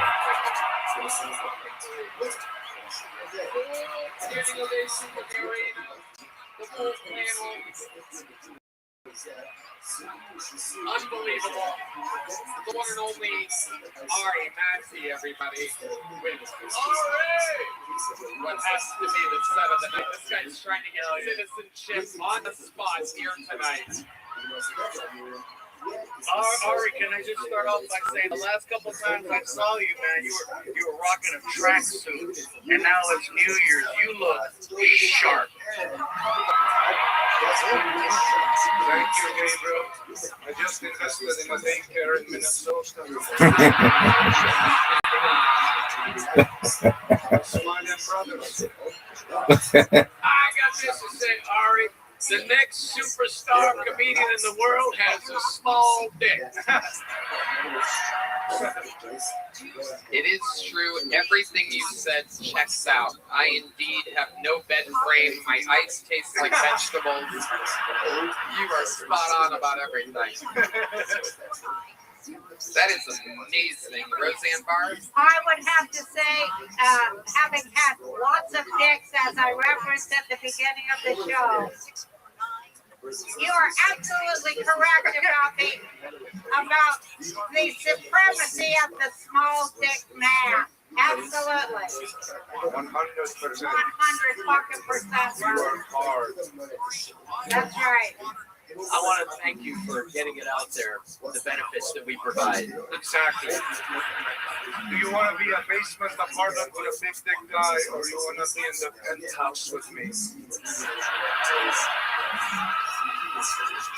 Absolutely. You're a prophet is what you are.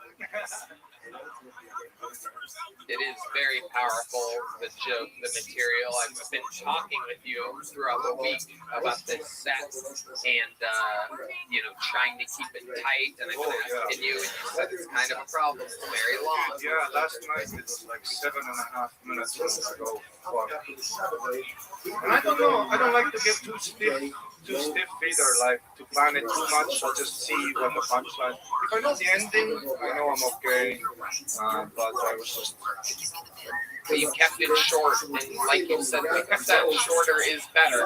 Yeah, it's better. Funny how the longer set might not have worked so well. 7.5 is pretty beefy. Yeah. You have a perfect example of length in your pants. No, but let me say that was a master class, honey. Oh, thank you. I really appreciate it. You're very sweet. You're the only comedian who took advantage of the entire stage and had the presence.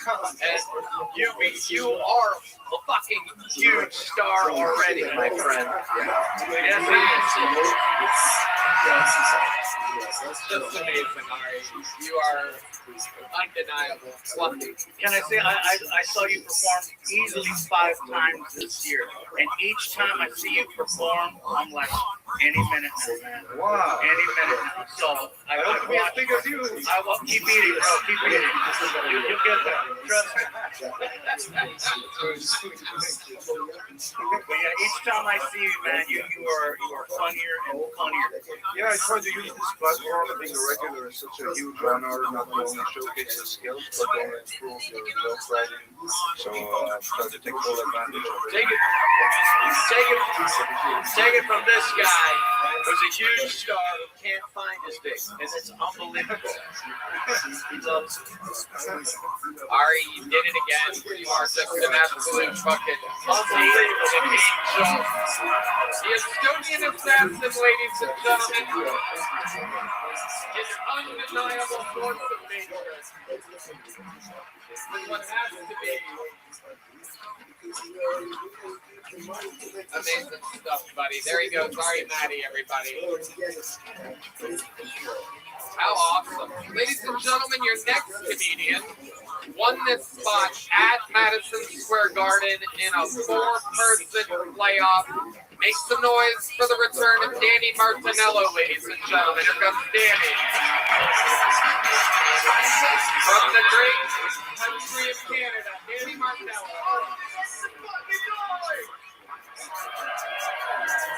I love this city. I've been living here for a year, and you guys made me fall in love with America.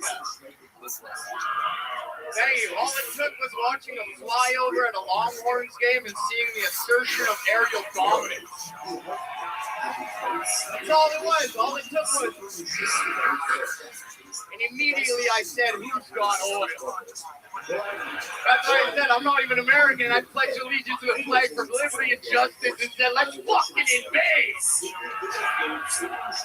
And I like America because you guys are proud of your military. You guys have museums everywhere. I was traveling through Tennessee, and I saw a World War II museum for female fighter pilots. Female fighter pilots. World War II. I didn't even know you girls were flying planes. I thought you were just sewing flags for the war. I had to go in. I had to see it. It's there. 2 planes, both were crashed. They didn't even see service. The girls were just parking it. That was the crazy part. And then I started thinking, if you guys have female fighter pilots, maybe Japan just had female co-pilots the whole war. Can you imagine that? Flying 7 hours over the Pacific and all you hear is, are we there yet? Is that the right harbor? You're just like your mother. But they were Japanese, so all it would sound like is,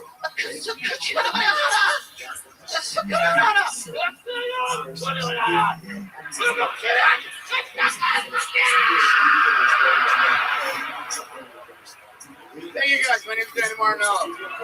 Danny Marnella. Great set, buddy. Thanks, Tony. Hell yeah. You're back. I'm back, buddy. That was great. Thanks, I appreciate it. Yeah. Brother, you came out swinging, and I enjoyed the fact that you wasted no time. You moved the mic stand and you jumped right into your set. And you were 100% energy from the beginning to the end. Thanks, Gabriel. Yeah, man. You hate women. I love it. No, I love women. I wouldn't be where I am if it wasn't for a good group of beautiful girls. No, I'm the best person I know in the world, and without her, I wouldn't be who I am. So you gotta love women. Oh, good. Too late for that, but good. No, you already said how much you hate women. No, but it's good. Very funny. I like that. It's also that, you go in the opposite way, which is good. You're not trying to be likable, kiss assy, which is good. And thankfully, you Look at the athleticism.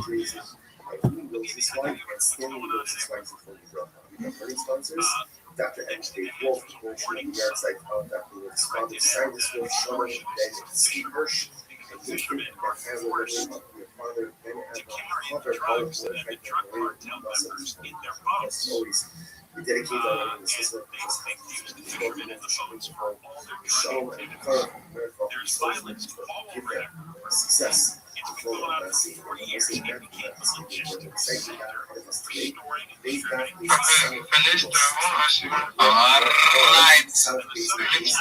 Okay, Samurai. What's the criteria? 4, 6, 8, 10, 12 lines up from the bottom. NFTs. I mean, actually cooked it up already last year. And apparently someone was interested and wanted to take on the project. So I hope you guys will see new things, new stuff in store this year. Super excited. Cannot believe it. Dude, what is the freaking Discord link? I'm gonna say it's discord.gg/bigstepbugs. Let me find this, copy it, and Bill be like, join and meet with the web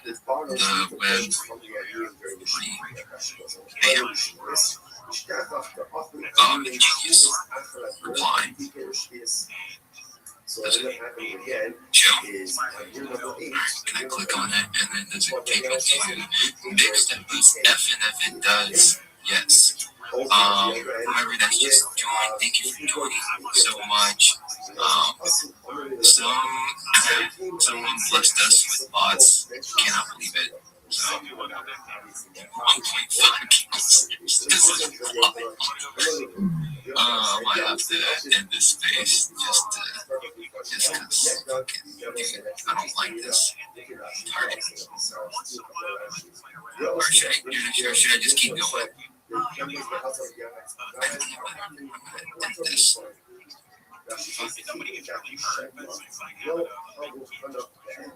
Bro, Rabbi Rothschild, and he asked Rabbi Rothschild anything. Is Rabbi Rothschild here? I want to ask him something. Dude, yeah, request up. Everyone request up. So, for example, see here. You guys have this yours. Still gonna be cooking here in about 5-10 minutes. And then I think I can kind of unleash the alpha that I'm going to be able to share. Yeah. Yes. I don't know what you guys have heard, but geopolitics is going crazy lately. I've been trading on loot. Very fast platform. They just added prediction the poly market, so I kind of been let's just say I've been a DJ. I'm betting on the supreme leader of Iran. Will he be out by January February 31st. Come on, in. And I said yes. And right now, I am up 66%. I can sell right now the profit of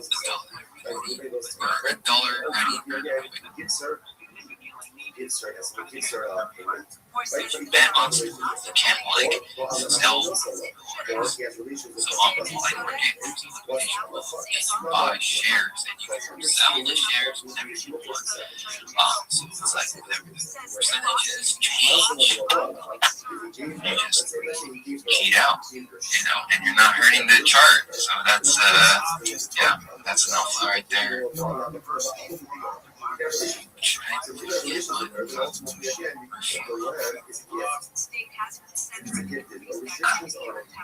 don't know, but hey, let's just say yesterday I made some money. I think we're up, boys. We're up.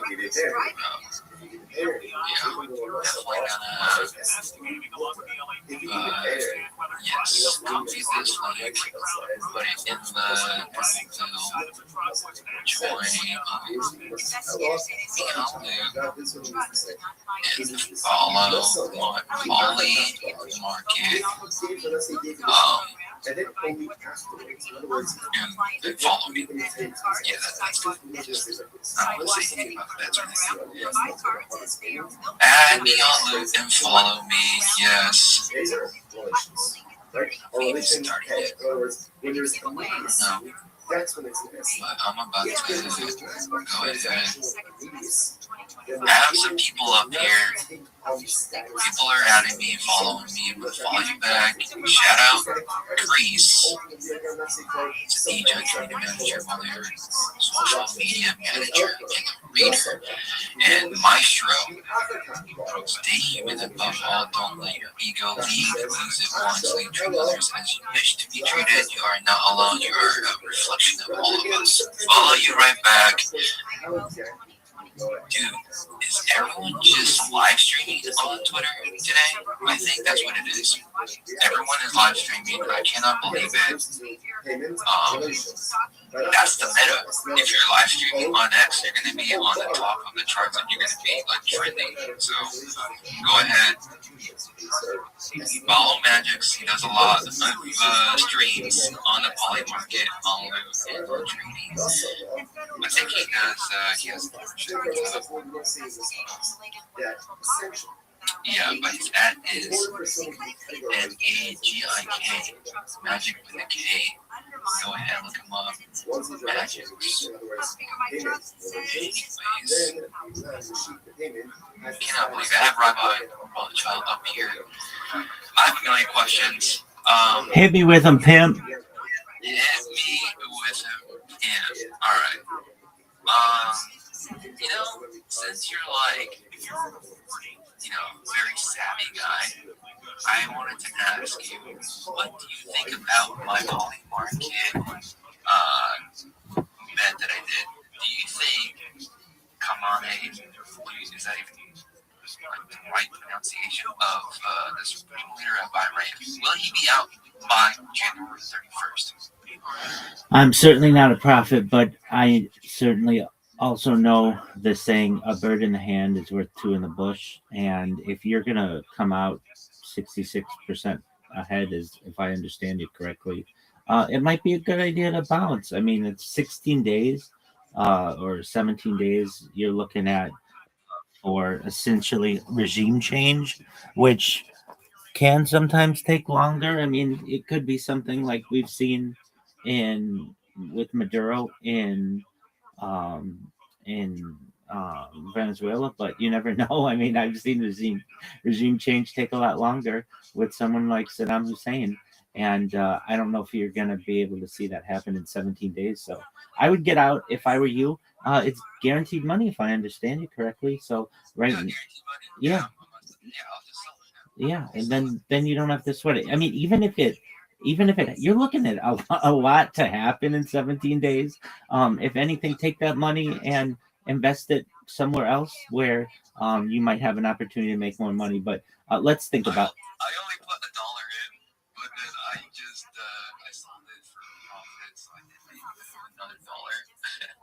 But my heart goes out to people of Viral and the government shut down. I think there's a lot of revolt going on, a lot of protesting for at least a week or two now. It's crazy. Not good. Not good. A lot of people are. Yeah. I don't know, like, how I would segue that. But I do have another bet. Russia x Ukraine ceasefire by March 31st, 2020. I said yes.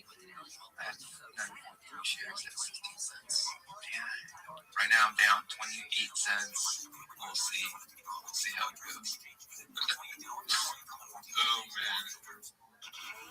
I can sell it for a loss. Wow, that's crazy. Yeah, we gotta cook this space up. We gotta wait here. Who's having this space right now? The Arabic community, the Persian community, Toastal Dogs. Oh wow, another Arabic community. The hell? German. It's German.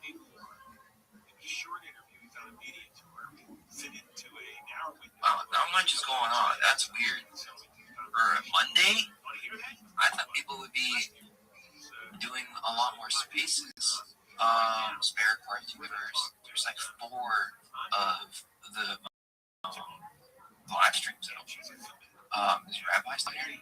100%. If you haven't had the chance, everybody, please like the room, retweet it, tag some friends. Let's do everything we can to support Kubo. Appreciate it.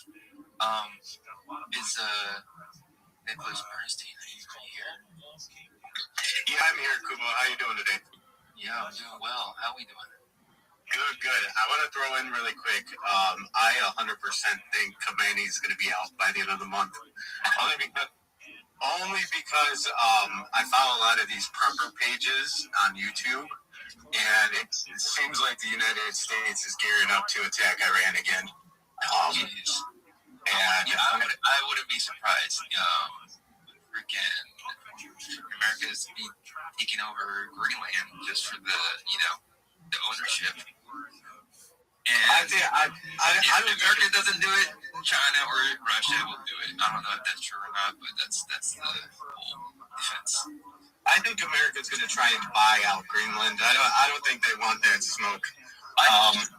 That would be really good for political reasons. If they just bought out instead of just military takeover. Yeah, no, absolutely. Not to mention, Germany threatened to get involved with the invasion of Greenland, as well as a few other the NATO countries. I don't think America wants that smoke. Honestly, I don't think anyone wants to have any kind of smoke right now. Everything's kind of fragile at this current position. Except China. I don't know much about China's really secretive, so I don't really know much about China, but But I know Japan, over 100 years of peace, they have finally changed the rule. They're going to start raising the army because of what's happening in China. A lot of crazy things. Crypto is being accepted in Japanese banks. They're still in works. XRP is going to be basically going to be the forerunner of like all the federal aspect of currency, which is weird. Wow, man, I don't know what to do. I don't know. What am I gonna buy? What am I gonna 100x? Tell me your ticker. Well, I mean, I could tell you right now what to buy for $100. Oh, really? Yep. Yeah, so we got a little project going on. It's called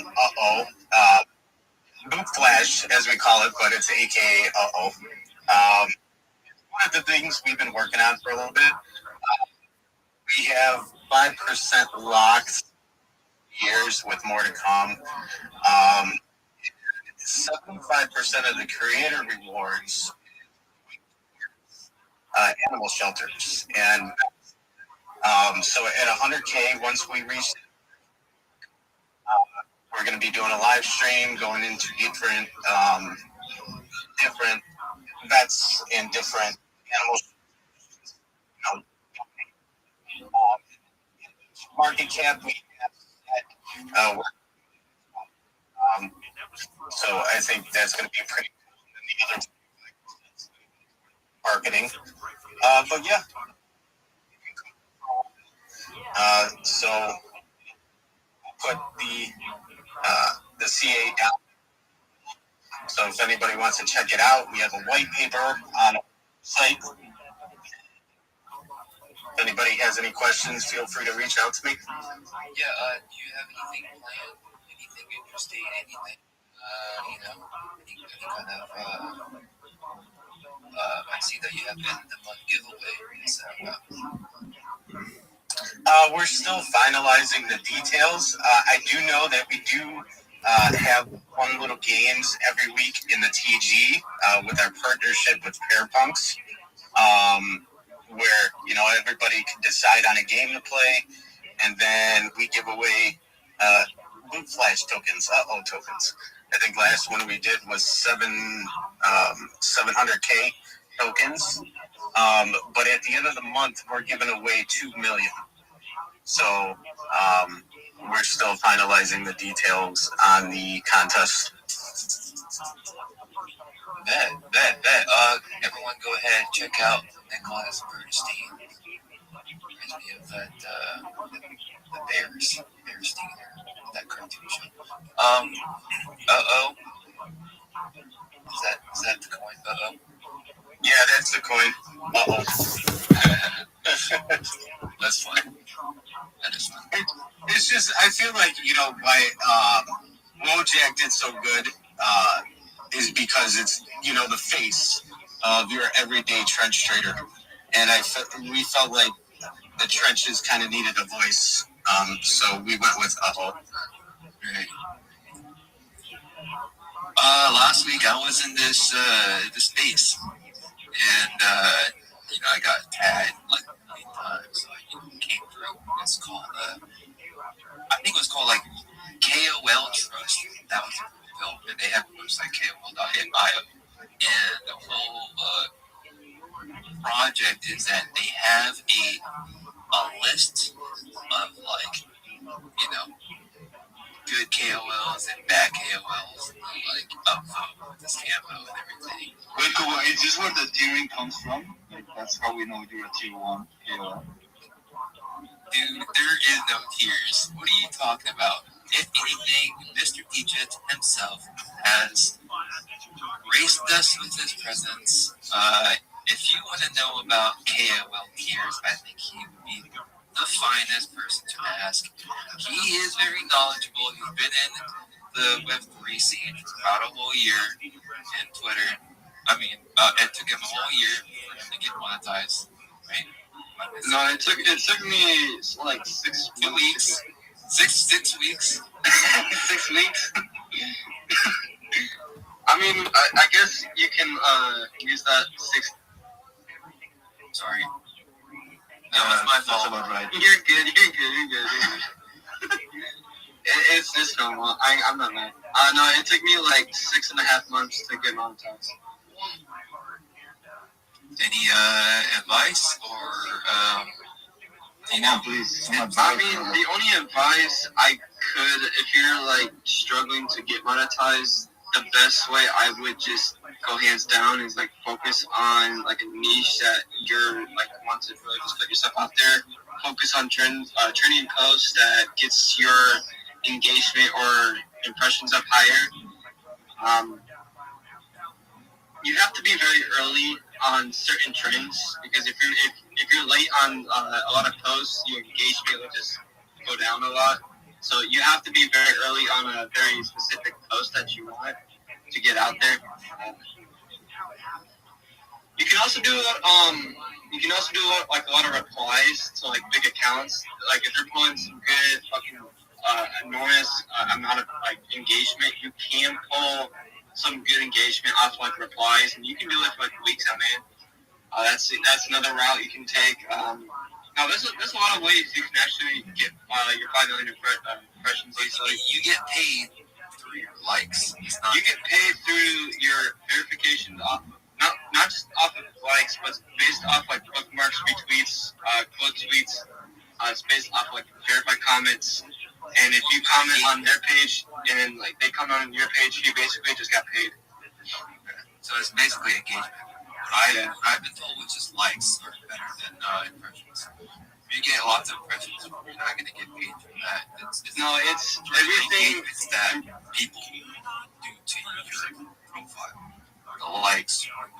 Impressions only like pushes out a little bit of your payout, but not as much. It's the engagement that increases your payout to get more by the day. So if you're like getting like 100, 200 like views a day, you gotta like work a little bit up to get to like that first 1,000, and then you can try to like go get like 10, 20, 30, 40, 50, etc. It's pretty easy, self-explanatory. I mean, you can just be like a very strict reply guy and just go full on like reply mode to like every single KOL or just big accounts in general. And it's really not harder than you like really may not expect it to do. I mean, you can get monetized less than like 30 days. I've seen people get monetized less than like 2 weeks. I've seen people get monetized less than 3 days. I've seen them get monetized even in like 1 day, maybe like less than 24 hours. My experience is I got monetized in 2 weeks. I hired a reply guy, and the reply guy went crazy on all the OS model. a lot of my fans, a lot of my followers were like, "Hey, are you tight for this? This isn't looking good for your personality or your brand." I should have just back in, so I was like spamming a lot of GMs back through February to April when they canceled the whole iconization flies for everyone, and back before X kind of did like realized that a lot of people were just spamming the same quality, but they were just spamming like GM or GM to every single person. Like I mean I really like went to every individual person I saw, and their replies is just a straight up just the same thing as GM and GM. But it actually it can de-boost you because the more you spam, the more your account can get de-boosted off the timeline of that as well too. So you're not really boosting your account from shooting off of just replying to the same thing. Your engagement can just de-boost, and that's why you're not going to see as much visibility off of your page. And it shows you just got to do less replies, more posting. You can do about like 25 or 50 replies a day. You can probably like get to like a minimum to like 200 to 300 replies. You should be fine. But if you're doing over like 500 or higher, just spamming those like the same thing, it's gonna only pay you like a small percentage than you may think about like how much you're really gonna get. If you're only just like things, you also have to add that. Take a marketing badge to this if you're doing these replies. If you don't have those, then it might be kind of limited. You might have to like change your for your section, like the timeline section on that. So you might have to change it a little bit. You might have to follow a bunch of people to follow good people to focus on your niche only, because that's what will help your algorithm boost out the pages that you want. So if you scroll through all my highlights, and you can see like I used to pull like 200, 500, even like 1,000 comments a day. is I used to understood how to like get more people get to my page easily. It's just the same quality content every single day. And I learned this from different people. I learned this when I started off like less than 1,000 followers. I had to just basically just find the right people to connect with, and then they just showed me how to grind it out like perfectly. And before X kind of got all like detective mode on every single account, when they just started like suspending a bunch of bots accounts, when things just got serious, so they had to like switch up like a bunch of things, like the algorithm had to be changed, like the content had to be changed. You know, sometimes you have to understand that if like you can be a very small account, but you can go viral at any time, any day, as long as you know that specific niche that you're pushing out. It has to be at the right time. So even if you're a second delayed from it, you may have luck if things on your side. If the algorithm will push it out for you, so it depends on your post and depends on your followers that it gets active around those times. If you do go to your analytics and you click on your audience tab, you can see where your most active users are actually based, or like every day is active on like specific timings of your time zones, or when they're active, when they're not active. Usually from the US, half of the European and the Nigerian people are awake around that time, but around like that time when like it's daytime for us and it's nighttime for you guys, it'll be a whole different story. So that means your engagement just starts falling off a little bit. So that's why you gotta find like it's different niches of each of your followers. So that's why you always gotta understand how to increase your engagement better. It just shows that you can get your account out there. I know everyone's the whole shit has been happening with the whole algorithm switch up. It's a good thing they're doing it, because if they didn't switch up, it would be horrible than how it is to this day. So just don't be mad that your engagement isn't pulling well. Just be grateful that your engagement is doing quite so well at that time. So it will start building up. You just gotta be patient. I used to post very shit engagement, but then it started piling up as soon as I just understood the algorithm. You just gotta just study the algorithm. You can figure out the way. Bro, and should we actually remind the beautiful listeners how important it is for all of us to connect with each other? So go ahead, bro, give me some love for walking the purple wheel, bro. Tell us what you're looking for in Web3. Tell us what you do. Tell us how are you growing your account. Tell us if you have gotten some viral content running in any of the platforms. Tell us what are you doing to just upgrade yourself this year, bro. We want to hear it from you. Also, remember to repost the space, bookmark it, and tag some of your friends. Your grandma should be here, your neighbor should be here, your toxic girlfriend should be here making some money, bro. She shouldn't be just banging on the neighborhood around. So, god damn it, man, get her in here to listen to some good alpha from the host, Google, Shiny co-host, Mr. Speaker, Dicey, Rabbi, Naughty Soul, Nicholas, Wizard, Wise, Wet3, Sammy, Stewie, and so many listeners. We also have Sibu here, A Musa, we have Kira, Wow, Arigato, and also Gojo brothers. These guys are legends just for being here in this space. Thank you very much for joining us tonight. Thank you so much, Terror, for being here. Yo, Naughty Soul, you still here, bro? Yo, my fucking boy, Kubo! Let's go! Kubo! Oh, love it here. What is up? Bro, I missed you, bro. How the fuck you been? I missed you too. Hey, Happy New Year's. Happy New Year's. Yes. Happy New Year's to everybody that's here. I actually took a break from CT, like, around November, December. I was like, nah, I gotta lock in with real life. And, yeah, I'm finally back. I was listening to you guys talk about this monetizing thing on Twitter. So, I had a few questions, because I just recently got monetized. Oh, congratulations! Good luck, bro. Big Daddy Naughty. Yo, bro, I've been bugging out on Twitter. I'm not even gonna lie. I don't know if you see me like tweeting and shit, but I've been bugging. And like a matter of like, I want to say a week, I hit like fucking 9 million impressions, and I'm like, wait, what the fuck is going on? Like, what's actually going on?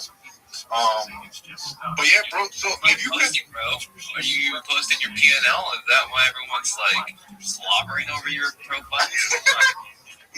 nah, it's not even, bro. I'm just outside, bro. Like you're just outside. You're just him. Yeah, bro. Like I'm engaging with like big accounts, and I'm also pushing tokens. I feel like the tokens that I've been pushing that have ran pretty hard help gain me some traction as far as like people becoming more aware to my account. Because in my opinion, like I was a nobody. But then no worries. I've been there before. Yeah, bro. Like I don't know. We all been there. It just takes time, you know. You gotta find your tribe, or you gotta find those certain connections, and you never know. Yeah, 100%. That's what Jeffrey Epstein. That's how he got famous. He was a mathematician teacher, and he met a very successful investor and put him on and sold certain things to do, and became a legend. Yeah, a lot of like what I learned was, from you guys too, because I remember like earlier when I would be grinding CT, I would be joining the spaces, and you guys always drop gems. Like you guys never gatekeep anything. So shout out to you guys. Try not to. And if we do, it's probably the betterment of the project. Yeah. If you're not like ready, or if they have trying to protect the stakeholders or the whale investors or whatever, you know how it goes. Like obviously we all want to win, but at the same time we have to look out for the team first. Yeah, 100%, bro. But I just wanted to say thank you, bro. Like, I picked up a lot of gems from you and the big steppers, especially the big steppers. Like, you guys been a core foundation to me growing. I swear to God. No, appreciate it. Damn. Dude, you're gonna be like that? Oh shit. You're gonna just segue to Big Steppers, everyone.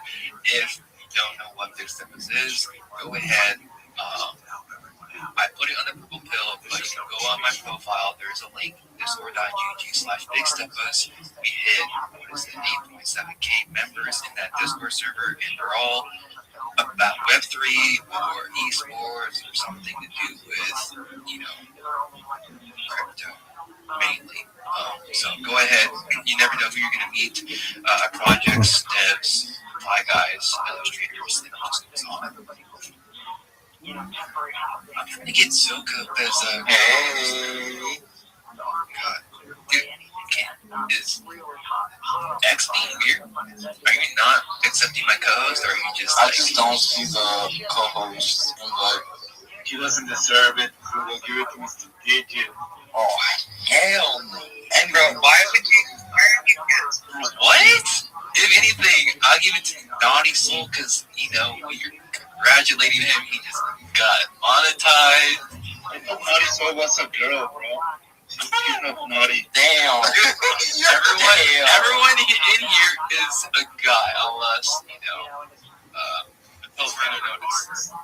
Even if they have a girl EFP, that's how it goes. So yeah, we're gonna keep it a bug. We're just gonna keep it a bug. If you see a freaking AI modeled out girl, probably a dude.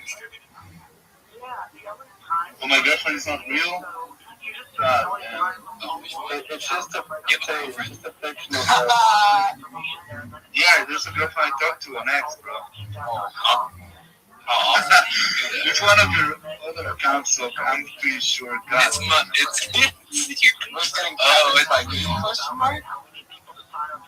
Are you on my DMs sending me feed pics? Did you send me $1,200 to send you feed pics, bro? What's it, dude? You stupid ass! You can send it back, bro. Right now. Yeah. Bro, that's easy. Like 9 soul, bro. We're good. Trust. So you only take crypto? Yeah, I only take Solana, no refunds, you feel me? Okay, alright. Everyone go ahead. Shout out Zoe. Take Solana. Go into DMs. I do custom videos, custom pics. I do anything. Hey, are you a manager or something? Are you like a manager for OF? I've done that. Yeah, I used to be a manager. Because I know. I have a team member in mixed up with schools and that too. I was really surprised. Apparently, I made a lot of bread off that. Really? That's what the other guy said too. He's like, you make a bank, bro. Here is the alpha, right? Guys, if you want to make money in Latin woods, like in Colombia. Actually, yeah. Wait, am I saying this right? I've never done this. This is what I told. You're saying Latin girls. Latin girls, yeah. I've worked with mostly like Caucasian women. Get the fuck out of my country, bro. Get the fuck out of my country. Bro, I'm not taking, want your business, bro. I'm not taking any Mexican abuse, bro. I'm kidding. I don't want any Mexican. Bro, there's some pretty Mexicans out here, man. There's some really weird ones. Some. This is 1 in a million, bro. Wait, there's a blonde hair. No, bro. Where do you see? Yeah, there is. Oh, yeah, they dye their hair and wear fucking contacts. No. They're literally like straight, like from Agartha, like. Yeah, they're straight from Agartha, straight from the Olympus, bro. What the shit? Yeah, God, that's here. Yeah. We're talking about OLF managing. If you want to start your career now, go ahead, hit the DMs yourself. He did. How'd you start, bro? No. This is someone that told me. Bro, What got you into that kind of content? We are Spanish. We're expanding. No, the thing is that we're talking about politics, that, and I said that I have a team member in Vic Stepas. Actually, Zook's the one that brought up the feet pics and the no, K-Rare did too. It's K-Rare. It's K-Rare. Actually, I have a question for Zook. No. So, like, what would you say in your research? What was the most profitable thing from the OnlyFans side? What would you say, like, content-wise, was like the most profitable you saw? Probably. Oh, like content-wise? Yeah, was it feed pics? Was it fucking nudes? Was it like private? Okay. Let me give you some alpha rating. Always go for the bitches that are short, big booty, and big titties. Yeah, bitches that make you the most. Hey, yeah, bro, those are the good ones, man. Cause ain't no one. Kramer's like, yo, I be buying that shit, bro. Yeah, I know, bro. He described one of my fucking. He was describing one of my fucking models, bro. This motherfucker was paying $200 a month. Damn, $200 That's like no. I be hearing some of these OnlyFans people be getting like 100K fucking. Yeah, and that's just one. Bro, I used to tip them out, bro. I used to get 75% of what they made. Well, yeah, like Jack Dorsey, you fucking asshole, bro. You fucking asshole. No, not bro. I used to make hella bank, so they still got bank. They used to make at least like 5K, 10K a month, bro. Yeah, they made like 10% of what they actually made. You could have made so much more, but they're like actually brain dead, bro. True. They were happy with 10K, bro. I had like fuck yeah. What are they gonna do? 30, 40. Higher 10K in Venezuela, bro. You came Colombia, you fucking bitch. You get that a month? I'm gonna start fucking hiring minimum women. Oh, the Eastern. Yeah, I can lie to you. I do know a couple people off of like the fucking CT. There's a bunch of like European girls. They're not girls, dude. They're not pay like 100K like monthly.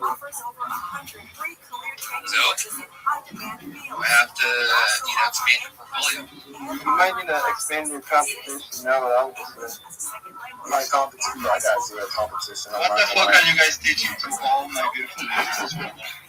Yeah, we're teaching them how to make money, bro. If you want to make bank, or if you want to stay poor, stay in the U.S. If you want to go to the European side and make more money, there we go. No, I'll never see the U.S. and go anywhere else, bro. So, like, you're actually brain dead. Come on, midget. What the fuck? Like, Not gonna lie, I'm not the one who started the fucking OF talk over here.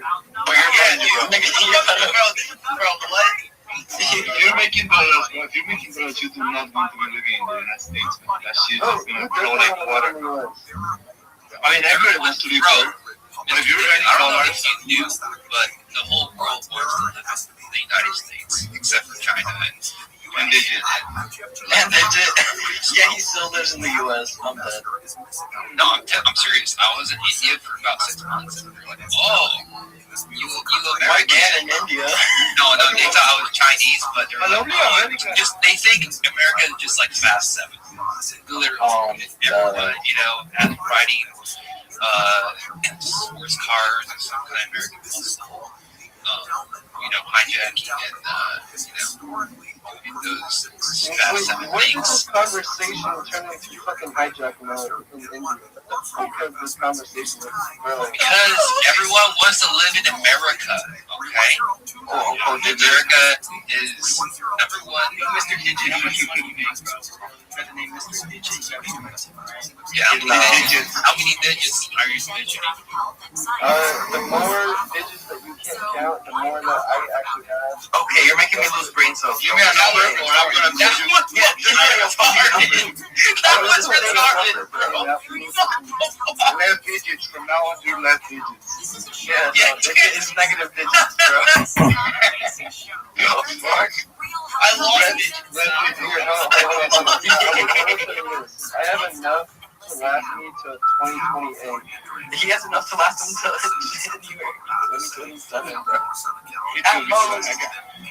I got some for this year. Bro, I remember DJ used to be in this group chat and he used to flex his like 38x P&L that he made. He bet $2 on, bro, so he made like not gonna lie, $50 on like $38. Damn, that's Rosen's answer. Now I feel bad for the people that actually are that bored. Imagine you only put $2 on 32x, bro. I honestly just no, and cashes out early too. I honestly don't. I'm that bullshit. It's bullshit. T-Bear, don't tell me you wouldn't. Kubo, don't tell me you wouldn't, bro. Imagine you only put $2 for something 32x.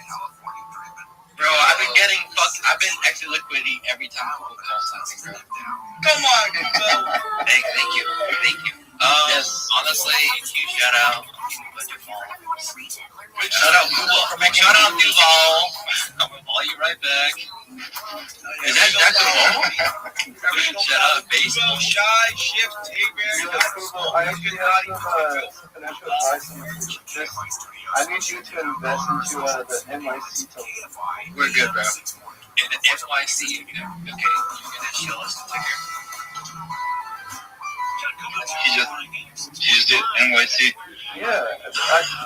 What, are you fucking brain dead or something? Like, That's the one. Alright.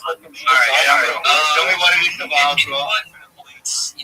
Certain qualified, just go ahead, hands up, go ahead, show your project forward, you can show yourself. That being said, Rabbi Rothschild, show how Mr. Digit, it's retarded. If I was retarded, how would I buy a $700 fucking NFT? Bro, Mr. Digit, you're a jerk. Bro, you have $700 where? Hold on, I just heard $700.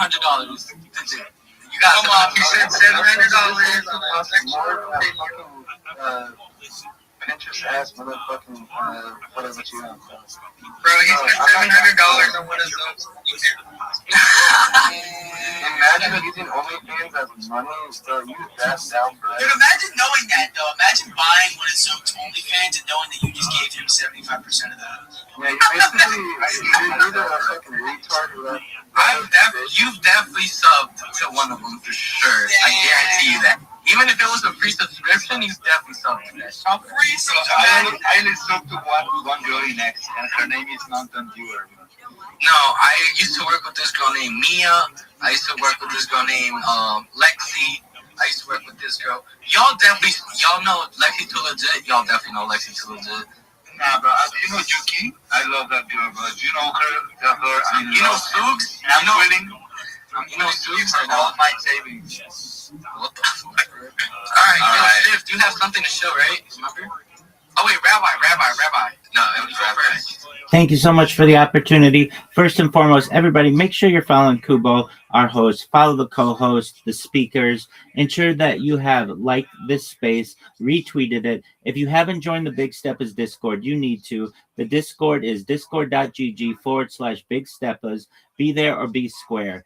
Also, if you have a chance, follow me. I follow everyone back. I'm the king of follow backs. I'm Rabbi Rothschild. If you don't know who I am, you will. I stream my life 24 hours a day, 7 days a week, 365 days a year for world peace. I've been doing so for more than 4 years. My streams go back to the pandemic. We've seen the death of a queen, the birth of AI, the coronation of a king, and everything in between. This is a real life Truman Show, a real life Big Brother. This is a timeline and a time capsule of human achievement. In the 1990s, Bill Gates coined the phrase content is king, and I'm making it true today. I'm king of the internet. This is the biggest event in global history, and here's why. In 2018, The Economist magazine stated that data had overtaken petroleum as Earth's #1 resource, and I have more data archived on the internet than any person ever, which is making me very influential. I'm going viral, and when I do, I want to make you, your friends, your family all financially independent if you're not already. I want to ensure that you have generational wealth if you don't already, and I want you to be able to start charities and philanthropic organizations of your own. I'm unlike any influencer you're ever going to meet. I'm not live on one YouTube stream nor 2 YouTube streams. I'm live on over 20 simultaneous YouTube streams, 24 hours a day. You can view my life in 360 degrees. I even have a ceiling cam. If you want to view my YouTube streams, the link is available in my profile. Additionally, you'll find a link in my pinned post. You'll also find in my pinned post a link to my link tree. I dare you to look at my link tree. Nobody dares you to look at their link tree, but I do, because I have more social media than any person ever. I have more content than any person ever. You'll also find a link to my Discord, discord.me/rabbi. We just surpassed 2,800 people in our community and continue to grow each day. In addition to making you all wealthy and wanting to promote world peace, I want to help end world hunger through the use of technology, such as agricultural drones, floating greenhouses, saltwater greenhouses, hydroponics, vertical farming, cloud seeding. I want to help end world thirst. I'm sponsored by a cryptocurrency that's worth about $100 million. And one of the things that we do is we build wells and water towers in developing nations for the benefit of the less fortunate. Additionally, I'm an advocate for the LifeStar program and, most importantly, desalination technology, where we pump Earth's seawater onto land to make it drinkable. If you are a reply guy, if you're a Web3 marketer, if you're a raider or a shiller, and you want a free mentor, coach, and friend, send me a follow. I will follow you back. Send me a DM. I will respond. I want you all to know that I am here to support you both personally and professionally. I'm here to be a positive person in your lives. I'm here to have an optimistic view on the future. And most importantly, I want to give people hope. And with that, I sincerely appreciate the opportunity to share. Bingo. I feel like he did not take a single breath. Like he felt like he did that. He executed from lungs, bro. He executed from shout out Rabbi Rothschild. Just love to Rabbi. Did you say he has a good mouth? Yeah, he's a max engager, bro. He has a great mouth. No, you should just do mouth to mouth. That's what he's trying to do. okay, that's my digit like to do. Come on, Mr. Digit. Going up. I'm so glad that this space is not recorded because there's no evidence to remember that. It's a good one. Oh, my laptop's screen recording the whole space. Dude, yeah, Mr. Digit, you better watch out, bro. We can be streaming soon. We can be fucking IRL streaming, bro. Oh, God, yes. You better watch out. That's gonna be fucking dope. So you're gonna get a lot of clips from Mr. Beat for sure. You see a lot of clips. That's alright. This is gonna help my even better because even if you use my name, I'm still getting more views. So, bro, thank you. That's a pleasure. I'll take that as a compliment. So, bro, just keep using my name, bro. I appreciate that. I don't know. We're gonna be like, everyone, make sure you're reporting Digit for fraud and scam. Imagine giving out fraud and scam, but you got no evidence to prove for that. Yeah, good luck. Oh, I have evidence. I have every piece of evidence. I heard Mr. Digit's record. Yeah, yo. Reporting Digit for fraud and scam. Imagine giving out fraud and scam, but you got no evidence to provide for that. Yeah, good luck for that. Oh, I have evidence. I have every piece of evidence. I heard Mr. Digit's record. Yeah, yo. I have evidence of that too. Whoa! Hey, guys, just in. don't ever. It's the new album. It's the runner. Mr. Digit himself. It's shit, bro. Good shit. Yeah. Can you imagine working this out? I wonder if he's on the KOLtrust.io. Dude, I need to know if he is so I can get fraud alerts. Actually, I'm not. I actually checked myself. I'm not on it. Yo, they should do that. They should do that. They should do that for like KOL.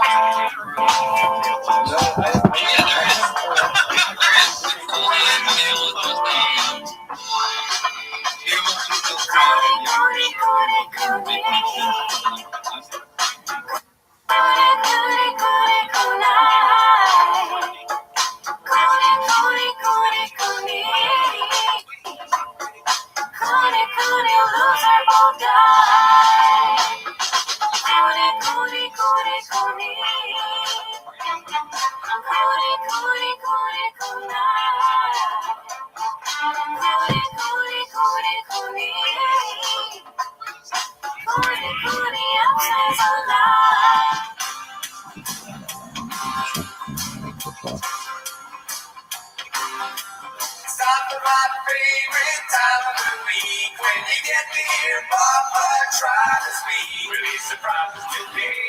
You better act fair. Watch 10 minutes of shop. Welcome back to 10 Minutes of Shops. Thanks for tuning in. As always, join the Patreon, join the Discord, join the Reddit.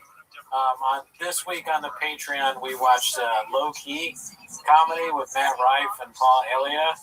And we also, the previous week, watched Akash Singh the 420 special. And, you know, they were both amazing. It's not a special. It's a set. Or, my bad, my camera's up. I'll have to just fix that. But it's called Akash Singh set. Oh, it's a set, a 420 thing where he doesn't talk about weed at all. And I mean, I was going to say it's amazing as a bit, but Gerardo enjoyed both a lot. He thought they were really good.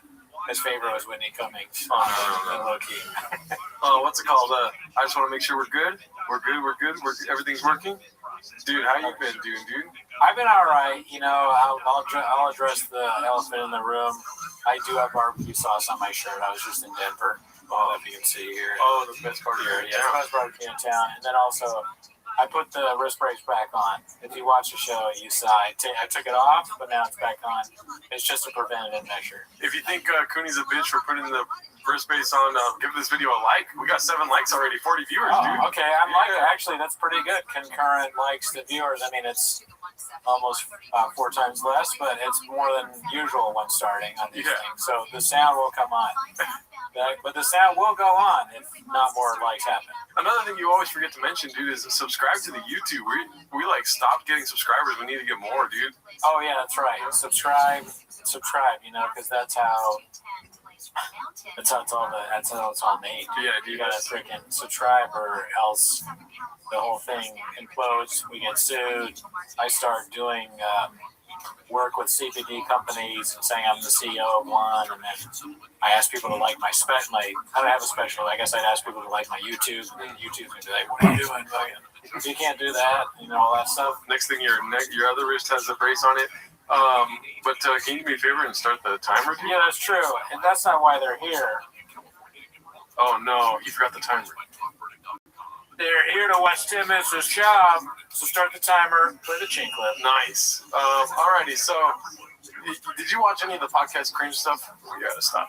No, my bad. No, I didn't watch any of the podcast cringe stuff, I don't think. Oh, okay. So you don't know about the lawsuit or anything? No, I do know about it, actually. I do know about it. So you did watch the podcast cringe stuff? I did watch it. I said I didn't, but I did watch it. I lied. Yeah. Well, that's okay, because we're here to watch Papa. He lies all the time. We'll get to that later, I'm sure. I don't know how much of it is on the Reddit. I didn't really do that much digging before recording, because my mother-in-law made me taquitos. But this first one's posted by CCabinet8565. It's called Gadoosh. Sean McCorkle posted a tweet. If you have not heard yet, a methed out moron who's been stalking Joe Rogan for months finally made it to Austin last week. The stalker claims he eats only meat, lies about his steroid use, and mentions Rogan in every single social media post. But enough about Brendan Schaub. Classic setup and punch from the joke man, Sean McCorkle. Yeah. I'll give it 5 stars. There you go. You know, it's like You just expect it from him. He's a good joke writer. Mm-hmm. He's got it all. Yeah, dude. Nothing more to say. I mean, it is kind of questionable the YN in front of his name. Do you know what that means? What does that mean? Young N-word. Oh. Yeah. All right, Sean, be cool. Sean, be cool, dude. Sean, you got to take that out, dude. That's a bit much. Dude, let's change that name real quick, yeah? I knew what it meant after I said what, and then I was like, oh, yeah. Yeah. I don't know if he has any freestyles that we can listen to, but he needs to deserve that title. Let's see, maybe his homies gave it to him. You never know. But yeah. There's racial cards going around. I just heard about this last week. Somebody gave a black friend said it's okay, but it's like just because one black guy says it's okay doesn't mean you can do it. Come on. But that's cool that he did say that, Sean. Yeah. Let's see here. Life motto: be cool, be cool. Shout out to you guys in the chat: Moses, Victor, Stone Cold Steve. I haven't seen Stone Cold Steve in a minute. Oh, welcome back, Stone Cold Steve. Let's see here. This is posted by Banjo Fitzgerald. Papa discovers Chin's YouTube algorithm. You asked me about this the other day. If this is real or not. You're like, you think that's real? Yeah, everything in Chang's, I'm always like not sure whether it's real or AI, especially with all the new AI that they're getting. I'm sure they're using Claude. But this part of it's not real. I mean, I think it's probably real, okay. But I'm just saying in general, like, hey, the chefs in the kitchen, they've been known to use AI from time to time. I don't think these chefs have been, dude. Our chefs have integrity, dude. Here at PF Chang's, we don't only cook for you, but we don't let a computer do it. Let me make sure that's all okay. We're good. I just want to make sure the sound's all sounding. All right, let's go to this video here. He doesn't. He might be the survivor. Look at his face. So 13 people, including the pilot, survived. Yeah, I don't fuck with any of that, man. That guy looks like he survived it. Yes. He looks like he's still. Look at his eyes. Let me see what he said. You can tell. There's nothing else to look at. There's just a bed bug on the YouTube video. Yeah, why would he go all the way out and look like that? Just to say that. You don't get. Oh yeah, that's because he sees his face. Yeah, he sees that. Yeah, that's what I'm saying. Like the idea of him not. Yeah. It seems very much like he is like. Wait a second. Jim, what is that? What else is we got here, Jim? You don't need to do that to just see the big picture. You need that to do the small picture. Yeah. Oh, he was just watching. That's a Brendan Chop zoom in right there. It truly looks like somebody, in their house seeing something they don't want to see outside. They're like a naked old man is outside, and they're just like, yeah, or somebody stealing their truck or something. Stolen truck face or somebody messing with their truck. Let's see. Oh, look at his eyes. I don't think he's not doing well. And then the justification, like, well, it's like they search me, so maybe it's not a big deal that all the videos making fun of me pop up right away on my producers. What is American Redact? What does that mean? Podcast cringe. You guys crazy eyes. That's terrible. Now, I have no interest. I don't want to plummet from the sky. He's like, and there's no Erewhon here.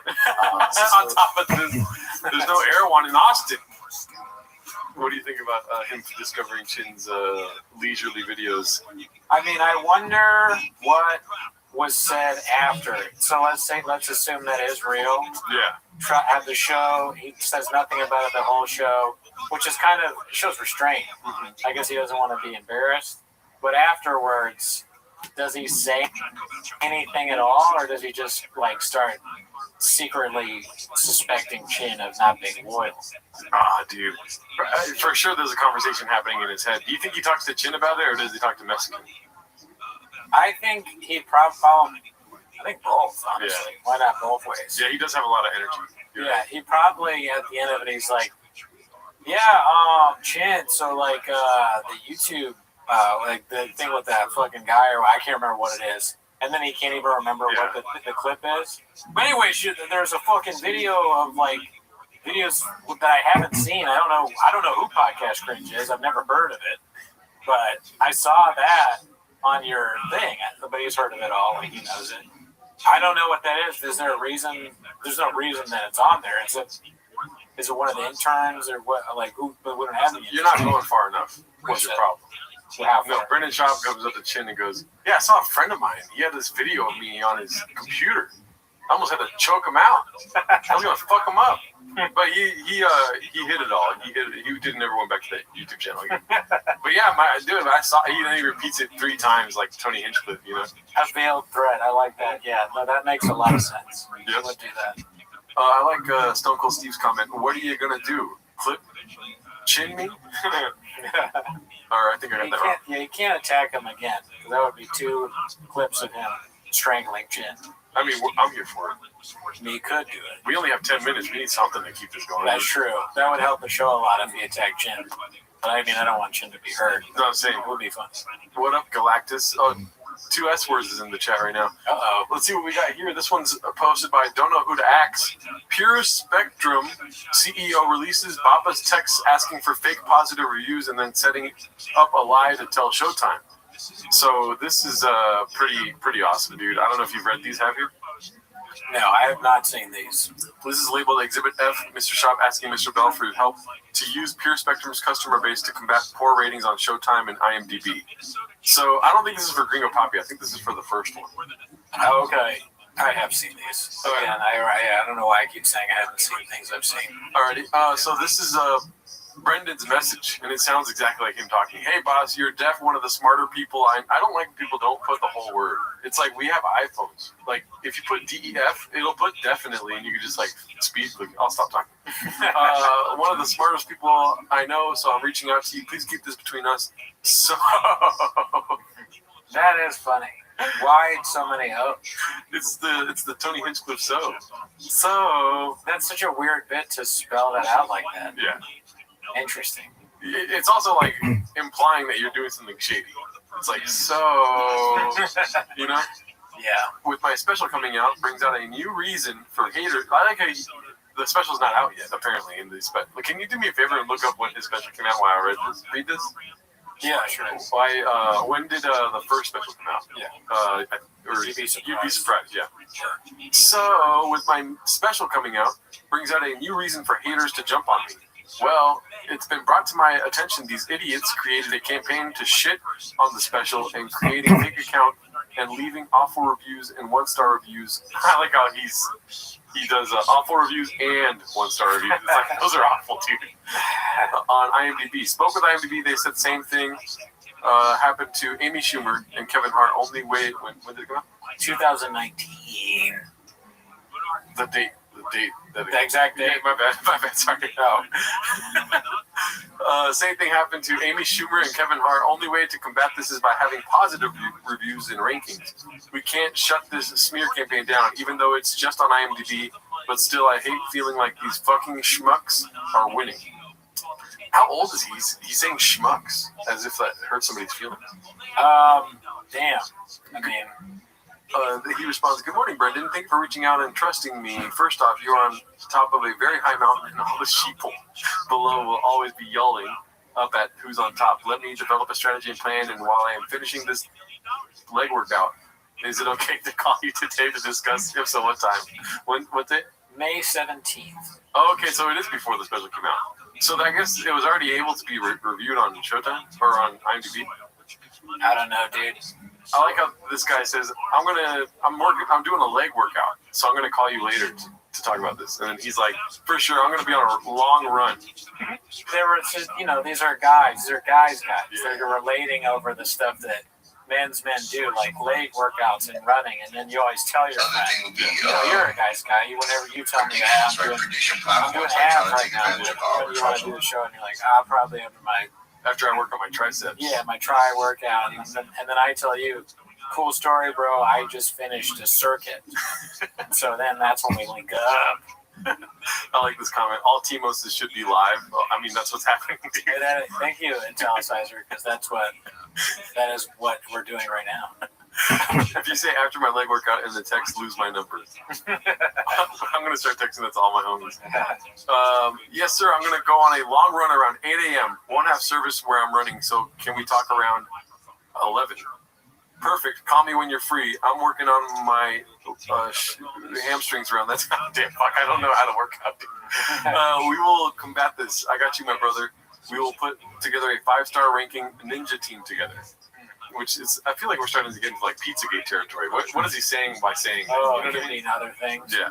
Or, it's just like a offshoot or a precursor to SEAL Team Thick, like Ninja Squad or whatever. It kind of sounds like SEAL Team Thick. So maybe he stole this from the Pure Spectrum CEO. Maybe. Yeah.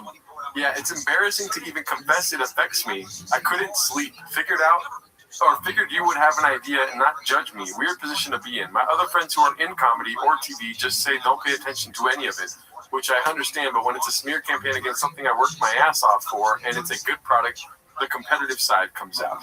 So he's competing with the haters. It just goes to show how long this restaurant's been open for, dude. P.F. Chang's is it's many years old, I remember when I first opened, because that was right when I left 24-Hour Fitness. I left there, and then it was going on for a long time, all the clips and all that stuff, and I joined Crunch. Yeah, the first time I ever seen Chang's, I just finished doing my chest workout. What is it called? The barbell. I was doing that. I did like 10 reps, finished around 11, and then opened up my Reddit and was like, what the hell? You're being modest, because that's also when you did the triathlon. Yes. I did swimming, running, biking. I did all that before finding out that. And I was doing Ironman. Okay. So that's the thing where you pause. Yeah, you do. It's a tough Mudder and biking and shooting. So I did all of that. Yeah. But now I modded my truck. All right, let's see. This is Exhibit G. Shop asking Bell to take the heat for Showtime getting upset with the email plan. Yikes. Brendan is a yikeser. I like that. I use yikes sometimes. You do? Yikes. I think yikes is a way of it's like the pause game, but for canceling. You know what I mean? Like if I say something about the Jews right now and you go, yikes, you know what I mean? Oh. Yeah, I try not to use yikes as a diss kind of thing. Because that makes you kind of an asshole, I think. Yeah. When I'm using yikes, it's more like if it's me and somebody else talking about something that happened that I don't like, or that I know it's like a bad thing, they're like, oh man, did you hear this asshole did this or whatever? I'm like, yikes. Yeah. That's where the yikes comes out. But I sometimes use jeepers. Jeepers. Do you? No. I wanted to keep talking. Let's see here. Yikes. Email plan backfired, my man. Showtime just called me. Not happy. Said we can't pay for positive reviews in any facet. That's not what they said. Def don't send or respond to any more. I had to tell them that you guys were just trying to have my back and I wasn't aware of positive reviews. Thought I was to drive traffic to actual special cool. Sadly, that is how I use yikes. Yeah. He used it the way I use it, so whatever. We're all alike. Yeah. Wild, we didn't ask people to leave positive, I'm assuming he's saying reviews. All good, man. I really appreciate you going the lengths you went through to try and help me. I should have just ignored these haters. I really appreciate you. You know what I mean? When life gives you haters, ignore them, right? Right. That's what you got to do. Yeah, dude. You never read the comments. You only listen to Showtime. This is funny. He is that comment said, successful egg, shout out to him, blaming the team, be classic. He's blaming the team, but he's letting the team know that he's blaming them. He's telling Bell, I just blamed it on you guys. Yeah, he's like, don't do that. Don't do the thing I told you to do anymore. Oh, yeah, I definitely told you to do this, but I'm blaming you guys you guys thought of doing this. Yeah. Dude, that is master manipulator type shit, but he's also, letting them be in on the manipulation. Playing devil's assistant, they probably should have told him, knowing that he's Brendan Schaub, that's a bad idea. Yeah. Right? You always got anything Brendan suggests to you is probably a bad idea, and you should tell him that, or at least think about it. This is at the top of his powers, dude. This is before the special. You know what I mean? Right. This is when he was just getting gadooshed for throwing a roommate through a glass window. You know? But there's zero pushback. It's like they didn't even try. Hey, Brendan, what if we get in trouble for that? And then his small, feeble brain, he might actually accept it, or he might be like, no, you guys are being You never know. Playing devil's assistant while getting got a coffee beat. There you go. Nice. Everyone's not making sense, and I love it. Let's see here. This one's posted by It's Loon Meme. What should I do? He bought BrendanSchaubOfficial.com. So do you want to check up on what he's done so far? Yeah, let's check up on what he's done. I'm trying to think of what he should do. 8 days ago. If you bought BrendanSchaubOfficial.com, what would you do? I mean, I wouldn't gadoosh him.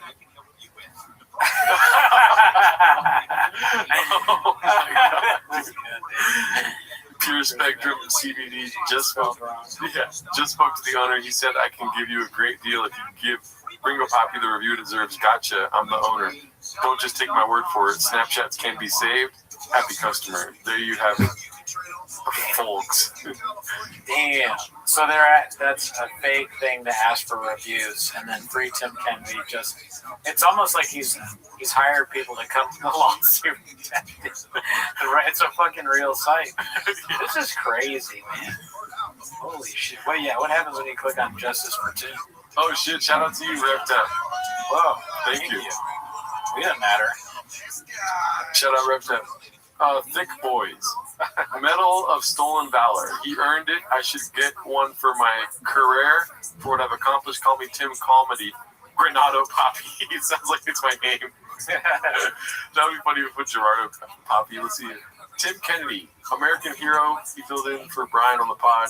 No, that's why he's an American hero, because he filled in for Brian. And fellow UFC neck twister. You guys already know the comedy circuit couldn't handle my high T alpha brain. Tim has now got the same problem with the USA Army of America. I guess this is just, oh yeah, Brendan Kennedy Shop, Texas native. Hey, I'm no Navy SEAL, but even when me and my Mexican baddie are visiting her hometown of Mexico, Baghdad,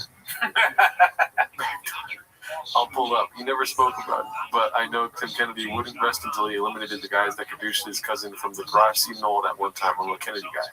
Shout out to the subscriber. Dude, I know that we don't matter, but I kind of want to be on this site. Yeah. Now that you said, like, what if it mentioned Gerardo? Like, I wanted to mention us. Yeah.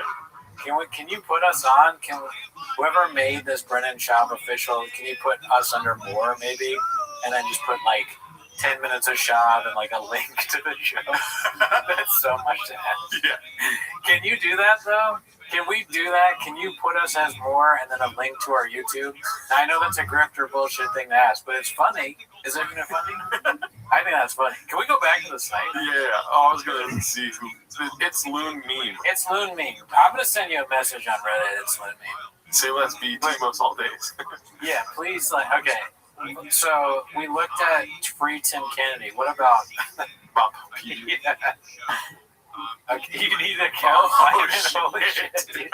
Can we join? Is there a membership fee? Oh man. Let me see what happens when I do it. You gotta reset your password. This is where you pretend like you didn't make this site. I didn't make this site. It's literally my bad. I'm not taking it seriously. My account. I got multiple things going on at the same time. I'm sorry. It's just. I'll read some of the comments. Yeah, successfully put in a word with the rest of the chefs to get us in there. Take a hike across the Gulf of America, says Victor. Formula One, you told me there's 3 Brennans with a picture of Alicia. Yeah, there you go, dude. That was a funny one when it was like, Brandon and Brandon, oh, Brandon. Shout out to Brendan Walsh. World Record Boost. I don't know if this is a bit or what. I don't know how to create a profile. That's okay. What happens when you do lawsuits redacted? I can go to that page. Let's see. 300 pages. Great movie, never seen it. Brendan commits awful acts. Soon to be archived of your boy's lawsuits. Shout out and thank you to the assassins who sit through TPAK and get sued for holding Brendan accountable. Oh, okay. So it's a link to the podcast Cringe, and then Unique and Broadway's. All right. Yeah, I mean that's cool. I would like to. Well, not on that. I would like to be on more. Honestly, if it just said more and there's a link to this. Yeah, if possible. Oh, here we go. I've seen this. The team: Brendan Schaub, Brian Callen, Teresa Quinn, my friends Joe Rogan Hart, Chris Kyle, American Sniper, Dio Vaughn, Tim Kennedy, Jason knows Jada White. Okay. Nice. I had to block him on Instagram because he made this blog post. Here, let me. I'm gonna click the link. I don't like clicking links for that. Yeah, I know what it is. Oh, let's see if this is. This is something Loon posted on Instagram. Let's see. Oh, nice. By the way, Wes, you haven't seen that. What? Easy lemon. chat.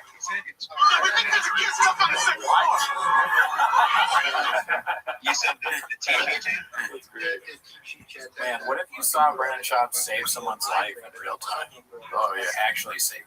I'll probably be watching Moana.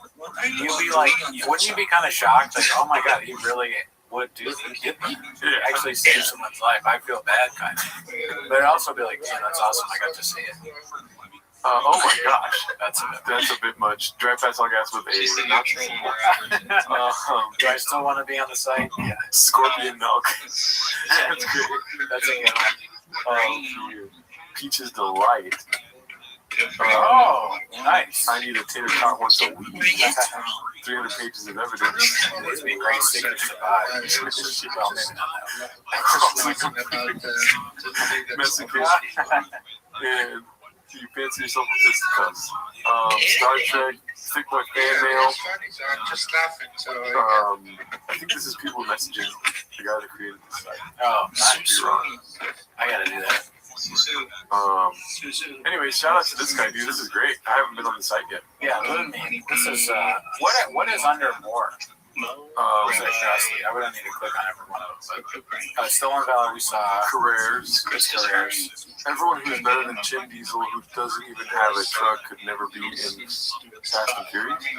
Yogi, it's Chun. Get rid of that 7OH head chin and get you a real winner, me, Chun. Chins, I know that you stopped looking for paid work to produce the podcast. We need big numbers of you owe me money coming at the mansion later and meet the fam. Producer job urgent. If you aren't a visual like Chin, who messes everything up. Chin's in a dicey situation. I wish I could help, but he is a big loser who can't work hard enough to buy a truck and move to Texas, so I'm looking for a new producer guy. Don't tell Kling no benefits, regular pay decreases. Regular pay decreases. Side hustle of lawyers preferred. Think of it as a couple buds hanging out and making a great product. So it's applying to be a producer of Big Boy, or of, what's it called? Higher than a Kid.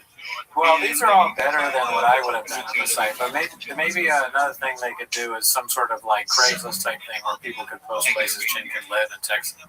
Yeah. Oh, that'd be great. Like a revolving, what's it called, apartments.com search. Yeah, like West Side Rentals, but for Chin. Yeah. Let's see here. What do we got next? That was great. Shout out to Luby. All right, we already saw that. This is. What I want to hear from Habibi is doing like no, this one I actually am not. I'm going to keep asking you. I'm sorry. Keep asking you. Mayhem Miller is one of us. The same audience, 5799 posted this one. This is great. Let's sue flappers for being the worst place in the country. That's very good. Yes, they should do that. Let's see. God bless America. So, what's his name? Does the shop say God bless America? I feel like he does.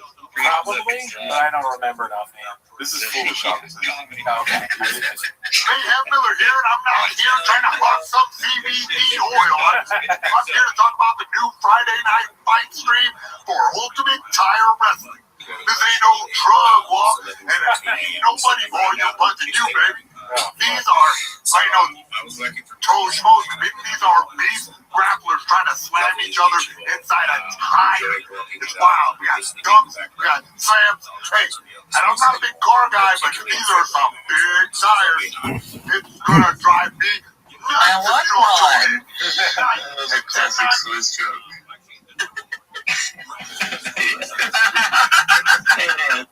For sure. Oh man, that's awesome. Rabbi, what's going on? Thank you so much for the opportunity to be here, everyone. If you haven't had the chance, please ensure that you've liked and reposted the space and do your best to follow everyone in here. I do my best to follow every single person who follows me. I'd appreciate a follow. I am the king of follow backs. If you don't know who I am, I'm Rabbi Rothschild.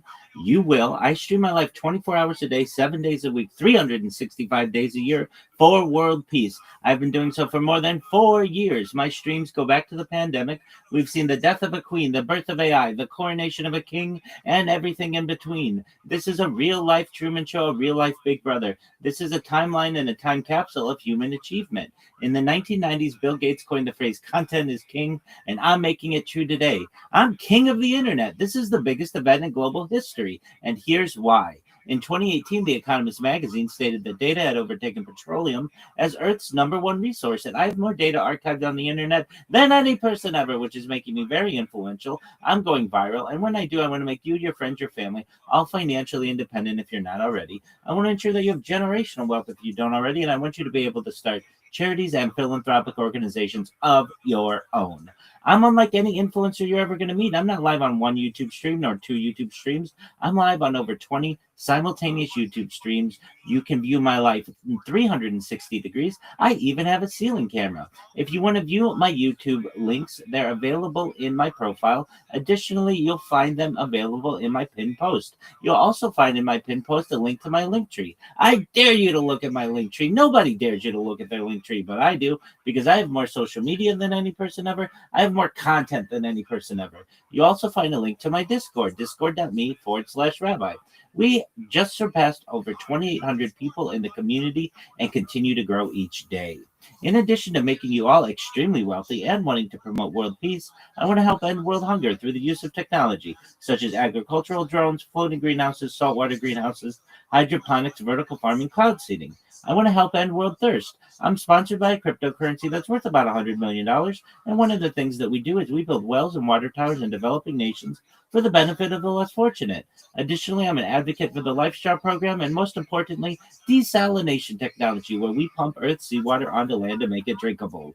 If you are a reply guy, if you're a Web3 marketer, if you're a raider or a shiller, and you want a free mentor, coach, and friend, send me a follow. I will follow you back. Send me a DM. I will respond. I want you all to know that I'm here to support you both personally and professionally. I'm here to be a positive person in your lives. I'm here to have an optimistic view on the future. And most importantly, I want to give people hope. And with that, I sincerely appreciate the opportunity to share. Bingo.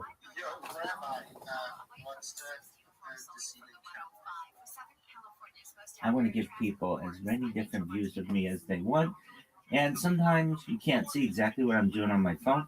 So the ceiling camera gives you an overhead view to be able to capture what is going on in my screen. Okay, I get it. It's like pointing down from the ceiling. I was like pointing at the ceiling. So I was like, what the fuck?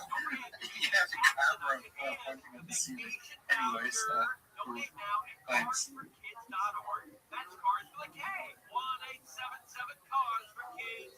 This account is getting bigger. Good job, Rabbi. Your account is getting bigger. Yes, it is. Thank you so much. So in about, let's see here, it's been about 75 days of me actively doing my best to promote myself. We have more than 3,000 followers, so that's been really great. We've had a lot of people who are positive towards what I do. You may ask yourself, okay, so is all of that you do just chill yourself? No, I actually talk about a lot of topics that many people may find interesting. I'm a futurist. I like to talk about the future. So topics like anti-gravity, antimatter, faster than light travel, faster than light communication, space tourism, space elevators, terraforming of other planets, interstellar travel, artificial narrow intelligence, artificial general intelligence, artificial superintelligence. I love talking about certainly cryptocurrencies, quantum computing, things like invisibility cloaks, and things like Santa Claus machines, replicators, de-extinction. People don't know this, but the first successful de-extinction took place in the year 2003 with the Pyrenean ibex, which was a goat located in northern Spain, southern France. Fast forward to the year 2021, a company out of Dallas, Texas is founded known as Colossal Bioscientific. They've made it their goal that within the next the next 2 years, by the year 2028, to reintroduce the woolly mammoth into the Arctic Circle, utilizing Asian elephant surrogates, which I just think is a mind-blowing goal. Following the reintroduction, excellent. I would as well, and you might be able to do it within the next 2 years. Following the reintroduction of the woolly mammoth into the Arctic Circle, they want to reintroduce the Tasmanian tiger, followed by the dodo bird. I think these are just amazing projects that people are developing, and I don't feel that we're not talking about them enough in the mainstream. And these are just some topics that I'd love to address on my stream. And so, if you're ever wondering, wow, Rabbi, you've been live streaming your life, is that all you do is pitch yourself? Absolutely not. I'm first and foremost a futurist. Rabbi, do you think a donor seriously deserves a second chance? Or do you think there's a reason why it kind of got extended? Well, this has been discussed, and one of the reasons why it may have gone extinct as quickly as it did was the introduction of the house cat, essentially the domesticated cat, onto its native habitat, and cats basically eradicating it very quickly in the 1600s. I'll give you something interesting quickly. So in Australia, we had an internet company, and it used to be called Dodo, and their tagline used to be on the commercial radio, be like Dodo Internet that flies, which was kind of funny. But with your Tasmanian tigers, we call them Tasmanian devils. They went extinct before I was born. So that's something that's Australian CSIRO, our Commonwealth Science Organisation. They talk about that type of stuff. So we're not bringing it back tomorrow. The Tasmanian devils are definitely something they can talk about a fair bit of that's native to where I'm from. One moment. The Tasmanian devil is still extant. It still exists, certainly in the wild as well. Oh yeah, no, most certainly. I'm talking about the Thassaline, which essentially went extinct in the 1920s. That's the last time that they were in human habit, in any type of habitat. They were in a zoo in Australia. But the Tasmanian devil is much smaller. It's like the size of a rodent. The Tasmanian tiger is like the size of a dingo or so. Yeah, you find an image on Wikipedia, I think the last one, like in Boat Park or something. There's images of the last surviving one. Just it's in captivity. Yeah, unfortunately. It looks fucking miserable. It's just how it was back then. In America, they're electrocuting elephants around that time, trying to decide whether AC or DC. Yeah, Anderson, versus Oxford, yeah. I remember that's crazy. Yeah, but funny enough, that is some kind of he's the more famous one to a certain degree, and he made a lot more money than Tesla did. But Tesla was certainly better inventor. As in Nikola Tesla, who died bankrupt. Yeah. I say that to my wife sometimes because, with Evermore, when I work in science a bit, I'm associated with two unis. But I always say that as the researchers that actually discover stuff, we don't get rich. Someone else after we die will commercialize it, they will get rich. Some do. I mean, it's like it kind of depends in what environment you're in. If you're, for instance, at university and you're a lot of these people, I mean, they're really happy doing their research, but they're not businessmen. But there's some. I mean, you see it once in a while, for instance, pharma or technology as well. Yeah, there was a lot of pharma in Australia outside of the US. One of the biggest researchers of pharmaceutical work here. It's a huge aspect of our culture. But with the research people, they're usually very narrow. So you're like, what are you doing? And then you speak to a lab technician, and they're like, oh, I'm looking at this particular molecule in this particular medication in this particular area of this particular part of the brain's mouse. And then so it's very niche, and then so you make very incremental steps in a very specialized field very slowly. And I think people don't understand that about research. So they've gotten used to the internet and AI and bitcoins and everything that's moving so fast. But unfortunately, sometimes we can't make things work at the speed. Takes time. It's on fire! Oh my god, are you serious? Yes. Cricket noises. And then quiet. Just so you know, what I should probably do is I should like say when I've had a few speaking. Alrighty. Right? I don't know. One of my bosses said, "Jason, shut up," and I was like, "Why? Everybody else is talking." I was like, and he goes, "Yeah, everyone's chit chatting, but for some reason, when you talk, people stop and listen. So shut up." So that's what my boss told me. Well, for Rabbi, I appreciate you coming through. Appreciate your show. I think it's solid. I'm curious, like, what your like motivation is. Like, I thought about that before the show, just generally, yeah. I'm curious to hear your thoughts on that. Certainly. Well, world peace first and foremost, and I'm very serious about that. I'm a pacifist. I'd like to see a world someday where there is no war, and as they say, a kid can dream. And this gives me my stream gives me the opportunity to be able to discuss pacifism, to be able to discuss perhaps safe alternatives to war. When I was a kid, people used to talk about the peace movement, world peace, atoms for peace. That's really no longer discussed. The military industrial complex has really convinced people that war is inevitable, and I don't feel that it is. Perhaps not this generation, but perhaps generations in the future might be able to find a world where there is peace. We were told after the end of World War II that that was the war to end all wars, and that certainly hasn't been the truth. But eventually, peace is inevitable if we're ever going to get off of this planet. And again, I'm talking in perhaps hundreds, if not thousands of years. So it may be something that we witness, it may not be something that we witness, but I feel I can be a catalyst to it. If you're ever curious as to how my live stream started, by trade, in addition to being a rabbi, I am a certified project management professional. I've successfully launched apps on the App Store and Google Play and had major contracts with Fortune 100 companies. And after I would be at work, my job went remote, and after my work day, I would go to Tiger Woods' golf course in Anaheim, California, and hit golf balls. And I wanted to see what my drive looked like on camera. So, not being someone who really liked to do the whole social media thing, I would just take the camera, record my drive, and see how I could improve.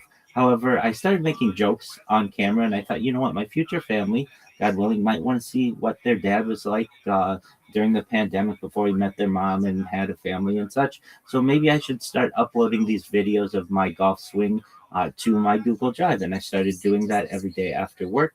And eventually it was taking me a long time to essentially upload all of that. And I thought, you know what, it might be time to bite the bullet. I've gotten more and more comfortable being on camera now that my job has gone remote. And I started live streaming on YouTube in the fall of 2021. And you asked what your motivations. I'm someone who feels that not only is the data about my life very important for future generations, but really what I'm archiving. So I don't just stream my life, but I also stream world news events 24/7. You can literally go back to any moment of any day of my life for the last 4 years and essentially know exactly what was going on, just like timestamps that you would find on a YouTube video. And I'm someone who almost sees myself in a parallel fashion as to someone generations ago who would be a diarist or someone who writes in a diary, or a journalist, someone who writes in a journal. And I know that the data that I'm recording may not always be that exciting for people right now, but in the future, we're going to have, and I really do have, the largest compilation on any single individual of human data ever created. And it's going to be very important for biological purposes, studying my behavior, my eating habits, my drinking habits, my certainly bathing patterns, my sleeping habits, my circadian rhythms. Every aspect of the human life can be studied, and I think it will be certainly in a academic environment in the future. And especially once AI is able to parse the data and make it more digestible for a larger audience, that'll be quite interesting to people. And I also think it's going to be very important for AI. AI needs human examples on which to build its models. And I have the largest data set of a human to be studied in global history. So I think I may have an important role in the future. So I hope that answers your question.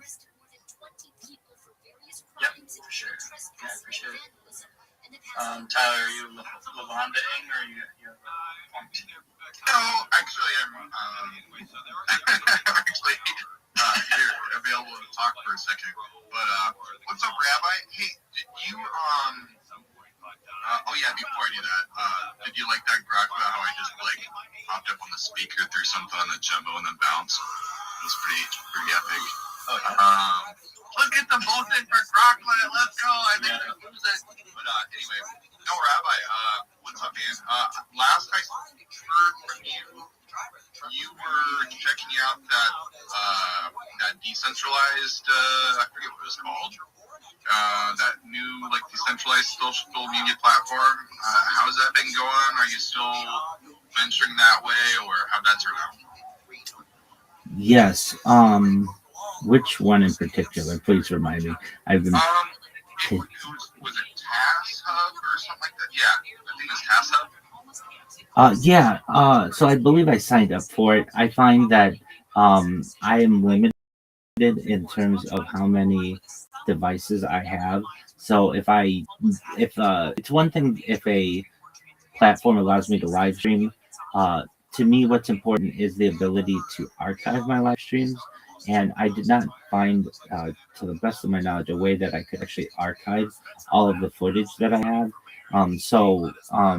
If I have to dedicate a device to a platform, I generally like to do it where it can be archived. So some of the ones that do allow the archiving are certainly YouTube, Rumble does it as well. Kick and Twitch only allow for either 30 days or Twitch allows for 90 days with a premium account. But X, I'm live right now on X. You can go in my timeline and see me live streaming this right now. I'm live on an embedded video on my timeline. And then I've been doing Twitter Spaces now for almost a year, 24/7, and not just normal Twitter Spaces like this one, but video Twitter Spaces. So for that perspective, I haven't been able to utilize these decentralized platforms as much as I would have liked, simply because I don't find that they have the ability to store the data. But hopefully in the future they'll have that, or I'll be able to discover that type of utility. But for the time being, my big thing is not to be the biggest streamer in the world and have the most amount of people watching me. I want to be able to archive the most amount of data. That's what is really important to me. How many viewers do you get living let's say on a daily basis? It's an excellent question. So I'm live right now on 20 different YouTube streams, and each YouTube stream has anywhere between 1 and 10 people watching it. And then in addition, over the course, and so that's over the course of any given moment. So usually on each YouTube stream, I'll get anywhere between 50 and 100 people per day. That's over 24 hours, and that's over 20 different accounts. So that's usually somewhere about over 1,000 people. But it really could be someone who's there for 1 minute, could be someone who's there for hours. And I do have people who literally like to watch my life for hours. They like to not feel alone. And so that's just YouTube. But there's certainly Twitch, there's certainly Kick, there's certainly Rumble, or I should say. And then we have the people who just view my Twitter Spaces and my Twitter feed. That's another, anywhere between 100 and 300 people a day. Then we have on the many platforms on which I'm multi-streaming. So that is everything from probably a lot that you've never heard of, like Africa TV, which sounds like it'd be really big in Africa, but it's really big in South Korea, and things like let's see here, what's the name? Not YouTube, but now is the name of it. It's a Chinese competitor, and quite a.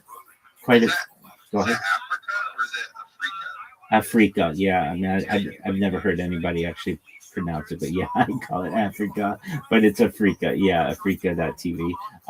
And then I certainly have a lot of people on Discord who are watching me. So right now, as I say this, I have at least about 50 people watching me on Discord. Now they're in different Discords, so it is diluted. It would be nice if I could somehow unify all of the different channel viewership into like one stream. but that just isn't available under current capacity for these different platforms. So my viewership is pretty diluted, but I'd say over the course of a day, I have at least 1,000 people who take a look at what I'm doing at least one way or another. But again, it's diluted, so it's not all on one stream. Yeah. Okay. Yeah, that's still. I mean, awesome people. You started 4 years ago, right? That's correct. In fall of 2021. But okay, so that must be. I mean, hours and hours and hours of material just from YouTube. Have you been monetized? So I had the opportunity to be monetized a few years ago, my first year, and I attempted to do it. So I had to have at least 1,000 followers and 4,000 watch hours, which is really the difficult part of that requirement. And my account was considered, but I stream a lot of copyrighted material, which is not usually advertiser friendly, and so my monetization attempt was rejected. I appealed it, it was rejected again, and I understand why. I've watched 3 Super Bowls, 4 different Olympic Games, or the World Cup, the Women's World Cup. I've watched a lot of copyrighted material over the course of any day. Yeah, that makes sense. Just the music itself. Exactly. I mean, Exactly. Yeah. Nowadays, it's more than 200 hours, isn't it? Yes, it is, and it's more than 1,000 viewers. I believe it's like 10,000 viewers now, or something like that. Oh, okay. So, That's it is, and I don't do this to make money. So the monetization aspect of it wasn't that important to me, though that would have been ideal. I would much rather be able to have the freedom to be able to show what I want and be able to archive what I want, as opposed to having to basically monitor everything that I do in order to ensure my monetization. So, you said sorry. Go ahead. Have you thought about like creating your own homepage and just basically charge and just give them like content? I don't know, like additional access to you.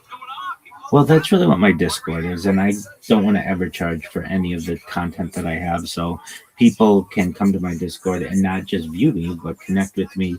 There's an Ask Me Anything section. They can talk with me whenever they want. I've created websites as well that have my video streams embedded as. But once you've seen me from one angle, you've kind of seen them all. But I don't. I feel what's important about what I do is getting the information out and making myself as accessible as possible to people. I don't want to put paywalls on anything that I do or charge premium anything, ideally. Perhaps one day in the future, we might go down that road. But at this point, I don't need the money. So I want to make sure that people have as much access to not just myself, but my streams as possible. All right, cool. Thank you. So you said that makes sense. This was being live streamed right now? Oh, 100%. Yeah, you can actually. That's absolutely right. Go if you go to my just on my timeline, you don't have to leave X. You can literally see me having this conversation right now. And if you want, I'll take my phone and you can actually see your own profile picture on my stream. Just one other little thing. I don't know. You've probably already been told this. Just another little suggestion, maybe. Clipping is really big. I don't know if you have any.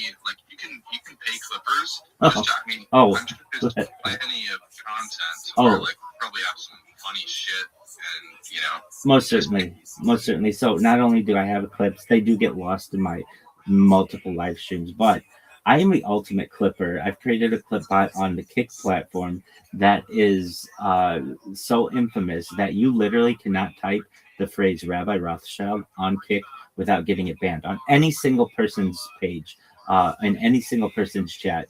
This chat bot has created hundreds of thousands of clips, or this clip bot, I should say, so that I've basically dominated the clip market on Kick. Now, on YouTube and some of those others, I do have some people who assist me with clipping. But again, a lot of those clips get lost because over the course of any given day, I've got 20 different streams that each have a 12-hour stream. And that means that's 40 different streams over the course of a day.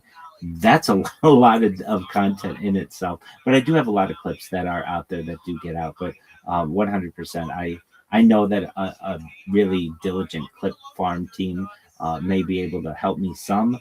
But then again, it's still got to get past my normal streams. And each one of those 12 hours long, and there are 40 of them each day.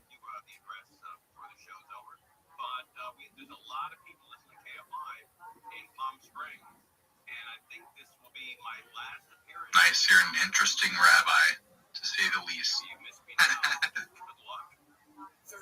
Well, I do my best to be as interesting an individual as possible. I have every morning, at least Pacific Coast time, I do teach a class for anywhere between 1 and 3 hours. We have been studying Kabbalah. If you don't know what that is, it's Jewish mysticism. I've really been delving into that. And then I take on my day after I daven or pray chakras, which is our morning prayers. And so you'll see a very diverse individual if you ever get a chance to connect with me more than just in a Twitter space or something. I have a vast amount of interests. Of course, I've discussed some of my religious interests and some of my futurist interests, but also I love games. I love sports. I certainly love cryptocurrency and many of the things that I'm sure that you are all into. So if you ever want to connect with me, I'm live 24 hours a day in my Discord, not just on YouTube. And you know something I've been doing recently? I've helped over the last 75 days or so, 50 people to get employment in not just Web3, but other aspects of their careers as well. So the way that I've been helping people do that is I mentor people all for free. If they don't have a resume, I help them to create one. We just use ChatGPT. It's not difficult. Then we have them essentially create different profiles on LinkedIn, on Jobberman, on Indeed, on ZipRecruiter. We ensure that their profiles are as accurate as possible. And then I just really help to coach them and how to really just be diligent in getting jobs. And we've helped a lot of people do that. I also have connected them with recruiting agencies. Many of these people are in Africa, specifically Nigeria, but also other places in the world. We've been able to help people. So we've been able to help 50 people doing that. And then even more than that, I've helped to be able to start their own businesses through social media marketing. So what do? I ask them, do you have a link tree? Usually they don't, and that's fine. I have them create a link tree, and this works for anybody. If you have a project out there, you should take this advice. It's free. What I tell them is to create a profile on all of the major social media platforms out there. There are about 30 of them. So everything from YouTube, the number 2 website in the world, to Pinterest, to Imager, to Snapchat. You want to get all of these. This strategy has a 5-prong it's a 5-pronged strategy. So the first is this gives you 30 different places to be able to promote yourself. The second is it gives you 30 different places to promote your clients. Thirdly, what it does is it gives you 30 new communication channels to be able to get new clients. Fourthly, it allows you to dominate search engines, social media, and AI, which is the new horizon that we've been able to manipulate into providing positive opinions on really brand new projects. And finally, what this strategy does is it ensures that it makes it very difficult for you to be impersonated. So if you have a project out there, you may be big on X, you may be big on YouTube, you may be big on Reddit or something like that, but you never know. Somebody might steal your name, steal your profile, steal your description, and start impersonating you with your username. So it's very key that you get this. Once we help people to get that, though, then I help them to populate their different accounts with just some basic AI video, just saying what they do. Hi, my name is XYZ. I'm a Web3 marketer. I'd love to partner with your project. Send me a DM if you're interested. This allows these individuals to be able to populate the YouTube short algorithm, certainly the TikTok algorithm, and Instagram reels. And when somebody searches them, there's some content there that is of quality. Then what I help them to do is certainly to join communities, Discord communities, Telegram communities, Facebook communities, because as we've all heard, your network is your net worth, and I want to increase this for both of these for these individuals.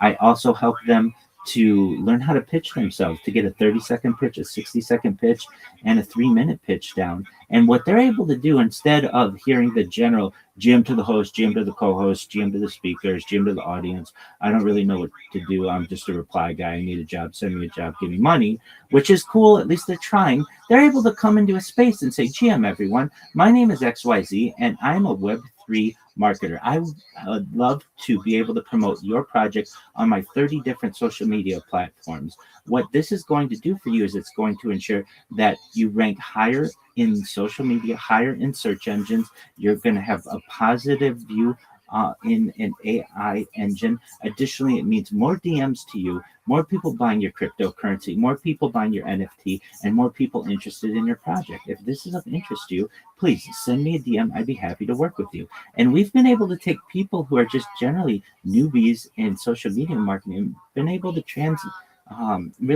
transition their lives into creating their own business. So in addition to all those other things that I discussed, I feel like I'm making a positive impact in the world by helping to empower individuals and use their own talents and just help them to market them to people who need their assistance. So thank you for letting me contribute that.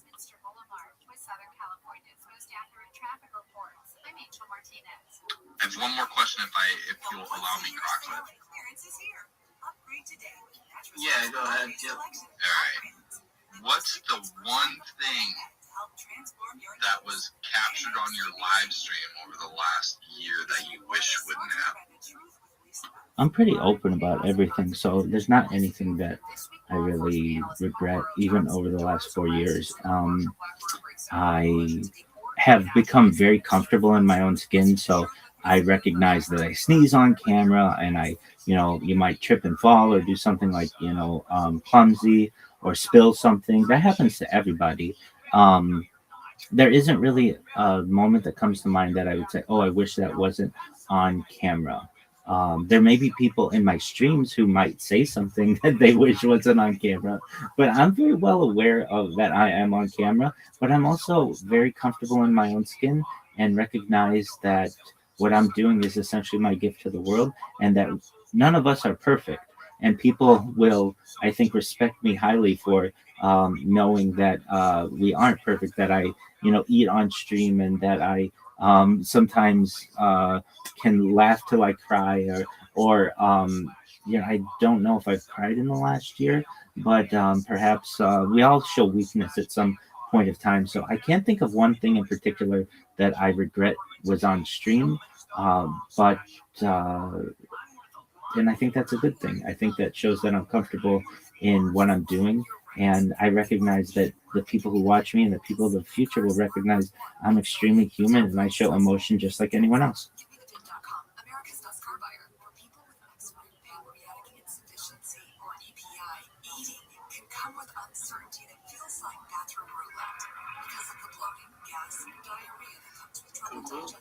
Appreciate it. All right, we got this mystery speaker up here. What's up? You gotta. Can you follow the? Hello. Hey, what's up? What's up? I'm sorry because I'm just like I'm sorry. He is from Korea. Hello, from Korea. Yeah, I'm South Korean. Yeah. Welcome, dear. Welcome, getting into marketing people. But I have a question, like real quick. It's like the AI emoji. Yeah, sort of. Yeah, but you like people like broke like what is okay. Chill, girlfriend. Rock is the AI for Twitter. It's like the thing right there, like these applications like AI. Yeah. Oh, but But it's mascot. The Brock made it up. Really? Yeah. Whoa. Amazing, right? The entire season is on the line. But my throat has officially thrown in the towel. Sounds like you need Vicks Vapor Cool Drops. They're max strength and vaporize sore throat pain. Whoa! These Vapor Cool Drops hit fast. Speaking of fast, did you just see that play? Yeah, he vaporized that ball. That fun should have come with a penalty. Vaporize sore throat pain with Vicks Vapor Cool Drops. Use as directed. Want to save some money in 2026? Stop paying for apps you don't need. The iHeartRadio app is completely free. Live radio stations, music playlists, forever getting into those podcasts on the planet. The number one app for radio is free. iHeartRadio. Listen now. KFI AM 620. More stimulating talk. On the next Bill Handle show, there is a line of voters. 45% identify themselves as political independents. Coming up after 7 o'clock tomorrow morning on the next Handle show.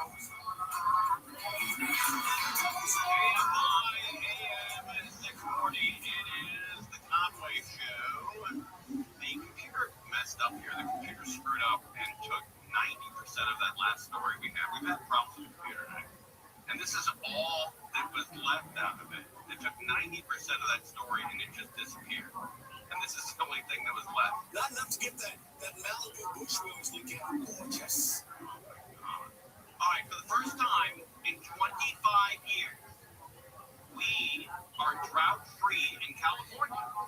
So congratulations. Every inch of California is experiencing record water, no drought whatsoever. Every single square inch of California is drought-free. Every inch. I don't remember last time we said that. All this green is a sight for sore Californian eyes. It's now the first time in 25 years the entire state has been out of a drought. And this extra moisture in the ground can help in the short term when it comes to fire season, something crews say is pretty much year-round in Southern California. The green grass, the plants are green, and everything's starting to grow again. The start to 2026 was a rainy one. Oh boy! Excessive rainfall flooded areas across the county, bringing new growth weeks later. Quite the opposite compared to January of 2025. So we're coming off of last year where we had the historic fires in Los Angeles County. That was an extremely dry period. We had an extremely strong Sandy that was able to fan that fire very quickly. Santa Ana winds are stuck in San Diego's forecast. Wind warnings and advisories issued by the National Weather Service over the weekend. Gusts even reached speeds close to 80 miles an hour. Wow, 80 miles an hour. The normal weather pattern with our precipitation. For the first time since December of 2000, the Golden State is completely drought-free. Okay. Did you hear that? You gotta listen again. Sometimes you have to ask this thing. I get it. You got kids in the back, having the windows down. You didn't quite hear what it just said. So I'm going to replay it for you because you don't have the DVR in your car. You can't repeat it, but I can play it back for you again. This is the first time since December of the year 2000 that we are not in a drought, in some kind of drought. More of a normal weather pattern with our precipitation. Here we go. Listen to this carefully. For the first time since December of 2000, the Golden State is completely drought-free. Okay. That's before 9/11. That's before 9/11. That's 25 years ago. We are drought-free. The state is completely drought-free. A stark change from this time last year. That means less fire danger. We're not completely out of the woods yet, but we are in a lot better spot than we were a few months ago. So while we have the green hills, CAL FIRE says use this time to work on creating a defensible space around your home. So when the green goes away, your property is protected. Eva Kirshner, ABC 10 News. Yes, that is fantastic. All right, In-N-Out, one of everybody's favorites. I don't know anybody who hates In-N-Out. I know people that, can take it or leave it, but I don't know anybody who hates In-N-Out. I love it. I know that Steph Bush is into it. Rose, I don't hear you much talk about In-N-Out. Are you a fan? Bellio, Bellio, what do you get? Triple, double, triple cheese, triple... sliding scribble something. What do you get in it? What do you get? What a cheeseburger. No spread. I like just mustard only. Lettuce, tomato, and extra pickles. Really? Oh yeah. Oh, would you burn your taste buds out with cigarettes when you're younger? Yeah. What do you get, Angel? That puppy patty for that doggy dog? Yeah, she loves the puppy patty. She gets a couple of those. And then I get a grilled cheese animal style with extra lettuce and fries light well. I love seeing you come on. There she is again. Love it. What is it again? Let me try to remember. It is a grilled cheese animal style with fries extra well.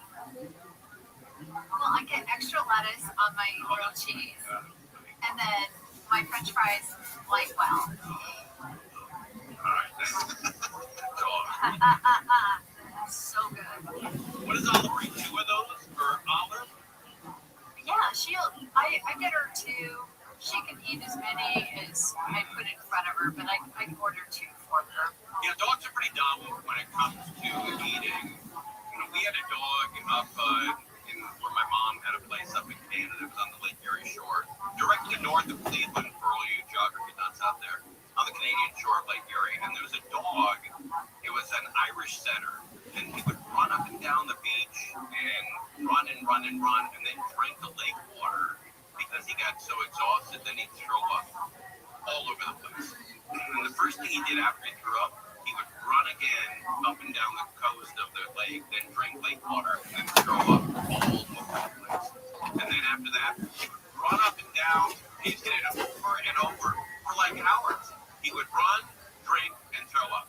Run, drink, and throw up, and he never stopped. You had to literally grab him and by his collar and pull him out of that vicious cycle that he was in. But dogs will do that. Dogs will eat until they get sick. They always act like every meal is their last. Oh, and they've got to slow down. It's not good. But In-N-Out is in the news, and I guess they're targeted for Southern California counterfeit scheme. It all started right here at this In-N-Out in Glendale, and it was because of one employee who happened to be paying attention and noticed that the $100 bill that had been used earlier appeared to be fake. Well, they called the authorities. The authorities checked it out and tipped off an investigation. They now think as many as more than a dozen In-N-Outs were targeted by this duo. Let's listen. Passing off that fake $100 bill for one small item, getting $96 real cash in return. Quickly, our investigators realized from coordinating and talking to In-N-Out Security that they have fallen victim to this countless times throughout the county. I bet it's all on video too. I think In-N-Out has a pretty good video system, so I imagine these 2 rocket scientists are either probably in jail or on their way. I would say it's pretty big. That was good. It's really nothing nice, especially like I don't know, 2026 starting off with scams. So everyone wants to do better. Good point. Everyone needs to do better. Well, this image. That's not true. I didn't pass a counterfeit bill. I don't need to do better. I did okay. Went in order, paid with real money, and split. Not everyone is. Good point. Everyone needs to do better. That's not true. That the guy passing off the bills do it. I don't. Well, this image shows. Make me feel better. Transactional. Well, this image shows where the 2 female suspects officer Robert's video online. So the Glendale Police Department, she wears pink pants and has law enforcement seen red today. She and another female suspect both are having long beach. They have been arrested. Oh, there you go. So let's go ahead and get it out where there's cameras everywhere. These are Breonna Lewis and Tatiana Foster, according to the police department. Breonna Lewis and her partner. And Tatiana Foster, according to the police department. Now, investigators say that they were using fake $100 bills. You see that fake currency right here, used in the investigation. Now, if you look very closely, you may have to look twice. The last place so why do you say that when he does have the very last with all the security that they have there, the video, obviously, the people who work there that are pretty sharp, detecting those fake $100 bills. But when he does have a relationship with her on Wednesday, then retroactively, designation of the sheep as a harvest payment should revolve upon the sheep retroactively. And therefore, the sheep should be categorized as an Esmanzona only as Tuesday. Rabbi Rothschild says, very interesting. Well, what's the case? She should come up with a kibasa. This is very interesting. What happened? Zona, right? Zona, the sheep on Tuesday. She got the sheep on Tuesday. Now, Rishon didn't have it until Wednesday. So we're saying that when they have Rishon on Wednesday, retroactively the sheep should be categorized as, oh, what's the case? She offered it up as a carbon on Tuesday. She offered up as a carbon on Tuesday. A pious Arlen, a pious Zona. And let's start with the state yourself. She's a Zona, and she's offering up Hamas. Because that's important. We've met this many times. Those are interesting. For our diversity, for our democracy, violation of the Constitution, respect, that's been at the center of increased activity of the past few months, culminating in the shooting death of a last week by an ICE agent. Minnesota Senator Tina Smith says the Trump administration is trying to cover up the fatal shooting of Renee Good in Minneapolis. Authorities have frozen the state outcome of the investigation. The feds have saying the ICE agent was here for his life. Trump says the Trump administration, Smith says the Trump administration is pushing a narrative that the investigation.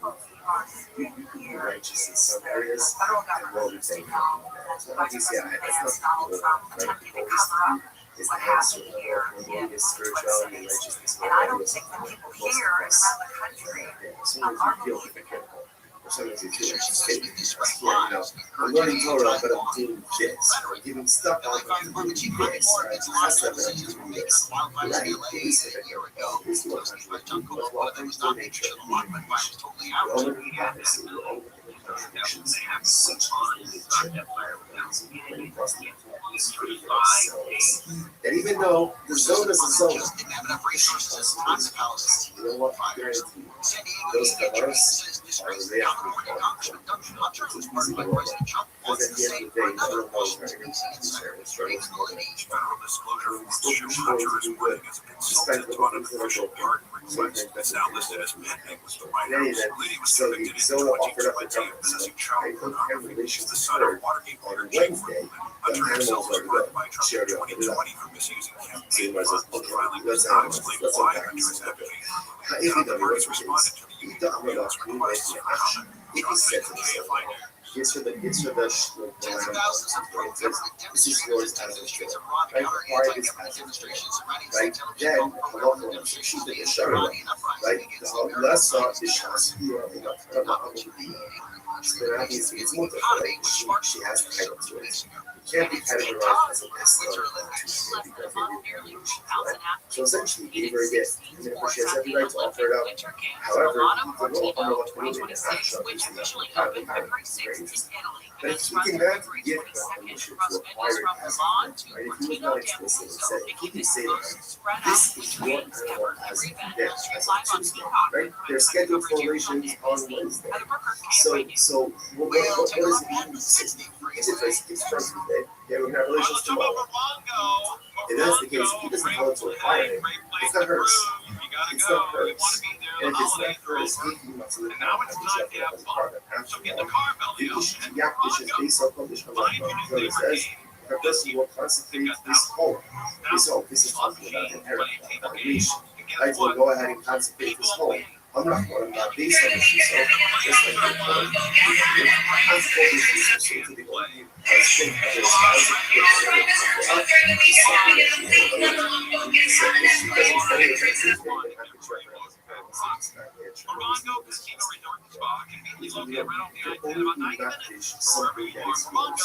Good times.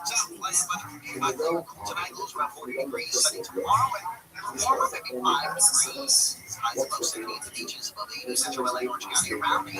Springs, mid-70s out there. Sunny, San Fernando Valley, mid-60s. High desert. Warmest day looks like Wednesday, and then a couple degrees. Wednesday after that, weekends right now, like 76. About 70. Santa Clarita, 69 degrees. That was up today, 86. NASDAQ the devotion of only best practice that which you only have to concentrate, or you only can concentrate that which you can concentrate, and it doesn't belong to you. So often when we forget that it's not the only aspects of us, what we get to do. He doesn't expect that we will see us. He doesn't expect that we will see us. What he does expect that we will is a personal all the spiritual tools that I possess. Be honest about what I possess. That's what I want. And then realize those Garden Grove, eastbound side of the 22. That slows down coming up on Broker Street, and that drive's looking pretty heavy all the way to the 557. Westbound delays backing up from the 55 freeway as you continue ahead.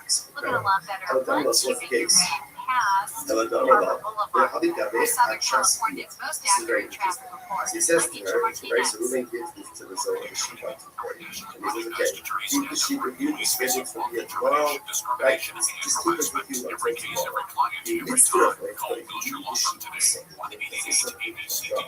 The sheep that are in the apartment, you know whatever it is. Then Mara says, turn me out, shut. Then I keep you the right to a fire. Fine. So Mara says, that's the zone. It's not yet. What's the idea? Why do you do this? Besides how it's going to be features. We do this because you gotta remember, this all happened with the Restream, this sheep that comes on. What he has to do, that's available here, is that something can only be destined with its times. Where there's a level of transactional conscious. So yeah, we see that by sheep case, we'll see it by the S-Low zone about a month to reduce it. And then to get one of those other pictures. So right up, I'm not going to just say that. So let's say even if there's the shoot on Tuesday, the BIA is scheduled for Wednesday. On Tuesday, she goes in and she's not fishing. She consecrates it. She didn't open up the cover, but she's not fishing. So what's the status now at the end of the month? Even when they are the rest of the dog is Russell Handler. Can now back be Russell Handler. So do the same extension, making something heckish is the equivalent of offering it. Whereas really, Gemara says that verbally grudging something too heckish is the equivalent of giving it over to a regular person. So therefore, when you say open up your head, that act of going in and practicing is I realized that my men days weren't just going. Offering it up is offering it up, but the mouth is going, and it's going. The nut is ultimately it is still here,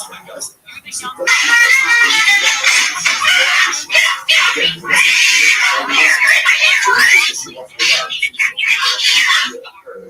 obviously, again, it's gone, right? So you can't become a Muslim zone because it's no longer in existence. In this case over here, Tuesday she's not efficient. Wednesday, the Bia occurs, and ultimately, so at the time of the Bia, the object is still here. So now the shadow does not object is still something. Or not. So the tip show me that the other has. There's no laws, so let's say, go back to the laws at the top of the down. Like, you must have done the laws are, should cut up the Hebrew bus. So remember again, the way for the laws are, like, is where she went ahead and she already offered it. Like, she offered it up already by the time it occurred. That's the Hebrew bus. So that's because she offered it up, it's no longer in existence. So, no. The laws are stated here that if she's not fishing, if the animal is still in existence at the time that the deal occurred, perhaps the animal would be now withholding this zone. Which the Gemara says, right, the laws are fake, this actually, this shayla is not just shayla, the laws of himself. So the Gemara says, no, if she did go to the Eliezer, that we also have the Shasa, no, the Isa Shasbia, because the laws would say that the only time it doesn't make the Western is that the animal was offered up for the deal. Because by the time the deal occurs, the animal is no longer here. But perhaps again, if she was just not fishing, she consecrated, the animal is still in existence at the time of the deal, in which case, I'm off for the Isa, the animal is being categorized as a Muslim zone. Although, if you must have shoot away, if you just accept maybe obviously she operated out based on the which is not going to be categorized as a Muslim zone. But I think she just consecrated it. Which the Gemara says take. So reading that shows you just the word for this like what comes out in this case of leaders first of all, so that's in the world. We're not sure it's Muslim zone. So we do understand it's like one person categorized as a how this game was the transaction which means payment.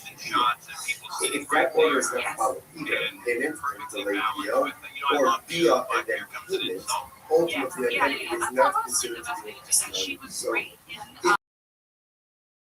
Keep it positive in your days. And that's where she found that balance between as soon as she has rights and therefore she goes ahead and she has it up to the she's really great at that. So she did a good job of consequences. So the animal still exists in the field the next day. What's the status of the animal? That's the little gambling situation. Well, so they were having let's say affirmation and then afterwards the case of ultimately again came into this say it's not going to use and I sat there and I watched the judge or me the question. I don't understand this. You know, it says for me, well, bidding on who they thought was win. So that was like an additional sponsorship. No award show has ever done anything like that. So that was a big one. And I think and then he pays her even 3 years late. 3 years late, some people pay all of the bills like pricing late. Right there, 3 years later, it's still called a Harvard meeting and it's still the answer. And I'm not going to be stuck. I'm not pissed off. Well, cash is supposed to be a country, so just important. Right, so award shows are trying to bring in younger audience. They want the kids to watch because then that will help. I think they can propel them down the road and help the longevity of the show. I think what's going to help the longevity of the show is having more movies that younger people have actually seen. So King Hot Hunters won for Best Capability when they're category for Best Original Song. That's what Fly on the as well. So this is very interesting. Ultimately, again, so we're talking one case of case that says evolution is for this sheep, and he identified the sheep, versus evolution is looking for a sheep. You're not sheep. They told us that. They'll come and drive the public explanation. So ultimately, again, versus what he identifies the sheep is as if there's transactional use. When he doesn't go ahead and identify sheep, then ultimately again there is no transactional use. So that's not what I was doing. So let's analyze this, right? So now it's he says correlation is looking for he says correlation is looking for this sheep. Now again, he doesn't care for 3 years. 3 years, the law police already has it has the status of apartments and it's because transaction just because he identified the sheep doesn't make it curse. In order for it to be curse, one has to have to what it says sheep. Someone tells them not being a hustle sheep. Right? Remember, livestock animals were part of sheep or partaking possession, which the person so now this will help them build well, here's the deal. I mean, I don't think they use numbers. I don't know what judging criteria they're going to use for podcasting category, but it intrigues is going to be about celebrity. You're never going to see in my podcast up there. You're never going to see some random, podcasters who's been buzzing their house for years and creating content. It's all about mine is interesting with Heather Walker. Let's try to get you a double G. My buddy Paul Thomas if it's in a cluster, in our relationship with her, and then ultimately again, then you can really get so in your cluster, every weekend where they were at our house. Because in other words, she acquired it before. So this is actually this is like the paradigmatic case. She's acquired the sheep before if the sheep is standing in her cluster. was what you thought. The shot you in the apple. Very interesting. Here's the case. So when it comes to the whole case, I like to hear this sheet. That the narrative says to her, I'm going to pay you. I'm going to pay you for donations.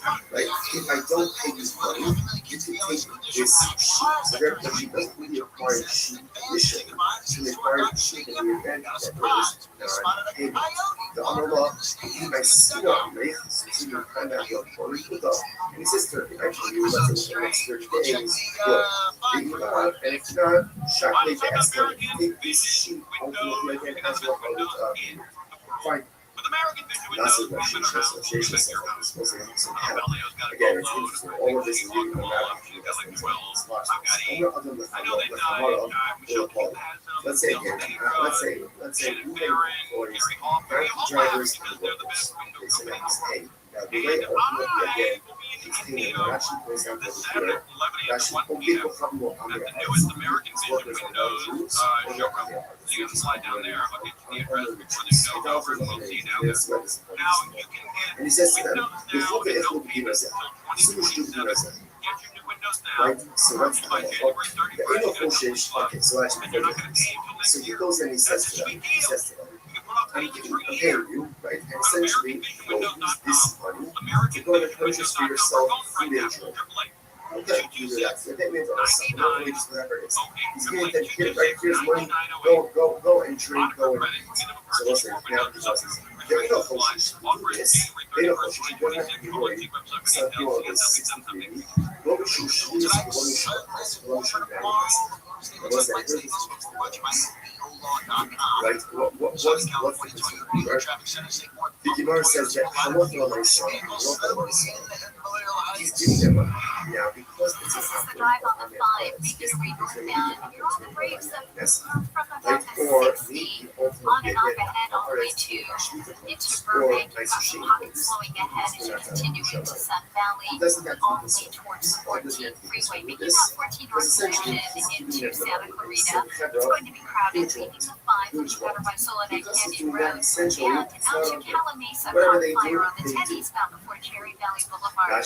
Delays loading up the way from Ukaipa Boulevard. For Southern California's most accurate traffic reports, I'm Rachel Martinez. Right, if you look at The new year, make one commitment.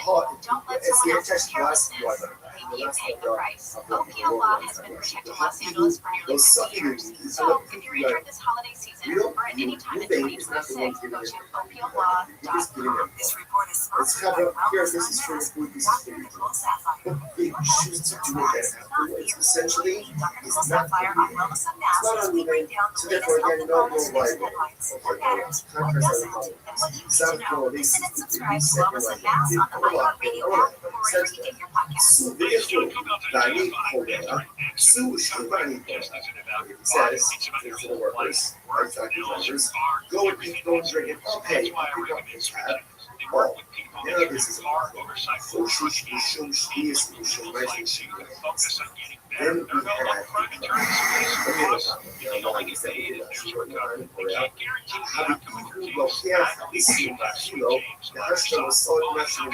we see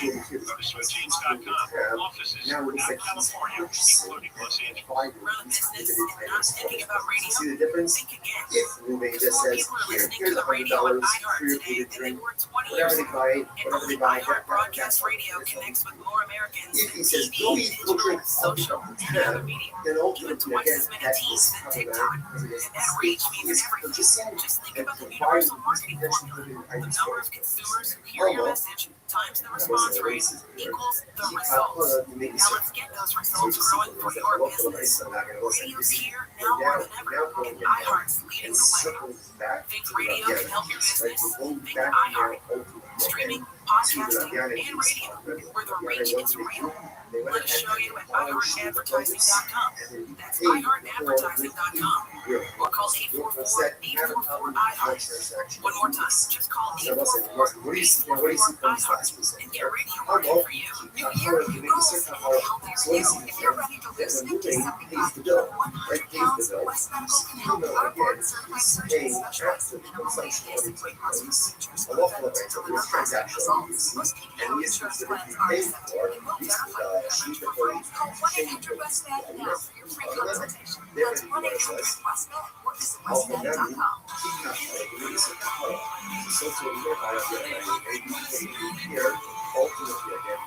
Misinformation and miscommunication surrounding health and science are almost laughable. So why not laugh about it? It's like a refuge. It's a new year, new start, and the hilarious podcast Health Stuff is taking a new look at health. This is a show about the basics of health, but this is not a basic show. Turns out, real health conversations aren't always polite. Open your free iHeartRadio app, search Health Stuff, and listen now. New Year, new goals, and it's gonna be a better money plan is more necessary than ever. I am Joel. From the How to Money podcast to every week we help you to spend smarter, save more, and make sense of what's going on out there. If you want 2026 to be the year you find how your money, we're here to give you tools and advice to help you make it happen. Open your free iHeartRadio app, search How to Money, and listen now for notified chats to tours and Go to the shopkeeper, I'll pick up the tab. This is a shopkeeper who normally is transparent. So therefore, again, it's as if the debt is already paid, and therefore there is transactional immediacy. Now she says over here, he'll talk everything with it. Then he wants to go exchange. Right? The shopkeeper is going to give. It's going to give.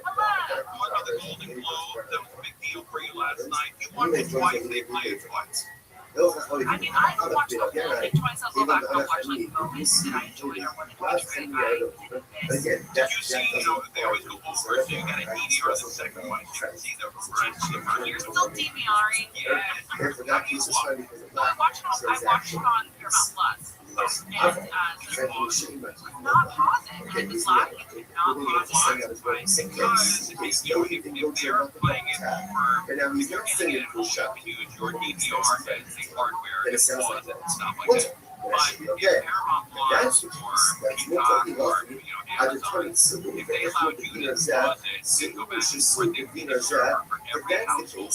It would set the and price they don't have that kind instead of making the first case the price, he says, here's $100. Go out and make it two different things. What should the two cases be? He wants to get down there. Why is this so ultimately again that it's prohibited?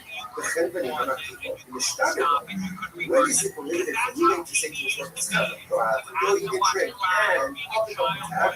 That's only the shopkeeper who extends because there's transactional immediacy.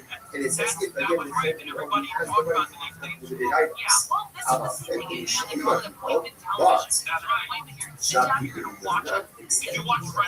Therefore, that lacks transactional immediacy, and that keeps you in other words, benefit the price and go ahead and handle two cases and say one then the other two cases which was the whole separation of people who know the I think what's changed now is that people, they still watch these big shows, these big television events, whether it's sports or, a big show like an award show. And you talk about it the next day, but in a different way. People are showing clips on social media, highlights and moments that they really enjoyed. Something weird somebody said, like those are the things they talk about now, but you're talking about it on social media. Okay, so let's get to Paul Thomas Anderson. So many story. I will tell you first of all that Paul Thomas Anderson's dad is Bernie Anderson, the voice of ultimately, I get my property covered as a guarantor. So what he says now again, but it's going to assume that we're going to the voice of all that stuff. relationship. So what he says, So my dad was growing up in Cleveland. Ernie was in Cleveland. And my dad was driving to Channel 8 where he worked, to the TV channel, the local restaurant show. Ernie was driving next to him, and my dad had a car. We now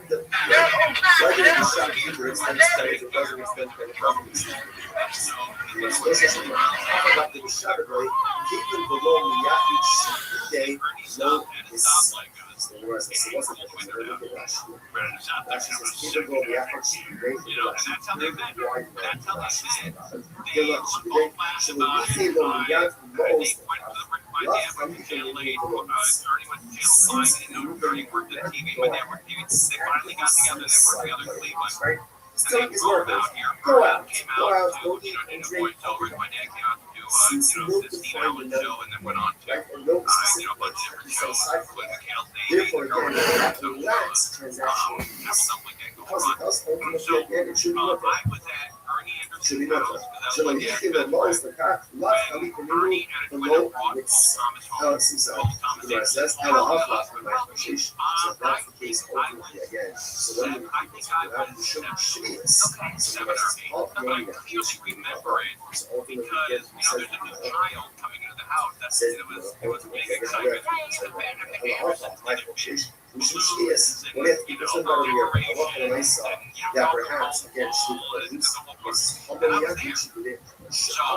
cut to about 20 years later, he was going to do a movie called Coffee and Cigarettes. Okay? And he asked me to be the guy in Coffee and Cigarettes. And I told him, I said, don't let me down. I said, very flattering, but you need professional actors because I'm you one baby. You don't know how to act.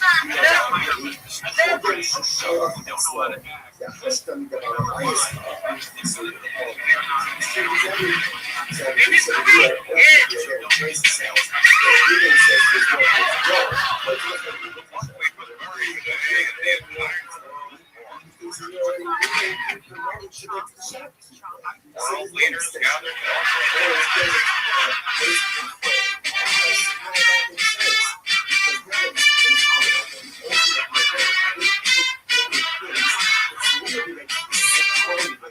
We now join millions of mourners around the world observing a moment of silence. This moment of silence is brought to you by mutual life, because you would die tomorrow. Observing a moment of silence. This moment of silence is brought to you by mutual life, because you would die tomorrow. Police have now identified Buckwheat's assailants.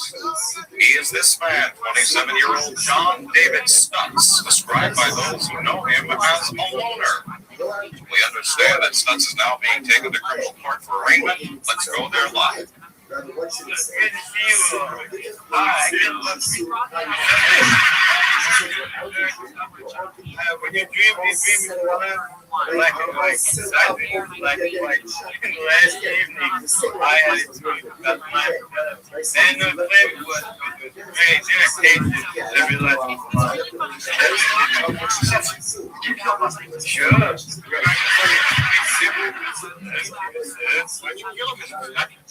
I had to kill him. The dog was standing. I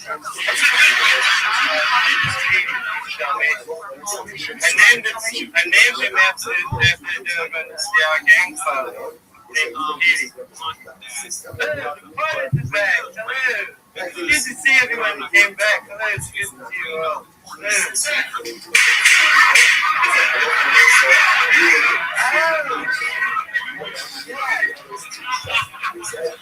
There you have it. John David Stutz, accused assassin of Buckwheat, has been shot right here before your eyes. But I was going to say also, I can't memorize any lines. Paul Thomas Anderson gave me 3 lines to listen to, and they were the easiest lines of all to remember. I spent 2 months rehearsing one of my lines. I showed up on set and missed one of them. One job. But then he let me make up some lines, and he kept 2 of them. That's nice. So that was cool. What a good friend. love that. Well, he's doing really well. He went home a big winner last night from the Globe. One battle after another is his film with Leonardo DiCaprio. All of our sponsors for this year to thank our annual Capital sponsor, Cosmos Market Israel. The dedicated publisher of Russia's this year as a support for the service tools for all Israel. Capital sponsors for the month of Av. Abali Motora, Stephen Wendy Drazen, Anna Israel Drazen, Dina Drazen, and Rose's wife, and Stanley Rose's wife is from the sponsors. Dr. Eddie Wolf, portion of the yard site contact with his father, Cyrus Wolf, Shalom, Ben, and Steve Hirsch, and he didn't that have the memory of the father, Ben, and father, Laura, Wolf, and Next to his dad, so that's always dedicated to our system. Shalom, and Carl, and give them success. He's a very smart, very well Raise back his son, give us on South Base Base 62. The day Rabbi which is 2, 4, 6, 8, 10, 12, 12 runs well, up he's from doing the really bottom. well. 4 wins last So the night. rest is fast. They love Yana. Yes, she is not here. Part of the machine is a very interesting case. Did you also see my The body? members of the Muscle River Brand figure as follows. They would borrow sheets of produce from the poor and then repay them with 8-year produce, 9 sheets of produce on the following year. So you could actually say something very interesting. Yes, she is clothing smell of yours. So obviously, again, without getting into all the sheets of calories, for myself, you can go ahead and lend or borrow, not commerce, but lend or borrow sheets of produce while it's still readily available for everyone. So that's once it's no longer readily available in the field, you really can no longer kind of keep it for yourself. So the idea over here is so what the household would borrow from the new machine part of the machine is so what ended up happening again is also repay ultimately again with this new produce, so they came and they said, so some people mentioned this So for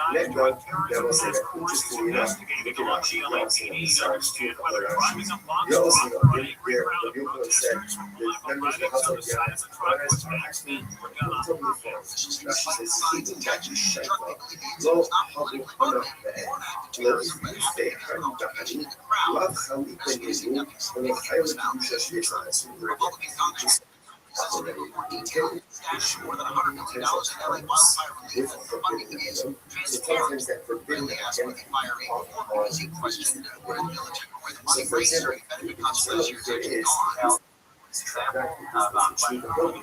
that even the 8-year produce should ultimately have the same condition of prohibition.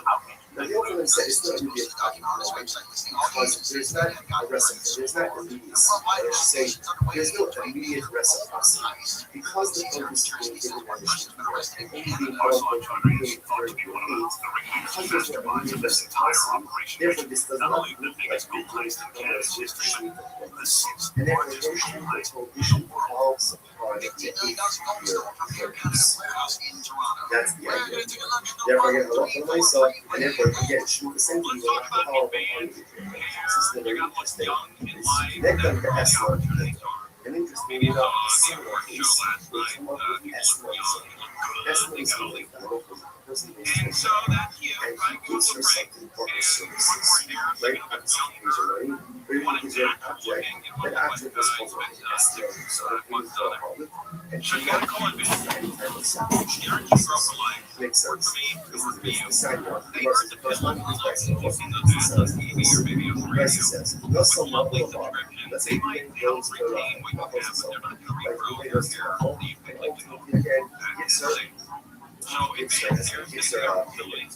but he doesn't have a relationship. Or he has relations with her, but doesn't pay. What's the Its payment You decide how much else they can bear, and then they can. So phone them up right away. Nossa, não, Okay, não, call them and make sure you that's sign that's an engagement paperwork on that. for free hair. Make it your 2 years resolution to look better, look younger, and maybe, quite possibly, you're going to get more opportunities. But what would like to get 80, 85, 90 years? No, not dress To which the Gemara says, 844-333 hair. 844-333 hair. the suit, furthermore, the same case, but without the one muscle, What website? Advanced? Hair.com Advanced? Hard, no, you got it, hopefully it is there.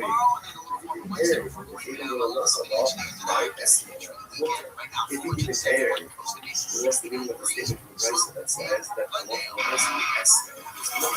Westbound side Which the or US receive a heavy drive leaving the 2 heading all the way back to the line freeway on the eastbound side of London Airport. That's where delays are loading up out of Burbank from Longboat Drive to travel back towards Longdale Avenue. Up to Pasadena, but drive on the 210 making your way eastbound, flowing from Mountain Drive remains pretty tough. Stretches all the way to Foothill Boulevard. On the westbound side, coming up on Blades, there's a crash between the other lanes. That's going to be slow moving. If there is a lack of transactional convenience, Sierra Madre, then West the Southern payment California's does most not accurate take traffic on the report, status Simon of Martinez. So what that means practically is that it can be ultimately again, let's say for some kind of sacrificial outcome. So watch this. So the electron, your son, gave it a sheet. Rashi says, hello, the answer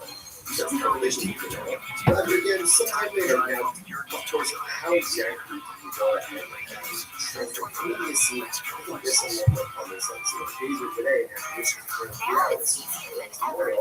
Again, as opposed to payment relations. But I don't know, so I still oh, Bob. But for that matter, congratulations on the that's not a in both of these pieces. However, we also that essentially, in order for something to be categorized as an excellence or it's complicated these days. That's how people even describe their relationships. In other words, When it comes to the latest complexities in your car, payment has the status the experts at AMCO undergo the most rigorous training to stay on top of the latest car technologies. So remember, Nothing we can do.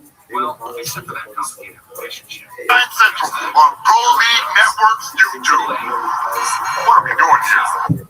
Damn, dude. Imagine you're such an infamous goon that your own friends start using stupid things you've said to promote their own brands, their shows. You turn on your, or you look at your phone and there's a TikTok of somebody just using all your the things that you've said. Yeah. To plug a thing that they're doing. That's so fucking funny, but also sad. It's great marketing, dude. He's a marketing genius, B. That's true. I guess if you have a bit, you have a marketing angle, you gotta use it. And Papa's like the most. Some would say he's the most good at having a marketing angle done on him. Yeah. All right, so we got another video post here, posted by Max Powerbike. Chin thinks he's Luciano Pavarotti. This is how mental illness looks. Oh, we already seen this. Remember? Like, we saw this a long time ago. Maybe. I mean, I remember him singing. I remember the Chin singing episodes. Should we just skip it or what? It has 900 likes. I know.